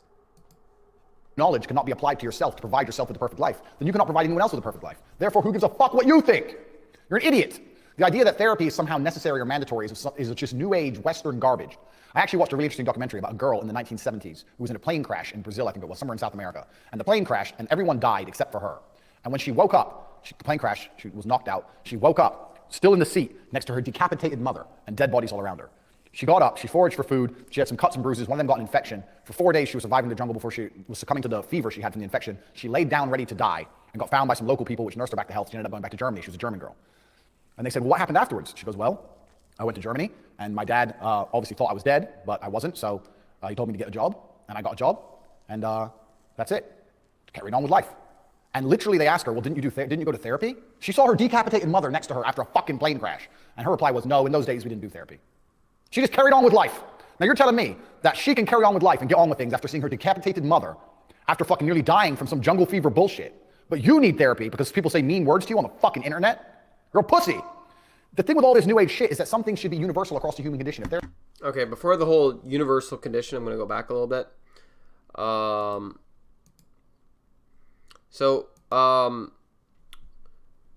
Yeah, I agree with him. People are overly sensitive nowadays. When I said the word pussy, I understand what he's saying. People are being overly sensitive. People are, very, very thin-skinned, and, because somebody says mean words to them on the internet, they get really upset.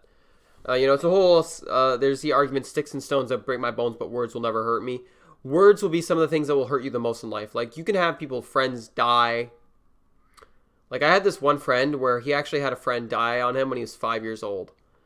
And, what he told me was, one time he was playing out in the streets, and one of his friends got hit by a car, and the car didn't stop.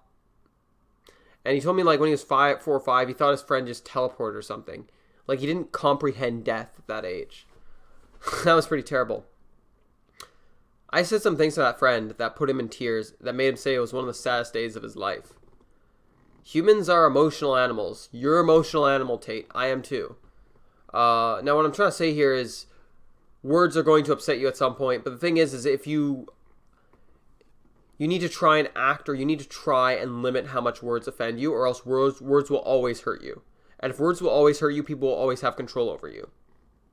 So that's like the metaphorical truth of, like, sticks and stones may hurt my bones, but words will never hurt me.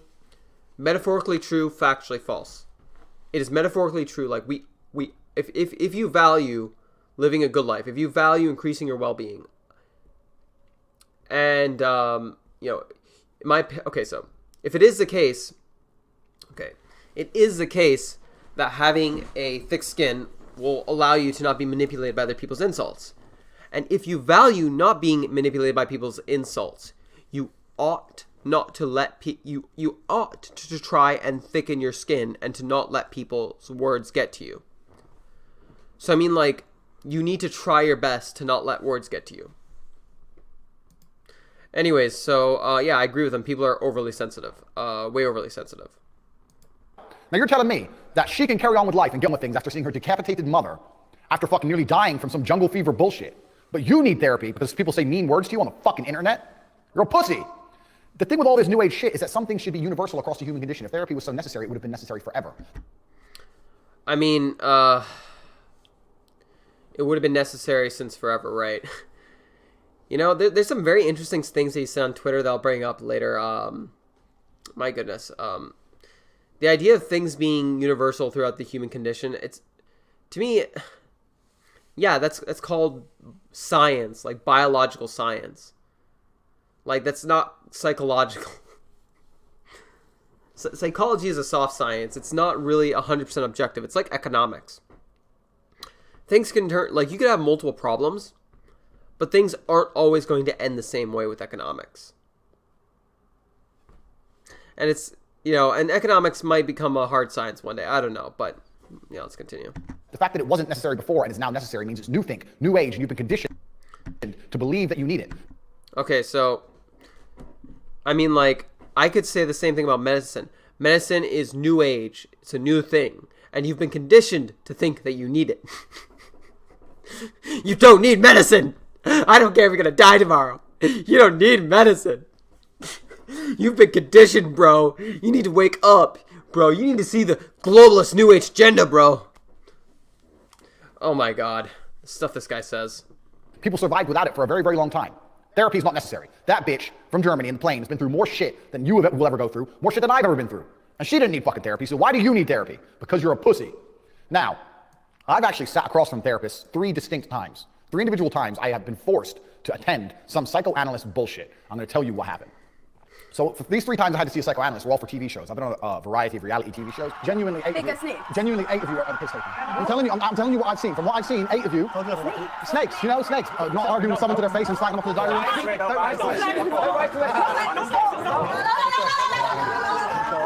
You call us all snakes? Oh yeah, well. Be respectful. You come into here. You came into here and called 8 of us snakes. Of course. And they make you go and see a psychologist to ensure you're not going to kill anyone else or kill yourself or anything weird when you're on TV.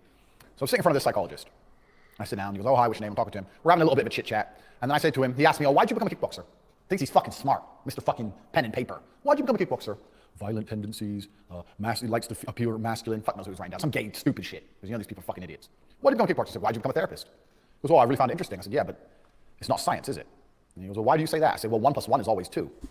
I think the first mistake was him letting Tate run the conversation. If I was the therapist, I'd say, you answer my question first, and I'll answer yours. That's what I would have said. But with an alcoholic, you can have a person whose father was an alcoholic, so they're an alcoholic. You can have a person whose father was an alcoholic, so they don't drink alcohol at all. People can be in the same situation and have very different outcomes depending on who they are as an individual. So it's not science because it's not exact. The whole point of science is that you can predict the future. For something to be science, for something to be exact, you have to be able to predict the future with it. 1 + 1 is 2, which means if I take 1 and 1 and put them together again, it will be 2 again in the future. This is how we can put rockets into space, because we can predict, we can see where the planet's going to be. We know where to put the satellites. We can work things out. You can predict the future with a science. You can't predict the future with psychology. You can't sit there and psychoanalyze someone and tell me what I'm going to do. I mean, we can predict the future with brain chemistry. Brain chemistry. We can predict the sensations that people will feel with brain chemistry. That's the closest thing we have. Now, with everything else, we do have our principles. Like we have general rules of thumbs, and he brings this up. Just because it's a soft science, that doesn't necessarily mean it's completely useless. Yes, it's not a hard science. It's called a soft science for a reason. You can't stop me throwing this cup of coffee in your face. You can't stop me doing shit. You don't know anything. So it's not science. And he sat there and he thought, this motherfucker's smarter than I expected. And he waited for a few seconds. He goes, oh, well, it's not exact, but you know, there are some very general rules. And that was his answer. Now, psychologists do this a lot. Psychologists, therapists, etc. They give stupid ass answers. And because 99% of people are stupid, they get away with it. To be fair, he does have a point. If you catch what most people say, you can usually have a counter argument. But I mean, like, this guy says nothing but stupid shit all the time. He just doesn't criticize himself like he doesn't criticize himself like he criticizes others. This is how you end up becoming, like, you can be really smart. You could be a genius. He could be a genius and still have the same positions because he doesn't criticize himself. You know, being correct is more than just intelligence. It also requires critical thinking skills. And to me, what critical thinking is criticizing yourself, not just criticizing others, but also criticizing yourself, while trying to be fair to both parties. There's some general rules. I said, oh, there's some general rules. Then why are we speaking, friend? Because I'm not a general individual. General rules, by your own description, general rule means it must apply to people in general. It must apply to the masses. It must apply to normal people. It's the average of the bell curve. I'm an exceptional individual. I'm a 4-time kickboxing world champion with a genius IQ. I've made more money than you will ever make. I've done things you could never do. I'm smarter than you are. So why are you talking to me? You didn't prove you're smarter than him. You just claimed it and stated it. Like, I fucking hate guys like this. Goddamn. You are not intelligent, Tate. I'm going to say this very clearly. If there was a fucking caveman back in the caveman days, and if he was a genius for his generation, all he is less retarded. The average person is not very intelligent. I am just less stupid than the average person. Tate, if you are really a genius, to me, you're just less stupid than the average person. Fucking congratulations. You're less of a fucking... I need to stop saying the R word. Artard. You're just less fucking stupid. Like,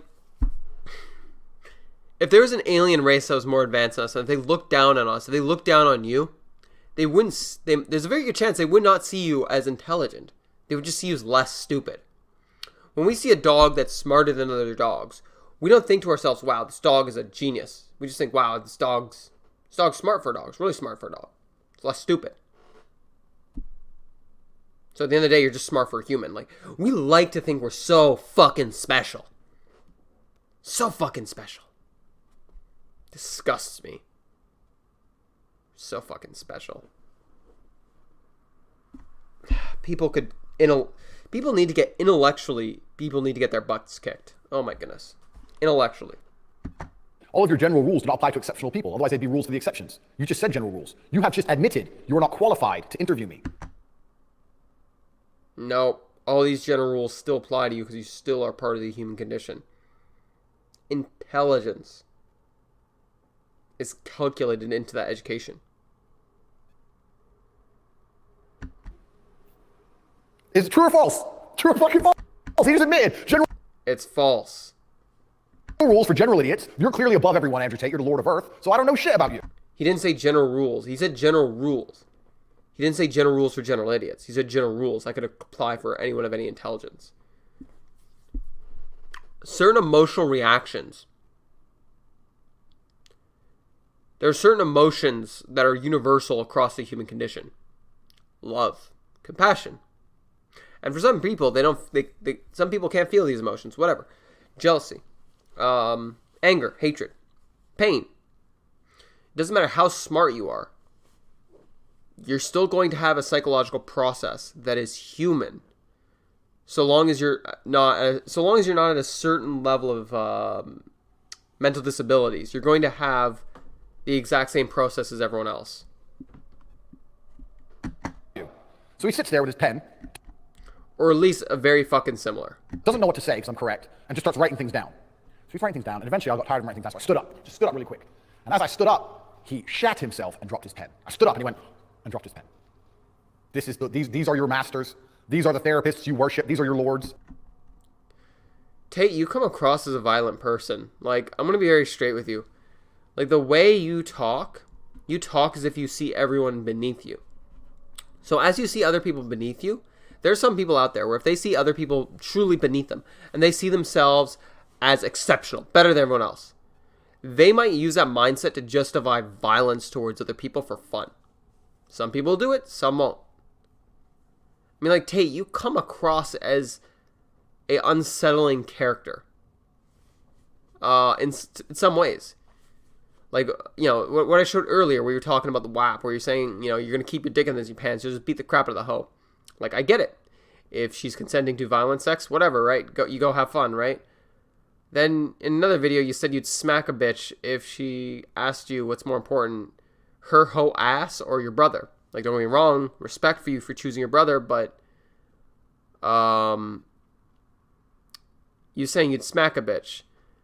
And then, you know, in some of your tweets where you said, you know, if a woman goes home with a man, drinks alcohol, he buys for her, goes back to her place, he touches her breast, not sexual harassment. I mean, anyone can change their mind. Like, if you go back to a woman's hotel, if you're drinking with a girl, you're both drinking, you go back to, you know, your hotel, she drugs you, and then she fucks you up the ass, she pegs you.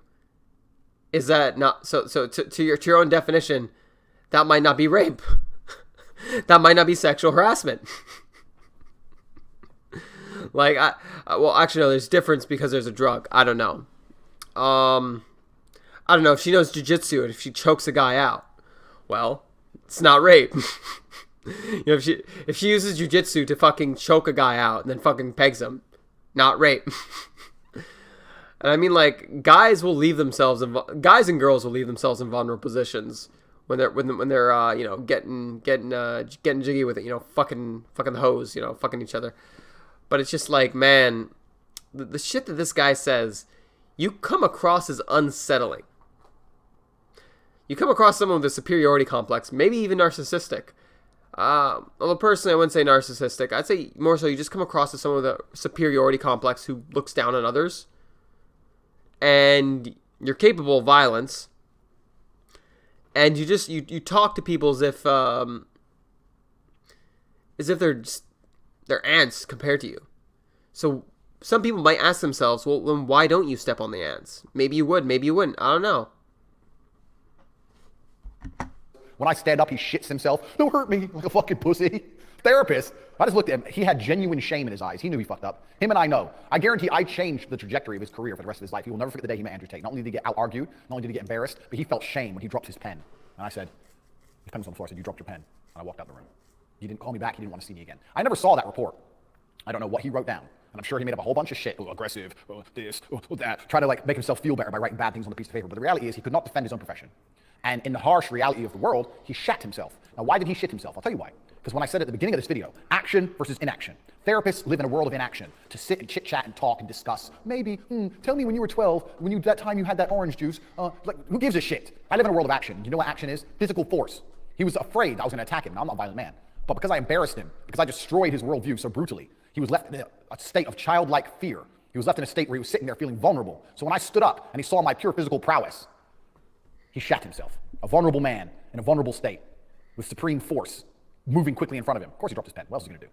Action. Me standing up is real action. Me whooping someone's ass is real action. Sitting there having a chit-chat and writing things down is inaction. Therapists live in a world of inaction. I live in a world of action. And as I said at the beginning, action always trumps inaction.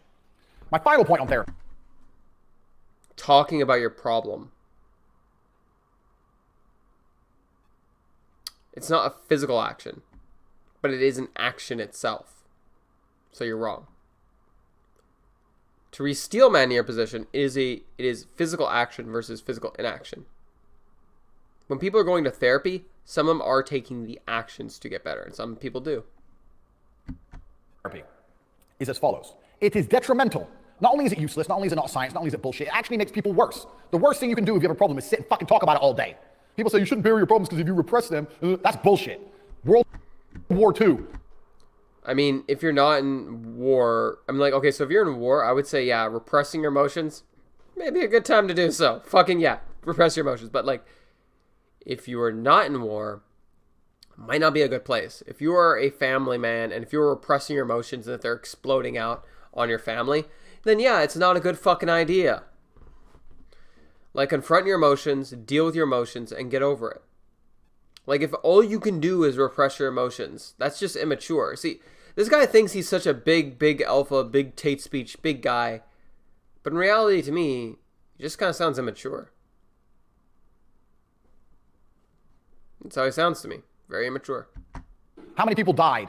Did everyone sit around and fucking go, oh, we don't have time to rebuild all the cities and create the NHS. We need to sit and fucking talk about all the bad things that's happened. So, something I want to talk about with TateSpeech is like when he said, you know, he's referring to action and inaction.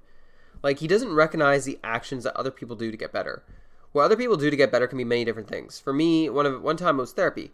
Another time it was working out. One of the things I've done to get better was being honest with myself, how I feel. You know, confronting my emotional insecurities, confronting my rage, confronting all my insecurities. Like, these are things I've done. But some of the things I've done to get better, they weren't physical actions. They were psychological. It was me talking to myself. So, I mean, the actions that different people choose to get better, you know, the different actions people take to get better, that doesn't necessarily mean it's worse. It's subjective to the individual. Like, if someone was, like, I've known people that were raped as children. Most of them, what they've done to get better about it is they've joked about it, they've talked about it with friends, and, you know, some of them went to a psychologist, but these are generally the things that people have done to get over it. Joke about it, talk about it with people, or talk about it with a psychologist. And, you know, obviously confront their issues, right? But people choose different actions to get over these problems. And it's just his world thesis. I don't think his world thesis even holds up what he's claiming. My goodness. Every single person. Unless what he's saying is physical action trumps non-physical action.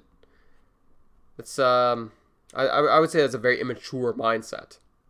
Has a horror story from Russia to Germany through France, England, America, the Japanese, the Philippines. Everyone has something bad to say. So let's somehow clone the entire population of Earth so we have enough fucking therapists and sit there and talk all day instead of getting shit done. Bullshit. People shut up and they got shit done. There's nothing wrong with fucking having something bad happen to you, internalizing it the best you can, maybe speaking about it with someone close to you, but in general, just shutting the fuck up and getting on with it. Therapy is detrimental. And I'll tell you why. I'm going to prove it to you. I'm going to prove it to you once and for all. Like, I like Supernatural. Have you ever seen Supernatural? Like, Dean Winchester from Supernatural. Like, he would go in there, and he would fucking he would fucking kill monsters, Dean Winchester from Supernatural. He would oppress, you know, whoever just joined. Thanks for joining. I'm responding to someone named TateSpeech. He's like a YouTube alpha male, says a lot of dumb shit. Yeah, so. You know, basically, he's basically an internet douchebag. He's like the most douchiest version of a pickup artist. Well, no, not the most, but he's one of the most douchiest versions of a pickup artist. Oh, that person left. So, anyways, I don't know, maybe it was one of his viewers. I don't know. So, what fucking happened in Supernatural is, like, Dean Winchester always fucking ends up killing, like, the fucking... Dean Winchester almost always ends up fucking, for the majority of it, he ends up suppressing his emotions, killing the bad guys, you know, doing that jazz. And he, you know, Dean Winchester suppresses a lot of his emotions. By the way, I'm sorry I'm getting tired here. But the thing is Dean Winchester is fighting a war. And Dean Winchester, you know, he's fighting the good fight. And the thing is if you don't have something to, like, take your issues out on, it's just not going to help. Yeah, pretty much. So, the thing is welcome back, Scarlet Fox. Anyways, with Dean Winchester, right? Like, he's, like, in the story Supernatural, if you ever seen it, like, he's fighting a fucking war and shit. I guess what I'm trying to say is if you don't have something to take that war... That war that's inside of you, that repressed emotion, if you don't have something to explode it out onto, you're just going to end up exploding internally, or exploding at yourself, or exploding at your family, your friends, you know, your kids, whatever. So, I mean, like, context changes. Like, yeah, sure, it's reasonable for people to, like, internalize it during war, but outside of it, I'm not sure about that. Robin Williams is my test case. So, I often say depression isn't real. If you don't know that about me, you can watch my video on TateSpeech about my mind tricks on how to beat depression. Depression is a state of mind, and with an iron mind, you can destroy it. I teach people how to do this.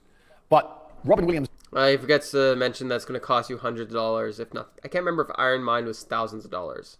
This is the case people often come to me and say, well, I'm talking about Canadian. Depression isn't real. Why did Robin Williams kill himself? That's a pretty good argument. I mean, Robin Williams was famous. He was a millionaire. He didn't have to grow old gracefully. He could have 19-year-old girlfriends for the rest of his life and drove Lamborghinis and bungee jumped and do whatever the fuck he wanted. He was liked by everyone. No one disliked him. No negative attention, no negative media, nothing. So why does Robin Williams kill himself? Well, I'll tell you why. Therapy is why. Robin Williams did 12 years of therapy. That doesn't prove anything. I mean, like, therapy could have been the reason why he didn't kill himself sooner. For 12 years, not only was he taking mind-altering antidepressant drugs, which is a video in and of itself, why I'll never do antidepressants, but on top of that, every single day he's sitting there with a fucking therapist. If you sit in front of someone all day, every day, and talk about all the bad things that have ever happened to you all day, every day, you're gonna feel pissed off. Even I would want to jump off a fucking bridge if I spent 12 years talking to some dickhead about all the bad things that's happened in my life. It's detrimental. Sitting there crying about bad things is never gonna help you. If you're the kind of person who feels like they need therapy, you need someone to talk to make me feel better, do you know what you are? You're useless. Because in the harshest realities of this cold world, there are people in Syria whose entire families have been blown to fuck with a bomb from the sky, who are still getting up every day, making fucking bread and selling it on the streets so they have enough money. Yeah, I was talking about Dean Winchester, I was talking about Supernatural, and I was sort of talking about, like, just, sort of, like, when it's appropriate to, like, sort of internalize and suppress your emotions, bury your emotions. Like, obviously, if you can face your emotions in the heat of the moment, you know, like a fucking beast, and fucking, you know, clap forward and, you know, fucking go forward and smash your enemies, you know, fine. But, like, I'm saying, like, if you're in war, or, like, at the beginning of Supernatural, Dean, like, suppressed his emotions. You know, he kind of pushed it down, then, you know, had explosions at, you know, whatever he wanted to kill. That's how Dean dealt with his emotions, right? That works, I'm saying, when you're in war. If you're not in war, if you're in a peaceful life, if you're, like, living in the first world, you know, you have a wife and kids, suppressing your emotions constantly might not be a good idea, because it's going to explode out on something. Like I'm saying, if you have something to explode out onto, then yeah, suppressing your emotions can be a temporary coping mechanism, but it's probably not the best long-term mechanism. You know, yeah, so, yeah. Money to buy a new pair of sandals sometime next year. Well, you're crying about fucking nothing with your first world bullshit to some dickhead therapist who probably does coke on the weekends. Another thing therapists do, you'll notice, they talk in riddles. They speak in riddles. Well, why do you think that is? The reason they speak in riddles is because they don't tell you anything. They ask you questions. Because if they ask you questions, they can never be wrong. If they tell you things, they're wrong. If you sit there and go X, Y, Z, and they go, oh, that's because of X, Y, Z, then you can say, no, it's not. Fucking moron. I'm out of here. But if you go X, Y, Z, and they go, and how do you think X is related to Y? Then you talk for another 20 minutes. That's another hour burned. Burn that time up. Keep paying the fucking bills. They don't say anything of relevance or anything of merit because they can be used against them. They don't want anything used against them. They just want you to fucking sit and chat shit. It's garbage. I mean, like, that's, okay, so. So what is the point of making good points when no on? I don't know. Maybe it's because people can still watch the video when it's no longer live. I mean, I'm going to keep this video up. 4 people are watching now, so more people watching. But honestly, even if 0 people are watching, if I make a dedication to do something, I'll do it. Like if I make a dedication to work out, I'll do it. I want to address these videos, and I'm going to also refer to them in a future video, so yeah. On top of that, just, you know, hell, why not? I don't know. Why does anyone do anything?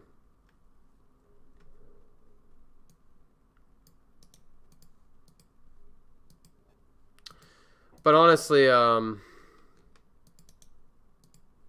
like I said, to me, it's not really too, like, if 0 people are watching or 100 people are watching, I want to stream right now, so it's not important. What is important is, oh shit. What is important to me right now is that, I just keep on, you know, just doing what I want to do, so yeah, whatever.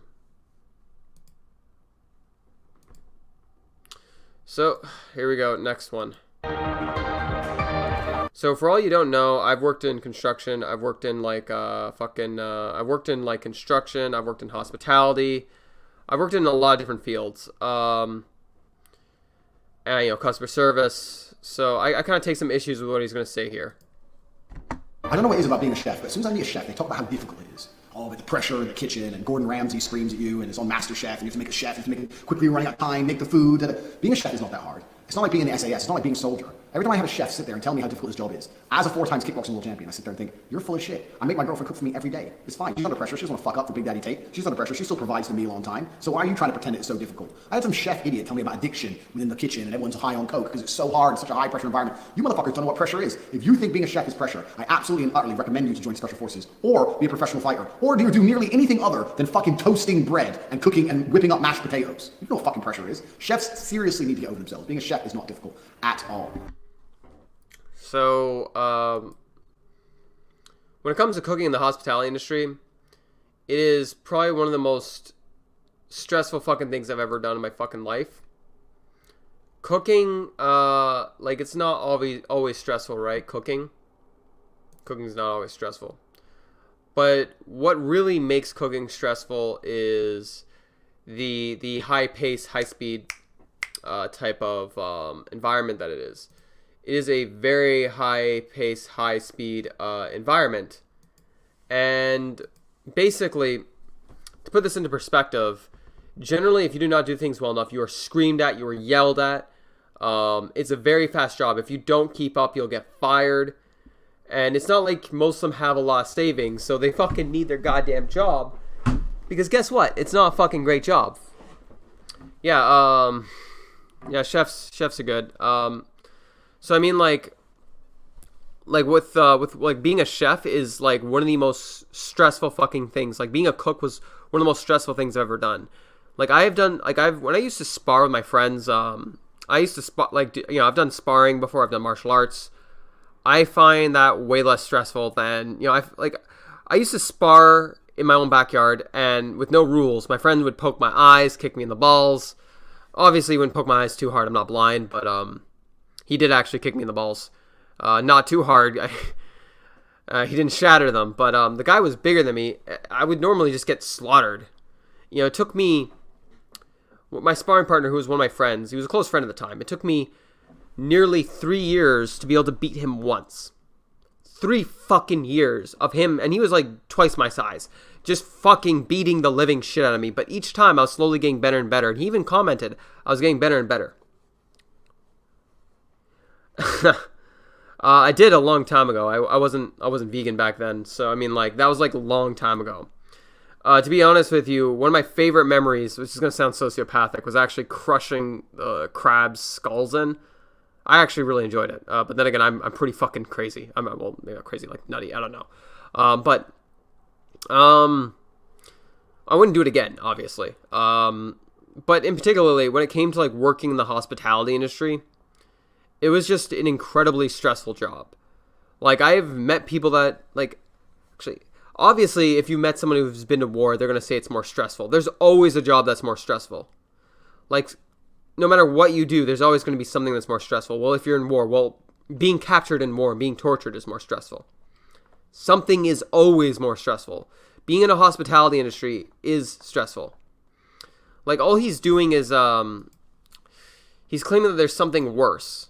Like, you can always say something's better or something's worse to try and devalue or to try and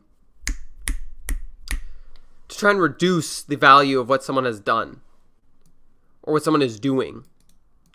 So, in my opinion, just the argument's not really that great. It's probably a fallacy of some sort. I'm pretty tired. What was it? Chefs don't have it that hard. It's not that stressful. People work in the... I mean, honestly, yeah, there's always going to be more stressful jobs. It's a matter of opinion. Hey, Babylon Project's here. Yo, Vince, you wanna watch the last little bit? You wanna join in here, or do you just wanna watch?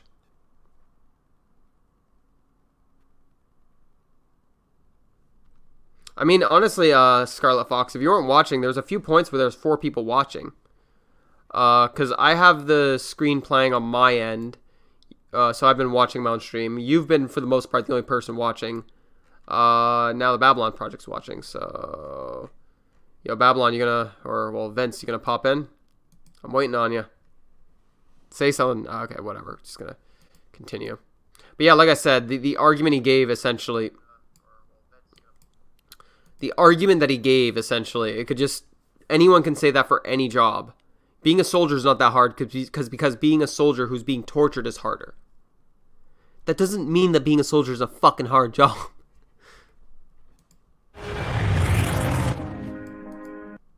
And in and of itself, it can also just create a never-ending pity story as well.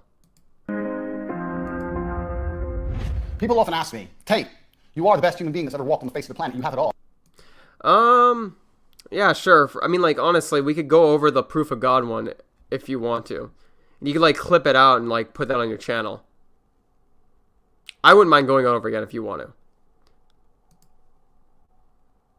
One sec. I'll send you the link.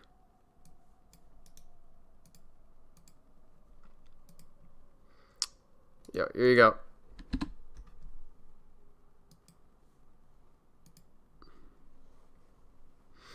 Anyways, I'll continue the stream. So, yo, Vince, if you want to join, join. Oh, shit. Wrong one. Oh, you're strong and tall and sexy and smart and good looking and rich. But if you had to choose, would you choose between smart or strong? And obviously, we continue to talk for a further few hours about how I have everything. Like, people hate the fact when I just say I won the genetic lottery. I'm not trying to rub it in your face or nothing, and I'm not trying to be arrogant. I'm just pointing out the facts. My father was a chess grandmaster. I have a genius IQ. I'm 6'4". I'm a lean, mean killing machine. I've proved my athletic genetics by becoming a kickboxing world champion. Like, I won the lottery genetically. Like, who else do you see walking around here with a genius IQ and fucking muscles like mine? I don't take steroids. I don't take creatine. I don't take protein powders. I don't do nothing. Just muscle just falls from the sky. His physique is not that... Like, okay, his physique is good, but compared to most bodybuilders, it's not, like, universally impressive. Yo, Vince, my nigga, what's up? How you doing? Hey, what's up, man? Thanks for having me on. Not too bad, actually. I'm probably gonna watch your thing with what's his name, Tate Talk. Sorry, Nate Talks to You. Fuck, I almost said Tate Talks to You. Yeah, I didn't talk to Tate Talks, but I talked to someone whose name is very similar, I suppose. So yes, this is our brilliant savior of humanity, a genius for everyone to follow. Yeah, this guy, I was watching a few of his videos, and I couldn't tell for the life of me if this was maybe just a meme, or if maybe just portraying a caricature for the sake of just him, increasing his own personal revenue. But holy shit. The shit he says. So, he's actually, I showed this earlier before we continue. He's actually fucking tweeted this out. Actually, I'll put it on screen later. We'll finish watching the video. I won the genetic lottery. I'm a fucking G. And if you want to deny that, you're a hater. Because everyone can sit here and go, yeah, Tate won the genetic lottery. Yes, Tate's one of them lucky motherfuckers. He won the lottery. Anyway, what was I talking about? Oh, yeah, if I had to choose between smart and strong. Obviously, I've got it all. We just discussed that. And in the scenario I've just given you, which happens at least every day, I discuss for 2 hours with the person how I have it all, and they agreed because I do. But if I had to choose, the answer's simple. I would choose strong. See, smart people have this idea that once you're smart, you don't need to be strong anymore. I know a bunch of smart dudes. Oh yeah, but I have engineering degree. I will fuck you up. Okay, just watch how he words. Like he words it. He phrases this so fucking terribly. It's amazing. Like I think I could phrase this better than he does, and almost agree with his position. He phrases this so terribly. And some dude without an engineering degree will come down the road, and he'll fuck you up. The reality of the human condition has always been violence and the capability for violence. It doesn't matter what you think you have if you're gonna get bust up by some fucking third world savage. The reason strong is more important than smart is because you can't be smart if you're fucking dead. You can't be smart if you're killed or murdered. And you're also not smart if you cannot enforce your opinion. I'll give you an example. You're smart, I'm stupid. We decide to argue. You say 2 + 2 is 4, I say 2 + 2 is 5. You continue to say it's 4, I continue to say it's 5 until I'm enraged. Now that I'm enraged, I've decided to rip your arms from your body and fuck your girlfriend. You say, no, it's still 4. I destroy you. Left hook, your chin snaps, your head hits the floor and you die. I fuck your girlfriend, she gets pregnant with my kid. Not your smart kid, my stupid strong kid. Who was right? Seriously, who was right about 2 + 2? Because you're dead. And if anyone comes along and says to me, what happened? I say, I told this motherfucker 2 + 2 is 5. He didn't listen. And they're like, oh, well, obviously this, his ass is dead. Strong always trumps smart. And if you're smart, posit, we already have a problem. We already have a huge problem with up? his reasoning. The idea that we now currently live in a society in which strength matters over intelligentsia. First of all, the way that he's phrasing this is almost as if he's specifically talking about the academy, the academic disciplines, which is not even close to being the case. So he's wrong there, right? Maybe he could make the case where in pre-parochial times that was the argument where strength was more important than intelligence. Actually, I would like to change that really quick. He is a 4-minute video, so he's not going to perfectly rephrase everything. Oh, hey, I got some people in here. Ghost Bunny, yo, sup. Yeah, yo, sup, everybody. I don't know, Vince, if you shared me, thank you. I don't know if they just poured over. But actually, keep in mind, it's a 4-minute video, so he's not going to, like, rephrase everything perfectly, right? But, yeah, continue. And I don't think he's purely talking about academics. I think that was just one example. Well, that's the thing, right? Because it's a 4-minute video, and sure, you can make the argument that he himself is not being very clear about what it is that he's talking about, but it is his responsibility to be clear about what he's talking about. So if I'm making an argument based on a lack of information on his part, is that on my behalf or is that on his behalf? Whose responsibility is it to clearly, properly convey one's own views? This is I am acting based on the information that he's given me, and the information that he's given me through this 4-minute video is hilariously wrong. It's not even close to being true. Maybe he would have the ghost of a point if we lived in 0 AD, 1 AD, but this isn't the case. And so is the onus on me or is the onus on him? Who's going to be the one that provides the accurate information? I mean, honestly, like, one way of looking at it is if you're living in a country and if being intelligent is going to get you, it's going to allow you to get a 6-figure job or a 50K a year job or 70K a year job as a developer, and if dumb people end up selling drugs, fighting each other, stabbing each other, like, there's plenty of dumb people that are violent that go to prison and get killed. Mm-hmm. So you're not reproducing your genes if your only value in society is muscle, and muscle gets replaced by machines, and then you fucking go kill someone in prison, or so you stab somebody and rob people to make money. You get caught, you go to prison, then you get fucking stabbed to death, and you fucking die. So I mean, like, the world is changing. The value of muscle and strength is different, but the way he phrases this, I just find it to be. I almost feel like he created not a fallacy, but a straw man hypothetical of himself. Like, he took the weakest argument from his position he could have found. One sec. Right. Let it play. The most intelligent thing you can do is get strong. When I was a kid, and I became a state chess champion at age 5 in the under 11s, in Indiana, the youngest person ever on my route to become a grandmaster, which got derailed because I became a kickboxing world champion, blah, blah, blah, blah. Anyway, when I won, my dad said, you just take a month away from chess. I just won the championship. He goes, you take a month from chess. Like, why? He goes, because you're not going to be a fucking geek. You're going to play chess, you're going to be like me, you're also going to be a monster. Chess playing monsters. Not chess, oh, I play chess. I saw some fucking kid in the newspaper the other day. He can recite pi to 200 decimals. That's nice. But you look like a geek. So who gives a fuck? Because you ain't gonna get laid. You're gonna go in the club start reciting pi to a hoe? That's the worst game I've ever seen. You cannot just go through life, well, I'm a smart guy. It ain't enough. Because there's strong brothers out here who don't give a fuck how smart you are to smash your face in. You need to be a warrior scholar. You need to have it all. And being strong, if you had to choose, being strong is more important anyway, because being smart ain't gonna save you. I know you're sitting there going, well, if I'm smart, I can lock my doors and I can get a gun. You sound like a dork. Smart does not trump strong. Not on an individualistic basis. Obviously, a smart society can be a strong society because you can build laser weapons and shit. I'm talking about an individualistic basis. If I had to choose if I was smart or strong, I would choose strong. Lucky for me, I've got it all. Yeah, absolutely. So self-absorbed. My goodness. So, okay, so by the way, Ghost Bunny, if you're still here, actually, if you want to, if you have me on Twitter or if you have me on Discord, you can actually DM me. I'll invite you to actually come on here if you want, Ghost Bunny. Because I've seen you're well-behaved on Vince's live stream. I have no reason to think that you're going to, troll on my stream. Now, okay, so one of my biggest issues is something he actually did say that in this video, but I know it went really fast, is if you're smart, one of the smartest things you can do is become strong. That defeats your whole fucking argument. Then it's better to be smart, because if you're smart, you can still actually become academically gifted, but then you can also build muscle and become strong. I'm a smart guy. I work out a lot.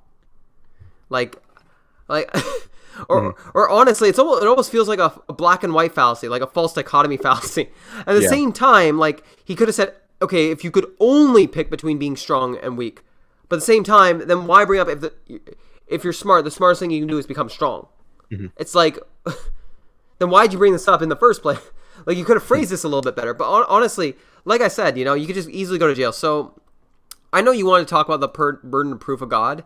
So if I search the burden of proof the video that he made, would you be interested in like addressing it here, or do you still want to do a solo response in your channel?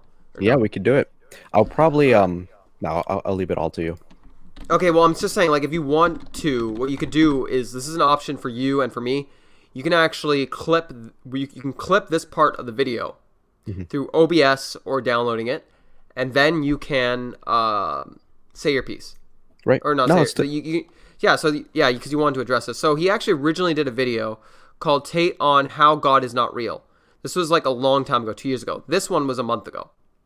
And I'm actually, I said this with Jerry, but I'm gonna try and shorten and summarize. So the red pill community, so people that particularly recognize evolutionary biological differences between men and women, and that understand it on a practical means of getting laid, aka pickup, make out, whatever you want to call it. A large portion of them end up going back to religion because they find it to be a stressful, harsh reality to swallow of what men prefer, what women prefer. Basically, in short, what I'm just trying to say, like, women prefer guys with more money, blah, blah, blah. Women prefer certain things, men prefer certain things. I'm just saying, within the entire community, a lot of people end up going back to religion. It's something I often see.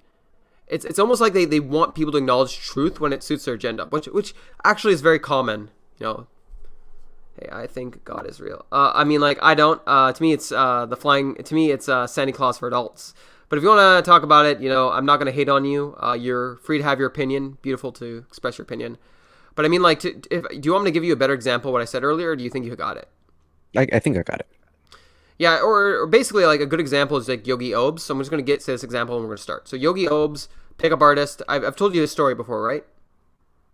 Yeah, we were actually, yeah, I got you. Okay, in short, for everyone listening, became a pickup artist, slept with lots of girls. His relationships and life was meaningless, and he went back to religion. Like, it's not hard to imagine someone going through meaningless hookups and then wanting to have meaningful relationships. Sex is a drug. It's not always a good thing. That's just my philosophy, but we'll watch this.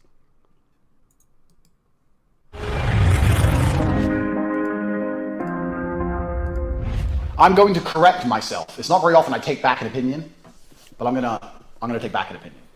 If you look... So, Vince, ask me to pause it when you want me to pause it, okay? Gotcha.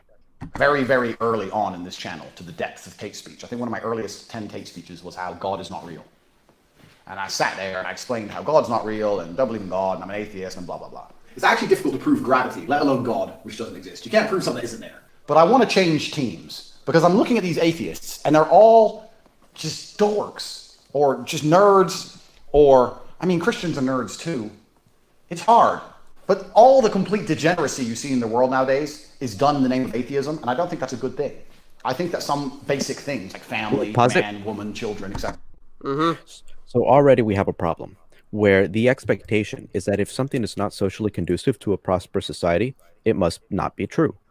It could be true that atheism leads to a degenerate society, a society full of dorks, as he likes to call it, but it is still a philosophically compelling argument, whether we're talking about philosophy or whether we're talking about historicity or scientific arguments. It could still be true.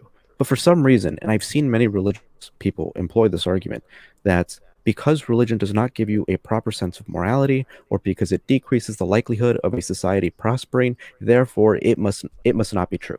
Maybe he'll change his mind, or maybe he'll say something that invalidates what he said for the first, a couple of seconds already. But so far, he's off to a terrible start. Actually, could you repeat that for me? I'm sorry, I'm kind of like getting a little bit tired. Could you please repeat that, by the way? Yeah. Before you do, Ghost Bunny The guy is like, think of him as like the douchebag pickup artist. Like there's pickup artists that give good advice, help men, teach them to be confident, tell them to clean up their shit. Jordan Peterson, clean your room. And then there's guys like him, rich douchebag, thinks really highly of himself. Mm-hmm. Right. So what I was saying was that there seems to be this expectation that if something is true, it will make society better. And that obviously is not true. A lot of arguments that I'm hearing from religious people and from this guy based so far on what he's saying is that atheism seems to not be true because it's filled with a bunch of dorks, and because a lot of the degeneracy in society that you see is rooted in atheism. That doesn't mean it's not true, and you could say it's not evolutionarily conducive to prospering societies, but that doesn't mean it's not true. Just because something is true does not mean it will make your life better. All it means is that there is truth value that is in a positive direction prescribed to it. I mean, like, yeah, so, I guess what you're trying to say here is, like, it's kind of like what Brett Weinstein says, metaphorically true, factually false.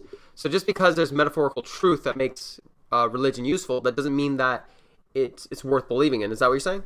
Well, I'm not even going too deep into the Peterson or the Weinstein definition of true. I'm using it in the basic ass definition of what we understand to be true. Truth as defined as something that correlates well with what we see in reality.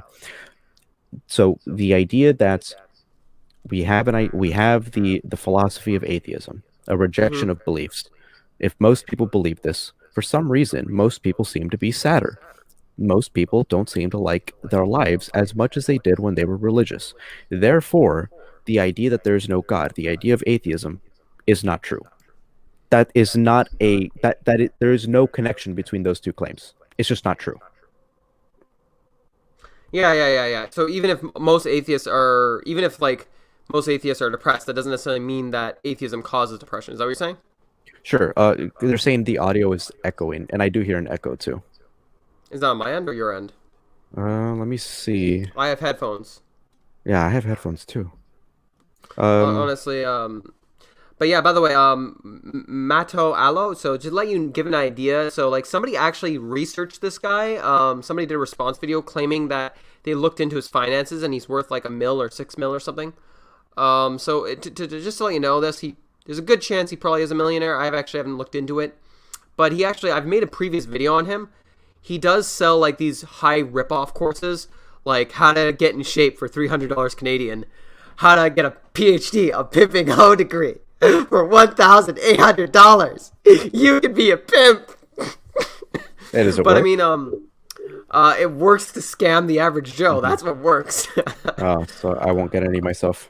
I mean, honestly, this guy's like the worst of the PUAs. Like, he's selling these really high courses for your average Joe, while at the same time claiming you need to get rich.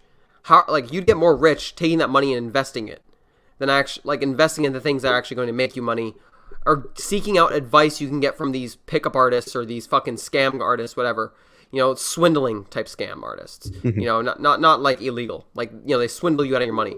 They're going to get more money buying books from Robert Kiyosaki or Dale Carnegie, How to Win Friends, Influence People. They're going to get more bang from their buck with reading about leadership, entrepreneurship, or just watching videos. Like, you can just type in a video and there's a number of millionaire YouTubers who make videos. Kevin O'Leary is on YouTube.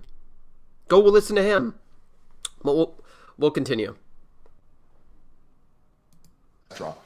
That only seems to be the religious people. Only religious people are propagating these ideals. Whereas the atheists are propagating insanity. Like, this gender fluid, crazy, pedophilia as a sexual orientation, just madness. Oh, shit. So, Vince, you there? Yeah, what's up? So something I said earlier before you were here with Jerry is, like, this is like a very immature, like, appeal to emotion. I often see from this guy. He uses the word dorks, nerds, whatever. He appeals to emotions so much. Like, everything is about what makes him feel good. Like an egoist, whatever, probably is. But my point that I'm trying to get across here is, like, how on earth, why should other people value what you're saying if you're just making an appeal to emotion? Like, and he even said Christians are dorks too. Like, some of the most dorky people I've ever met in my life were Christians. Like, very, very, like, square, very Ned Flanders type Christians, It just, I don't know, it's just very absurd. And also, when he talks about degeneracy, like pedophilia being a sexual orientation, in the United States, during like 2012, 2010, I don't know if it's become illegal, but for a while, there are some cases in the United States of child brides, child marriages with certain judges. I believe you heard of this, right? Yeah, child marriage is still a problem in the United States, specifically in central western states, which are predominantly religious states. So this is the problem with pedophilia. Are there some nuts on the left that believe that pedophilia is a sexual orientation that needs to be respected? Yes, even if pedophilia is biological, even if it's genetic, even if it's chemical, I do not necessarily believe that's something that we ought to respect in the sense of I do not believe it's worthy of the same level of acceptance. Mainstream acceptance. That's what I'm trying to say. And I totally agree with you, Ghost Bunny. Like, the vast majority of the left does condemn pedophilia, just like the right. But the thing is, it's just these things that the right has a tendency of saying. Like, for fuck's sakes, like, do you think Trump is going to go after the religious right that supports child brides in the United States? Do you think he's done anything about it? Like, I don't know. Has he done anything about it? No. Yeah, like against the religious right that is okay with pedophilia in Midwestern countries. Yeah, has he done anything? No, he's like, his son is like promoted stuff like QAnon, which are literally the exact opposite. It's Democrats performing stuff like pedophilia, and they're drinking the blood of young children, crazy stuff like that. I mean, let's be real here. Like, there's in politics, there's when you get someone in a high power, they're able to do almost anything. Unfortunately, just like Jeffrey Epstein, the pedophilia island. You're gonna have your fucking. Pedophilia isn't exclusive to Democrats, is all I'm saying. Like, you're going to have your Roy Moores of the world, you know what I mean? Mm-hmm. That was so funny with, like, the fucking smell thing that Borat guy had. Oh, yeah, with Rudy Giuliani. No, he did with Roy Moore.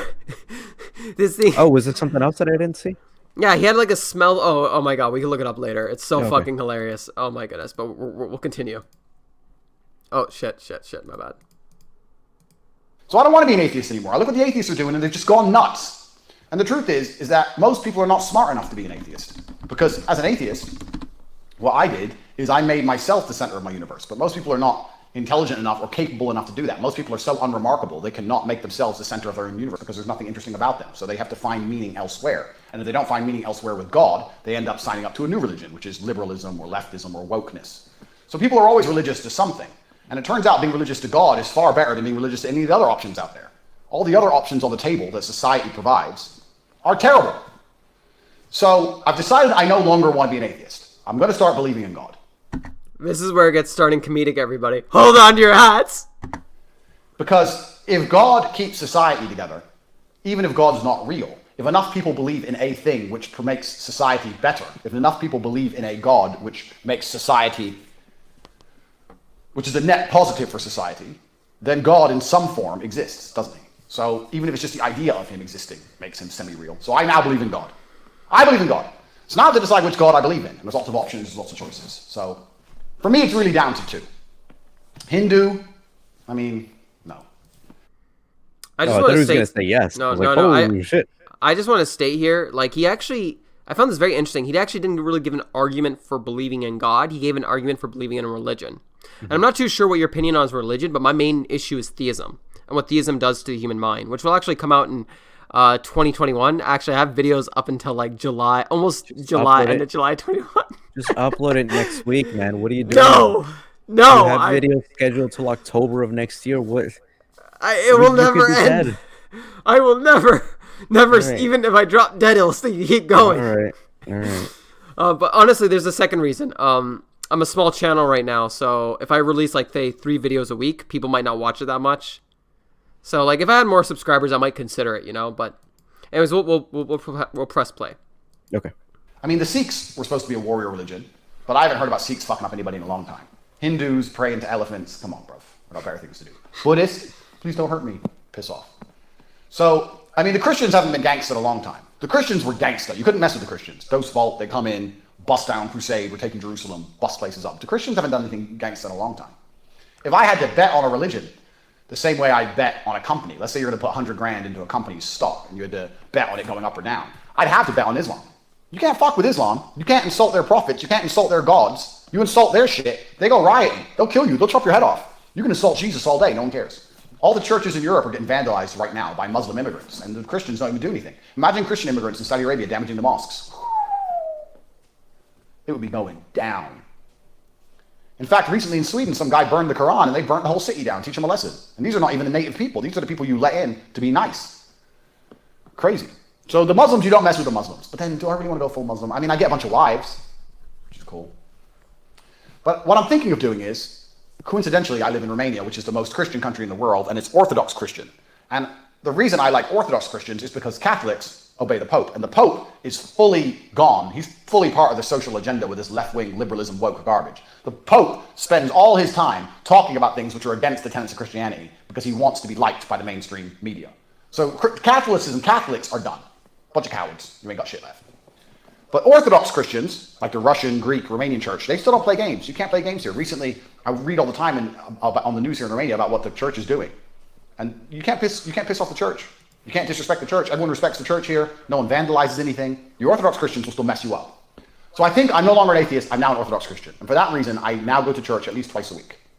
I go to church twice a week, and I'm now a Christian. So there's no funny ha-ha at the end of this Tate speech. I just genuinely believe it's good for society, which means it has to be good for me. So I'm now a Christian. We all knew I was going to heaven anyway. Let's be honest. And if we all knew if I was going to go to hell, I was going to take over. I walk into hell, and the devil's like, oh, I'm going to burn you. I'm going to do shit, pussy. Well, I'm going to stand there and let you burn me. Look like a bitch. No, I'm not these fucking mask wearers. No, you're burning me. You touch me, I'll fuck you up. So would it have been fun to be the king of hell or an angel in heaven? Which one would be more fun? Okay, I don't believe this guy's being genuine. I think that maybe, like, there's no, okay, I don't know. I don't know for certain, but my knee-jerk reaction would to say that this guy doesn't actually believe what he's saying. He's just, it's making him money, it's getting him views, so he's just doing it. He's playing this caricature. But if you were to have a conversation with him behind the scenes, if you were like a long-time friend with him, you'd be like, oh yeah, I don't actually believe the stuff that I'm saying. Like, it's getting me views and it's putting food on my table, so that's what I mainly care about. Because this video is so dumb, and I don't mean this to be facetious, like, or just to try to dunk on him. I don't mean this to dunk on you. I genuinely think he's like this. I don't think so. Like, I think that this video is so stupid and so ridiculous to the point where I'm like, it is more like the likelihood that he is just a grifter is higher than the likelihood that he legitimately believes this stuff. Like, are there articles out there maybe that will change my opinion that are about him? Says women should bear responsibility for being raped in vile tweets. Okay, like, so here we go. Okay, secondly, Harvey, creepy, obviously, but women have. By the way, his Twitter's been deleted. I think he's made a number of Twitters. I don't know. Harvey, creep, obviously, but women have been exchanging sex for opportunity for a long time. Some did this, weren't abused. And by the way, I'm gonna probably clip out a part of where I actually did this. So there's actually clips of him saying that on this video. There's clips of him saying that he will, and I'll probably re-upload this clip in the future. That if a woman is actually tells him that she won't cry during sex, then he says that he will take it as a challenge. Now you're challenging me. And okay, I get it. You know, two people do whatever they want, but he said, you know, I'll just keep my dick in my pants and I'll just beat the crap out of this hoe. And he's also said that if a hoe asks me to choose between my brother and her, I'm going to smack that hoe across the face. Like the stupid shit he says all the fucking time. It is like a comedy goldmine. Like, there's no one this TateTard on the internet. And for that reason, I love him. Because he's like a car crash happening. Like a hilarious accident happening. And he's hilarious to watch. I love laughing at him. He's a clown. Like, disgusting, but he's a clown. So next point, if you put yourself in a position to be raped, you must bear some responsibility. I'm not saying it's okay you got raped. If you go out, meet a guy, take his drinks all night, go to his apartment drunk, start to kiss him, then he grabs your tits, not harassment. Just fucking amazing, right? Just amazing, right? The fact that this guy, like, even if what he's saying is a lie, and he's just putting this up as a caricature for the sake of getting himself the most amount of revenue. The fact of the matter is that there's a lot of people watching this guy and taking what he says to heart, believing it, and potentially doing some serious harm to other women out there based on what some guy who doesn't even believe in the things that he's saying is saying. That's a huge issue. That's a huge problem. the fact that this guy is still, not dead is amazing. Not. By the way, that is not me inciting people to do anything. No. Leave him alone. Yeah, no violence, no violence. No violence. But like the fact that guy hasn't run himself into traffic or something like that, if he actually believed this stuff and was that dumb, holy shit. So something that else, like, honestly, how I found him is he did a collaboration with Bulldog Mindset, and I kind of like Bulldog Mindset. Like, I think he's kind of dumb and like a little bit art-hearted, yes, but like, I'll be straight with you. A lot of people that I watch in the manosphere are art-hearted. I could probably spend a good portion of my time literally making response videos to every person who I think says something useful here and there. And should I be judged for watching these terrible people? Maybe. But Bulldog Mindset does have some good stuff here and there. Now, one second. Now, particularly one of my issues with so he was on Bulldog Mindset and saying how if he was Robin Williams' therapist, he would have told him to go fucking like I can't remember what he said. He would have told him that there's kids starving in Africa and you should stop being depressed. Like, do you think that's really going to help someone who's about to commit suicide? Like, he said a number of dumb shit. Like, for vegetarians and vegans, he claims that we deny reality, that for certain things have to live, other things have to suffer. And he actually said, well, you have to kill plants. And you might say the plants are not sentient. Well, guess what? I don't care. You're still killing them. Like, the shit that he says is, like, so fucking dumb. Okay, so what's... Oh, yeah, here we go. WAP is the best song in history. So I'm going to actually show you this. Now, here's where, like, I actually believe he's serious about what he's saying. Like, just the shit that he says. Like, and the thing is I've met people like this. I've hung out with people like this. Like, I don't know who you've hung out with. I've hung out with nerds, losers, but I've also hung out with violent degenerates. Like, I've hung out with drug dealers. I've hung out with some pretty bad people. And also where I came from, like, hanging out with these people was kind of, how do you say, like, unavoidable. Mm-hmm. But actually, I'm surprised you didn't bring up the fact that he believes in something because it's violent. He actually said that. Like, he pretty much is believing in Orthodox Christianity based off the level of aggression they have, not based off his conviction. Right. Well, from the other videos that I've seen is that it's not the virtue of being violent necessarily, but rather the fact that being violent increases the likelihood that you're going to be at the top of the food chain. So therefore, violence is a virtue. Really crazy stuff. I mean, yeah, that is probably a better steel man, but even with that being said, like, it's also encouraging violence. If one of the things is what makes people believe in religion is how violent they are and how much against free speech they are, what you're doing is you're creating an incentive for not only intolerance, but for totalitarian laws, totalitarian behavior, totalitarian actions. So when it comes to TateSpeech, like, he actually had a video talking about people who take down statues and talking about how stupid it is, how easily offended they are. Yet he's believing in a religion based off how easily offended people are over their religion. Like, the shit this guy says is insane. So I'm going to actually skip through this video just to find the main point that I wanted to talk about. Here we go. Okay, so we'll get right here, okay? You're effectively challenging me to a fight now. You're saying I wouldn't cry. I will catch a charge. No problem. I don't have Cardi B. She's so ignorant. I like her. She's so stupid. I like Cardi B as an individual. She's exactly what you expect her to be. Cardi B is exactly what it says on the tin. She ain't fake. Cardi B is Cardi B. Now, she's obviously a moron, and she's a Democrat, and she's a leftist, and she's stupid. Well, of course she's stupid. She's a trash hoe. You can't expect to have a smart trash hoe. But at least she ain't a trash hoe pretending she ain't a trash hoe. Like, I've said this before. Cardi B is a trash hoe. Like, fucking drugs men, steals her money, fucking divorces her husband when she has millions of dollars and richer than him. Like, how do you raise a kid off... Renson, how do you raise a kid off $200 million nowadays? So hard. Yeah, who knows? So hard. I don't know how... But, like, I agree with him on that, but let's let this play. Or at least she ain't some public school girl pretending she's... But I don't believe that because women are leftists or Democrats. I don't believe they're trash because of that. I think that's absurd. Don't get me wrong. Trash hoe. At least she's a trash hoe. She's a trash hoe. Beat it up. Catch a charge. Let me tell you something. I will catch a charge. No problem. I don't have remorse. Girls come to me and go, yeah, beat it up. I'm like, oh, yeah, okay, cool. No, I mean it. No, bitch. I mean it.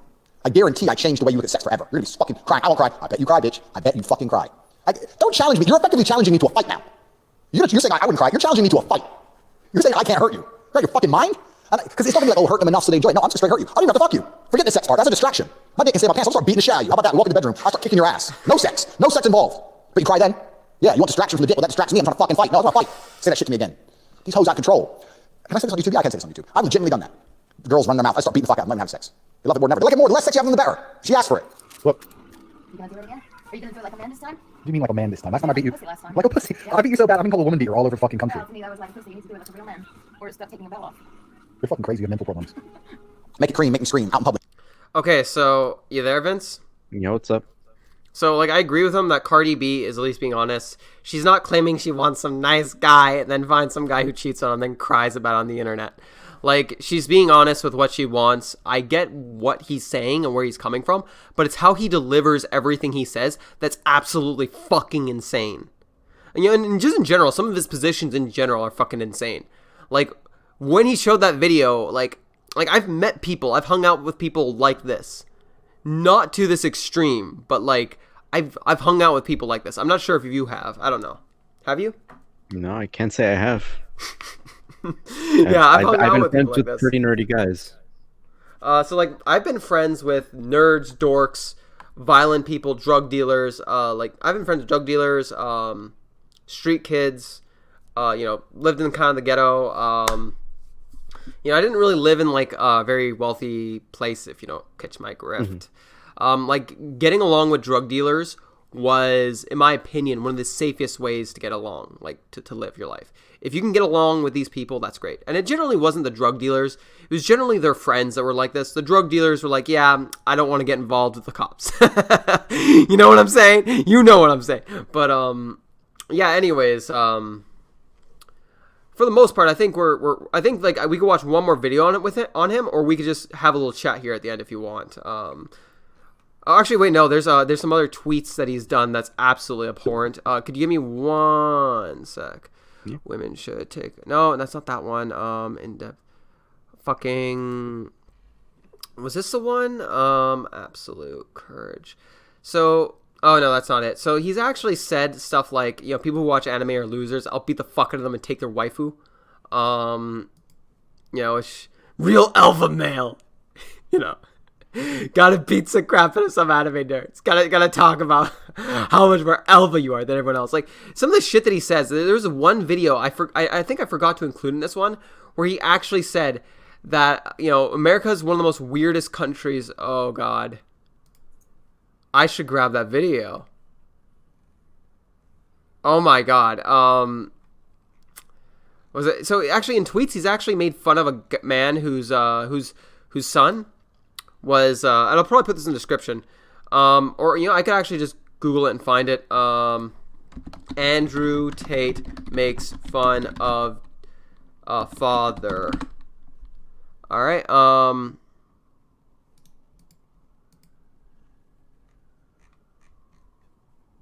Yeah, so there's a number of tweets that he did. So one sec. Would you want to see? Okay, actually, you know what? Fuck. Which one should I show first? You know, we'll go with the first one. One sec. You want to go a little? You mind going a little bit longer with me, Vince? Because we're pretty much for the most part done here. You there? Yeah. What's up? Okay. Tate speech Americans crazy. So let's put this in here. By the way, thank you for everyone enduring this cancer. And when you commit Subaku, just remember that don't say it was because of me. Don't say it was because of this channel, okay?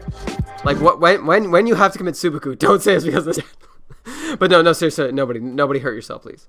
Fragile masculine.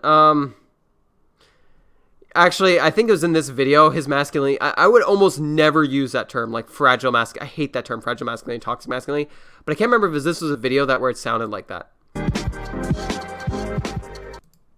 America's fucking crazy. You look at these videos, you just know instantly it's America. America's on a different level. There's something wrong with American society. You don't talk about gun problem. There's no gun problem. There's plenty of countries with guns. But America's the only place people are shooting each other. That was just weird. When I was last in LA, I saw so many crackheads and weirdos. I live in Romania. It's a poor country. I don't see crackheads and weirdos. Or you might see the odd weirdo. They keep themselves to themselves. American weirdos are overtly weirdos. Like we were in Taco Bell. Some dude, 6'4", plus he had girls' heels on, so 6'6". Must have been an ex-NBA player, a big black guy, talking like a woman. Excuse me, hon. Where's the? I was like, what the fuck? Dude was bigger than me. I was intimidated by that shit. A dress on, asking me about hot sauce. I don't know, you motherfucker. Only in America does that shit happen. YouTube alpha male intimidated by a man in a dress. Oh God. Yo, Vince. Are you ready to become an alpha? Are you ready to become TateTarded, Vince? Oh God, man, I can't watch these videos, man. I think we're done.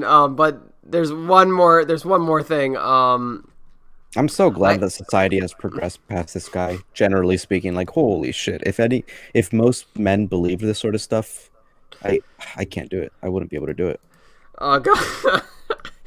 Don't worry, he's got 30 subscribers. But honestly, what bothers me is the amount of support that he gets. Like, once upon a time, I think actually Phil LaFranco mentioned him as the douchebag of the day. So he's actually tweeted this out. So there was a guy whose kid was dying, and he says, "Do you feel like a failure? The amount you need to help your own son is less than a quarter than I spent on one of my 5 cars. I will help you if you ask." And then he gives his website. And I think what he's saying is like, "Oh, but buy my courses, bro. Make some money." I don't know. Actually, no. Maybe not. At Corbo Tate. "It's nothing to me. Your comic books have failed, but I'm a success. Ask nicely and I'll save your son." Maybe he actually would have. I don't know. But to him, that is kindness. That's what kindness is to somebody who likes to stroke their ego all day. This guy is a sociopath for sure. I mean, without a doubt, this guy's a sociopath. Honestly, I don't think so. Nope, I think I'm like 110% sure this guy's a sociopath. I think I have more capacity for sociopathy than he does. I mean, like, I could probably watch. No, but Vincent, like, when people send me pictures on Discord of like animals being slaughtered, I send them pictures of human beings being fucking impaled. And this guy probably works off with that stuff. God damn. This guy would probably take it one more step. You'd be surprised how dark I can get. There's stuff I don't see on camera, I'll say. But just to be fair, Vincent, I don't care how much pleasure I can get from hurting somebody. I don't believe it's justified to do so. Mm-hmm. I'm above that tribal instinct, and I take fucking pride in the fact that I value fairness and justice. Mm-hmm. I think there's plenty of people out there that are stupid like him, that have an inflated ego, that are not sociopaths. But what was it? I hope this guy... Yeah, honestly, I'll be straight with you, Ghost Bunny. Guys like him, from my experience, too, in the real world, they have a lot of opportunities to have sex. Like, if they have money and if they're, got a good game, whatever. Like, being a nice guy doesn't always help. Like, being a good guy or a bad guy doesn't necessarily get you laid. That's just my opinion. Or I think there's a saying, like, there's no such thing as good men or bad men, just men. Essentially, it doesn't matter if you're good or bad. But anyways, for anyone watching, one sec. For anyone watching, you got to go check this out today. Link in the description. Always shouting you out, my nigga. And you have to hit the like button. And you have to share. If you don't share, I will find you. And when I do, I will hurt you. And you have to be subscribed, hit the notification bell. See, Vince, I'm not lying. I got a notification bell. You have to do this, or else I will find you and I will hurt you. And you want to know how I'll hurt you? I'll grab a carrot and I will stab you with that carrot. It'll be very violent, Us vegans, we're fucking crazy. But jokes aside, I'm actually curious. So, what do you think out of the glorious channel of TateSpeech? I think it's a meme. Like I'm not convinced it's real. I can't believe that this person exists and has 30,000 subscribers, and I'm bound to believe that most of the subscribers, if not at least half or a significant portion of them, are subscribed to him for the meme. A lot of the videos that I saw of him, the comments were basically that. Like, the comments were just basically saying this guy is a meme and we love it. Like, it didn't seem like people were actually taking him seriously. So I sincerely hope most people, first of all, it's a shame that this guy is even getting any financial revenue from people, but I would at least hope that most of that revenue is coming from people who just see him as a meme and don't actually take his advice to heart.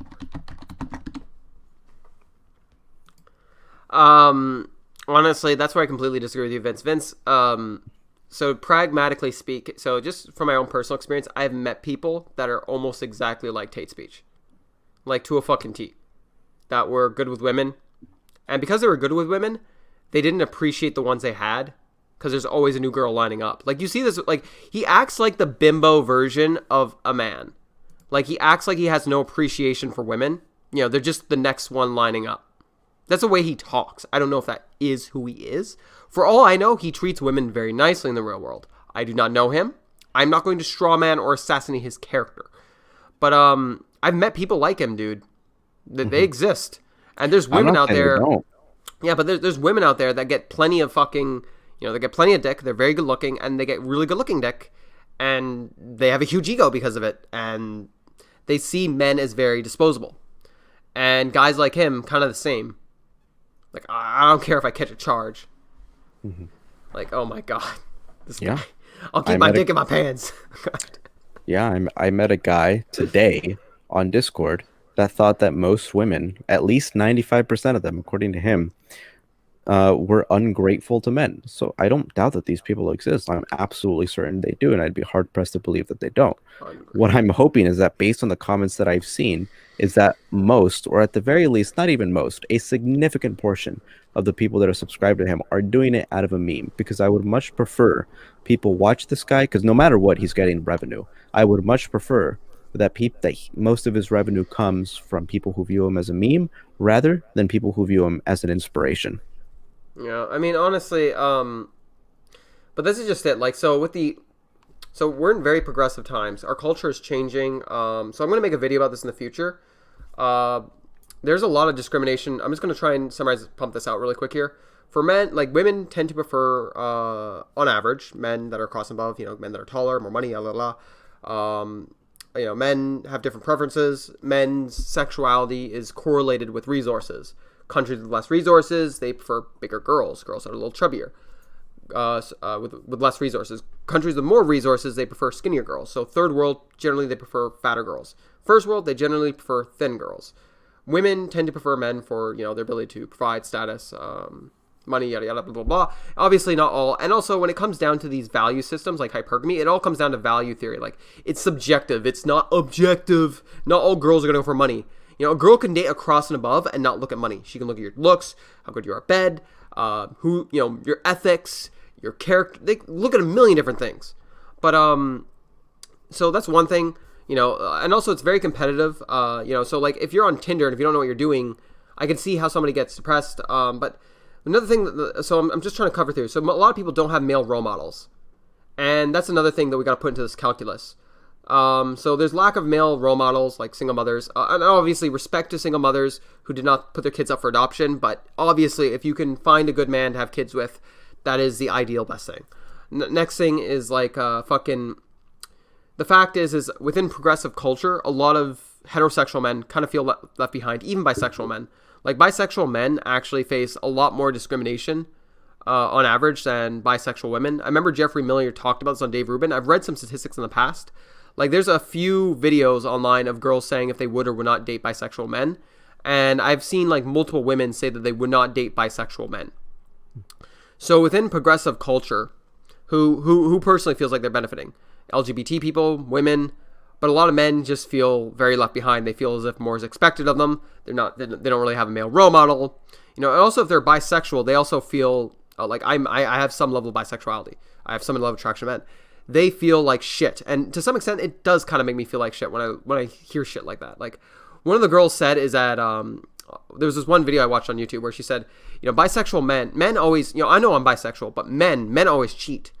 I wouldn't, but a man, he would cheat. What that tells me is what she might not be saying on camera is, I might cheat with my friend, or I'm just really insecure. And I honestly, like, men have a higher STD rate. Homosexual men. So if you don't want to have sex with a homosexual man, whatever, you're free to have your preference. But my whole point is that men feel lost and left behind, and someone they might fly to is TateSpeech, and they feel like a lot is expected of them. So, like, I know that was a ramble with a lot of different premises for that conclusion, but I hope you can kind of appreciate what I'm trying to get at there. Like, especially people who are very, pragmatically speaking, non-dominant males, beta males, males that are very passive and weak.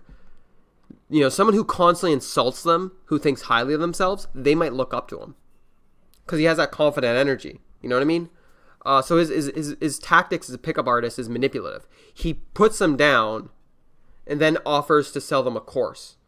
I think there's a term called nagging. It's a pickup artist term. So you sort of like put down a girl so she chases your approval. He does the same thing with his audience. He puts them down to chase his approval.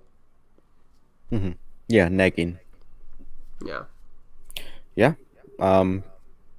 I don't know what much else I can add to that. Honestly, before we go, I'm actually curious. Have you heard similar arguments to this before? Because honestly, within the men's area of YouTube, the red pill, the manosphere, black pill, purple, whatever you call hearing stuff like this to me is like, it's kind of like another day in the office. Mm-hmm. Yeah, no. Much of what I know about this sort of stuff is just from the memes that I've seen or the content that you've been introducing me to. So, when I was going to join your stream earlier on, I watched his videos and I'm like, holy shit. And I just watched a bunch of his other videos. So this stuff was really new to me. I'm actually not nowhere near as familiar as you are. I just want to apologize for the stuff that I'm introducing you to. And if you actually, there's only like 6 channels that I'd say are like red pill related that I would even recommend. There's very fucking few. Like Austin Dunham Vlogs, How to Beast. I think they're like some of the least offensive and just also just calm and objective people. Like a lot of them are very emotional and they're just a lot of them are filled with contradictions, hypocrisies, and they're just really not worth listening to. Austin Dunham Vlogs, Alexander Grace, Red Pill Mentor Tokyo is great. Human has his values, and even though I disagree with him, I like the fact that he's actually trying to add something to help people. And I think he does try to be objective. And you can disagree with his values, but I think there's more objectivity to what he's saying in comparison to someone like TateSpeech. Humans, like Thinking Ape. Thinking Ape is also MGTOW, and he's also very objective and he's very calm with what he's saying. Like you might not agree with what he's saying. I don't agree with a lot of what Human or MGTOW or Human or Thinking Ape says, but I appreciate the fact that they're calm and they're expressing a different idea. But at the end of the day, like. Red Pill Mentor Tokyo is a psychologist who, like I said, was censored. Alexander Grace is a pickup artist. He also sometimes looks at studies. He doesn't do the thinking for you. It's like the community itself is incredibly tribalistic, incredibly childish,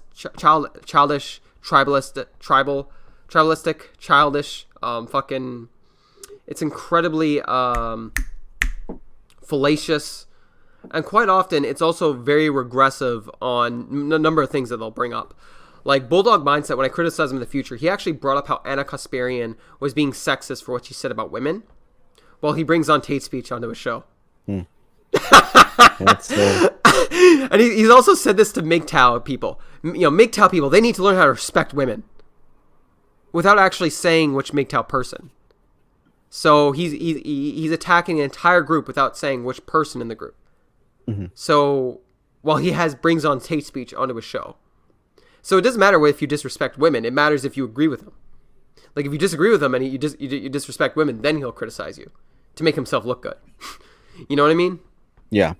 So, like, I mean, like, this also raises a question for me. Can humans handle truth? Like, the question of tribalism, it brings up this question. Can we handle truth? And when I look at the red pill community, a part of me thinks we can't.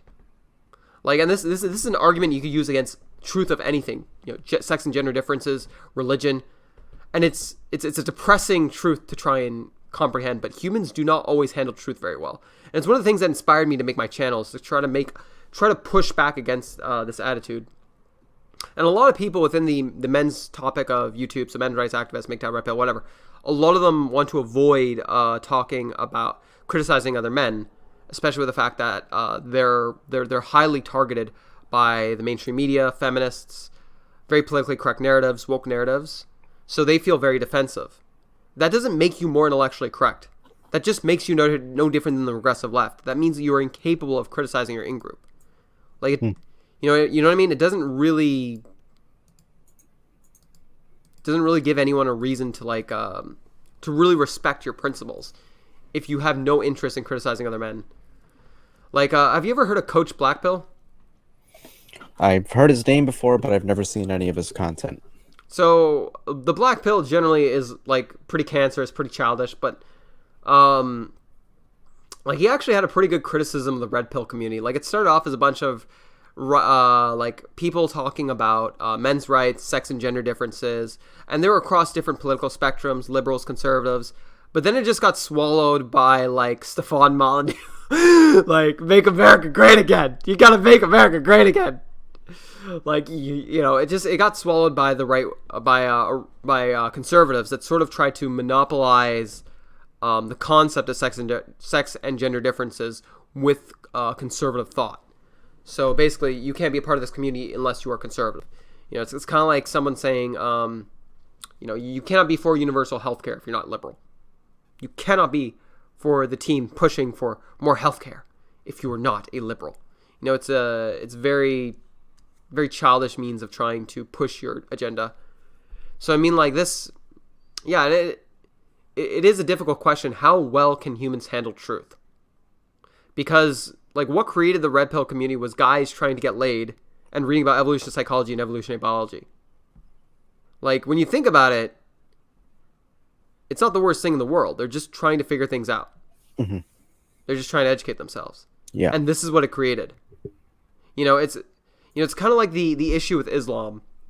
Talking about the issue with Islam has created, it has created to some extent support for the alt-right. How well can humans handle truth? Like it is a good philosophical question to ask. Mm-hmm. You know what I mean? Yeah. My response would be that I think we have a pretty good track record of truth. Sure, you could find some upticks and downticks when it comes to specific situations in which maybe people weren't particularly well conducive to understand truth, or whether or not they adopted very nefarious belief systems. But generally speaking, from a macroscopic viewpoint, we tend to be pretty good, whether we're analyzing Hans Rosling's works, in which society tends to be on an upward trajectory, or whether we're analyzing the works of Steven Pinker. Pretty good track record, generally speaking. But you could point towards instances in which that's not the case. But we need to make sure that we're not subject to the availability bias or the negativity bias, in which we amplify the instances when we look at people like the red pill community or the black pill community, which I think is like incel stuff, in which, hey, this is clearly an instance in which a group of people don't like truth and it's not working for them. You can point to those, sure, but generally speaking, people tend to be pretty good on that stuff. To be honest with you, like nobody really has a statistic. Like, so whenever somebody brings up black pill, a lot of the incels are black pill. Don't get me wrong, but nobody really has a statistic for it. You know what I mean? It's something that everyone just says. Like how many people are black pilled, or for statistic for how many black pill people are really incel? Like I'm just saying. Oh, okay. Like yeah, I'd say a lot of incels are black pill, but you could be an incel and you could believe just about anything. I don't know. It's sort of one of the things, like, incel. It's one of these things where it's like most men suck with women. Let's just be real. Most men are not very. I'm not very successful. Have I had some success in the past? Yes, I have, but I'm not super successful or anything. But I guess what I'm trying to say here is like there's also a lot of incels in the red pill community. It's sort of almost these marketing of ideas. Now, don't get me wrong. I think the black pill's wrong. I could actually talk my issues about genetic determinism based off looks. Like I've actually mentioned this before. Like if we had a universe where in universe A there's a dating app based off IQ or based off intellectual means, people that are more intelligent are probably going to succeed more. Now, in that universe, there might be somebody who creates a philosophy of, a black pill based off intelligence. It's all about intelligence. It's to me, it's very shallow epistemology. That's just how it comes across to me. I'm going to need more than that to really value it. Now, that's not to say that they don't have a point with dating apps. Dating apps are incredibly shallow. That's fair enough, right? But just because you have a point, that doesn't mean that your whole worldview is correct. You know what I mean? Mm-hmm. Right. Yeah, so, yeah, but I guess what I'm trying to say here is, honestly, I don't know how many of them are really incels. And I want to be objective. Mm-hmm. Right. What is, how would you describe the black pill community? I'm not well familiar with it. I use the word incel because that's the word that I usually see thrown around with that community. But what are they specifically claiming? So just, I'm gonna throw this down first. First off, so throwing the smack down on the ground, sex, like I'm just interested in sex and gender differences, like biology, psychology, but also I am interested in improving my own, game, whatever, but I'm also interested in, I've been out of the game for a long time, so I it's one of the reasons why I look up this stuff, but also, it also helps with arguing against religion. Because some of these because the new dating market is based off these different ideas. So the black pill is almost like the red pill on steroids. Or an easier way to say it is there's these sub premises. So like the height pill, race pill, looks pill. So, these things matter. Your height, your race, your looks, white is most ideal, whatever. But basically, the black pill is just genetic determinism based off looks is the most important thing to attracting a mate. And they're not wrong to an extent. But honestly, the extent at which they take it. So a lot of them will argue that your personal ability to talk to girls, aka game, is less important than your ability to is only important after you have the physical attraction to make them attracted to you. So how well you present yourself is only important after you become more attractive in their eyes physically. It's just, and also the other problem I have with it is it's kind of like the Stefan Molyneux of the world. How do we falsify these things? Like, so the red pill take, so status, looks, money, these things matter. You can look at this with statistics. Now, how much they matter, we don't fully, I can't claim to fully know. I haven't done enough research. But one of the issues I have with the black pill is it almost just, to me, I haven't found research to really believe in it. Like, I could read the the back of the book of Robin Baker, fucking, I have a few fucking, sorry. So Robin Baker's book, I haven't read it, Sperm Wars. He's an evolutionary biologist. On the back of the book, it essentially mentions, I'll grab it, like, for looks, like, what I understand, like, on the back, you can just read the back of the book. So he brought some theses forward that are considered to be mainstream now. 10% of children are not fathered by fathers. Less than 1% of men's sperm is capable of fertilizing anything. The rest is for fighting off other sperm. Smart vaginal muscles encourage some sperm but blocks others. So there's a theory that the purpose of a woman's orgasm is to help her orgasm to something that she finds attractive. So if she's not orgasming, she's not supposed to get pregnant. Because basically they ran experiments and they found wherever a woman orgasms, she's more likely to she's less likely to push back out the sperm. A woman is far more likely to conceive through a casual fling than through sex with her regular partner. So I mean, like, sure, is looks important, but at the same time, there's plenty of statistics showing that your wealth, your status, these other things matter as well. Your social skills matter. There's plenty of other things. There's plenty of other statistics to show this, and it's just the rate at which they take it. I don't really find it very convincing. Did I ever tell you about, I probably did mention to you, like, when I was watching Black Pill J talk to Solo TV? Or no? Did I mention it? No, I don't think so. so. Okay, so I found it very sad because Black Pill J was Black Pill. A lot of people were calling him an incel, but Solo claimed at the end of it all that he's seen Black Pill J and what he looks like in the real world, and Solo is a pickup artist himself, I think. I don't know. And basically, something that he said was, is that what was it? He's seen what he looks like in the real world. He knows he gets laid more than I do, and once again, keep in mind, Vince, probably all these channels are terrible. Just like they're all canceled. None of them are bad as TateSpeech. Don't get me wrong. So basically, something that they something that he said was to Solo TV. Like, from his experience, the black pill set him free. All the girls he's been with were with him because of how good he looks. He's really tall. He's been on the basketball team. Like, he's actually admitted that he was like a loser in high school, which is the opposite of me. I actually succeeded at dating in high school. I was a loser afterwards. Just being straight here. I'm just being honest. But what I'm trying to say here with BPJ is I guess what I'm trying to say here is, like, girls loved him for how he looked, not for what he gave them, and that's the depressing truth of it. And he lives in LA, which is apparently a really shallow place to live. Like, so I can understand maybe living like in a very superficial city, right? But like, right.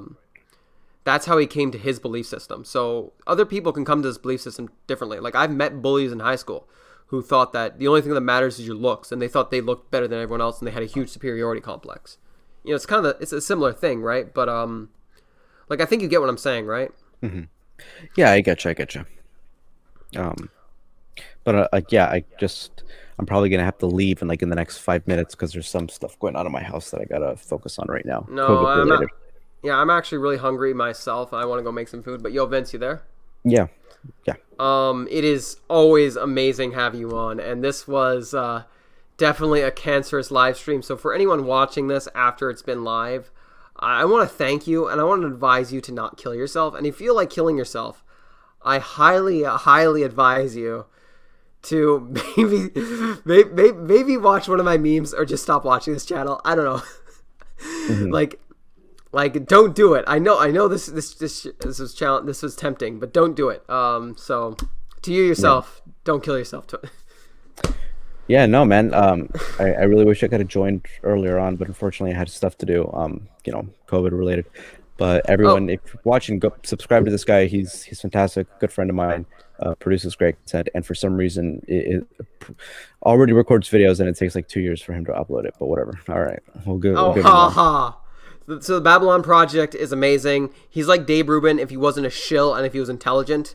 Like, take Dave Rubin, increase his IQ points by 50.